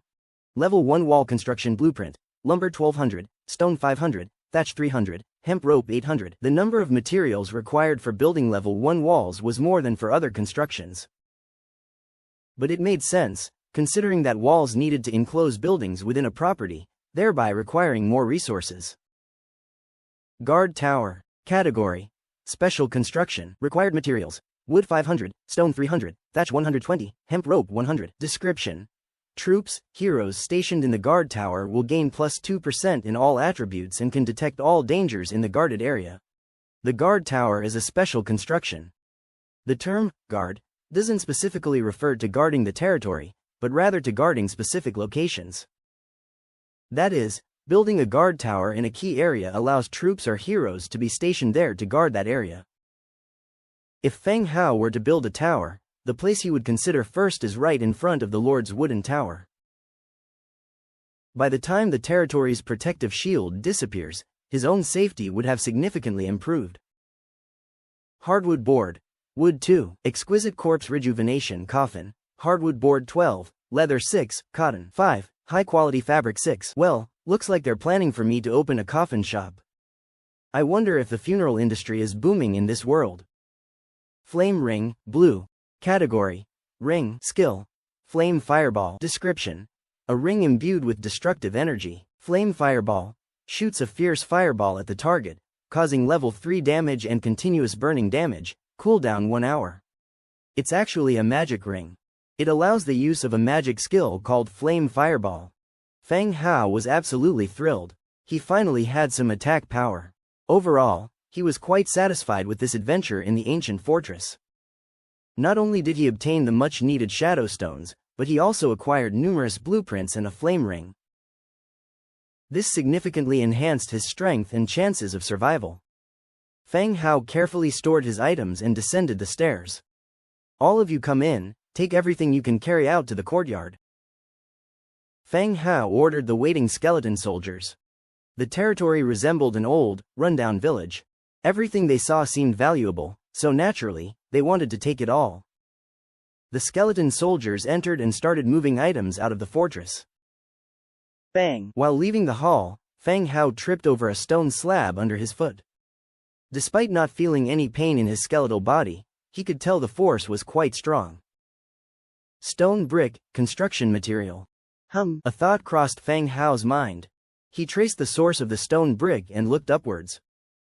A piece was missing from the top of the entrance. It must have fallen during the battle with the bloodthirsty wolfbats.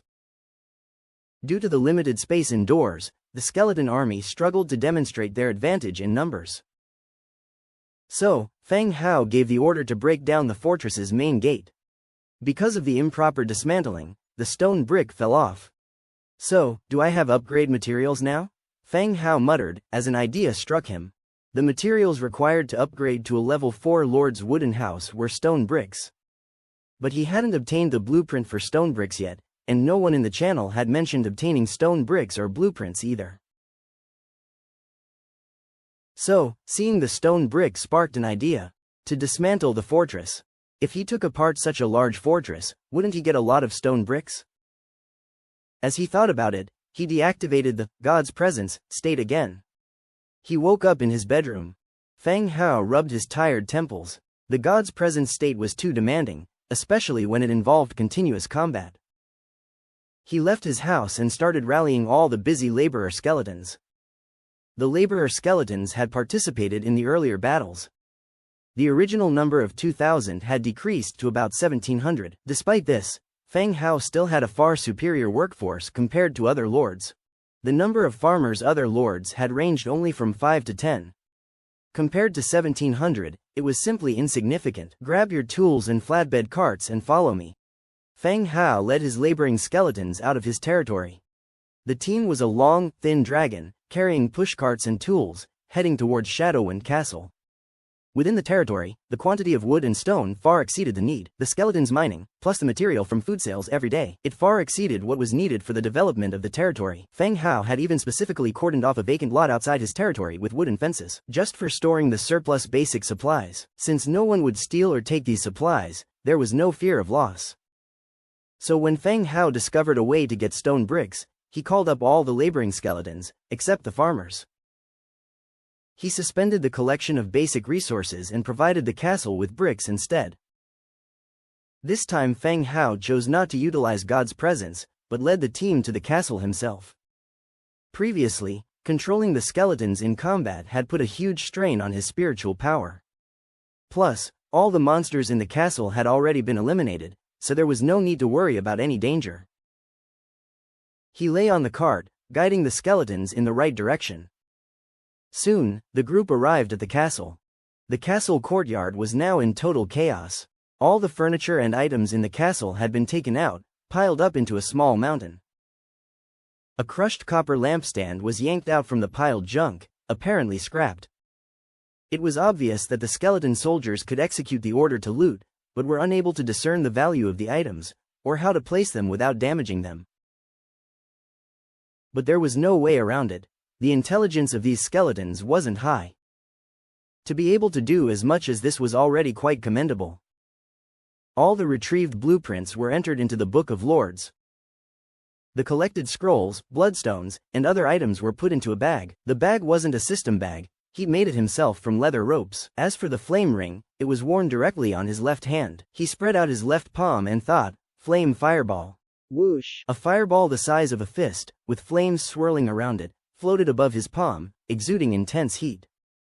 But his left hand felt no heat or burning sensation. Go! Aiming at a dilapidated steel not far away, he swung his left hand upwards, and the fireball flew out. Boom! A dull thud. The flame fireball instantly hit the targeted steel. The terrifying destructive power snapped the steel in half, and the surface of the steel caught fire and burned for about 3 minutes, even though there was nothing flammable. Not bad, impressive power. Feng Hao was satisfied with the power of the fireball. After using it, the flame fireball went into a 1-hour skill cooldown.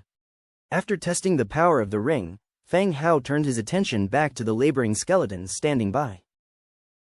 He stepped up onto a raised platform and shouted to the skeletons below, "All right, your job now is to dismantle the castle and sort the materials." He'd rallied all the laborers here to acquire enough materials to upgrade as soon as possible. The laboring skeletons got moving, taking up the hose on the cart.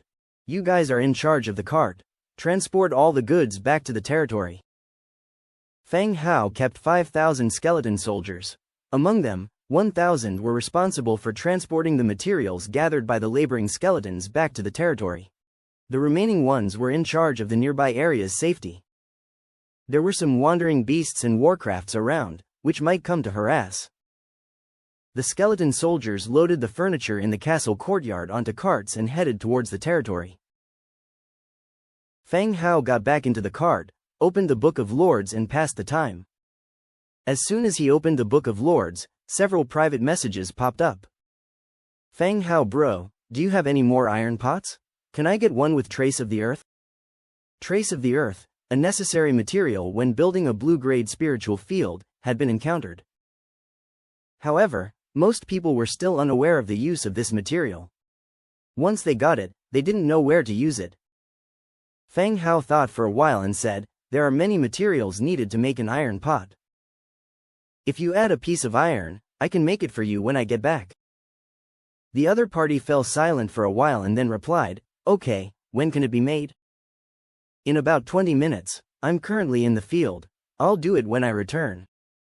"Okay, thank you, Feng Hao bro." Right now, blueprints are still scarce, and scarce blueprints for manufactured items became in great demand. Some people got a rare blueprint, made a product, and then quoted a high price. Compared to these people, the things Feng Hao sold seemed logical. What they didn't know was that, with the bolster of 100-fold amplification, no matter how Feng Hao sold, there was a profit to be made. He disconnected from the first person and then received the second private chat. Handsome, I want to exchange some iron axes with you. Handsome? Are you there? Handsome, you didn't get into trouble, did you? Due to his previous state of invoking God's presence, controlling the skeleton soldiers to fight against the monsters in the castle, he didn't notice the messages. This person actually sent several messages in a row, seeming quite hurried. I'm here. Iron axes can be exchanged. How many do you want to get? Feng Hao replied at this time, 15 iron axes. Based on the price, that's 45 units of iron, right? The other party responded instantly. It seemed like they're also using the Book of Lords. Hearing the other party's offer, Feng Hao was slightly startled. Even though he's been in this world for a few days, it's still rare for someone to pull out so much iron all at once. It seemed that the other party had found a way to steadily obtain iron resources. No problem, it will take about 20 minutes. I'll make them when I return to my territory, Feng Hao said. Okay, by the way, can you reveal how you got so much iron ore? Feng Hao asked again. Though iron was not considered a scarce resource, it was difficult to obtain at present. There's nothing to hide about that. I found an iron deposit near my territory and I can mine some resources from there. By the way, do you have an iron pickaxe? I can trade for it. After the explanation, he added another sentence. Not all of the 15 traded iron axes were used for logging. Some were used to arm the militia soldiers. After all, to them, the iron axe was considered a weapon. I don't have the blueprint for the iron pickaxe at the moment. Once the iron axes are made, I'll contact you. Okay, thanks. He ended the chat with the two people. The convoy was now nearing the territory. Just as he was about to check what everyone was chatting on the public channel, angry shouts of battle were heard from a distance. The skeletons near his territory wouldn't be shouting like this. In other words, a battle was happening nearby. Feng Hao felt a tightness in his chest. He immediately stood on the roof of the cart, looking in the direction of the noise. As expected, near his territory, a team driving a horse carriage was already surrounded by skeletons from the territory. A fierce battle was taking place. In the face of the ruthless and fearless fighting of the skeleton soldiers, the other party suffered heavy casualties. Complete annihilation was only a matter of time. You take the spoils back to the storage area outside the territory. Feng Hao jumped off the cart, having given the order. The skeleton soldiers carrying the goods continued to head towards the territory. Meanwhile, Feng Hao went towards where the battle was taking place. All right, stop the attack and surround them. Feng Hao's voice rang out. All the skeleton soldiers stopped their hacking action and enclosed the enemies in the middle.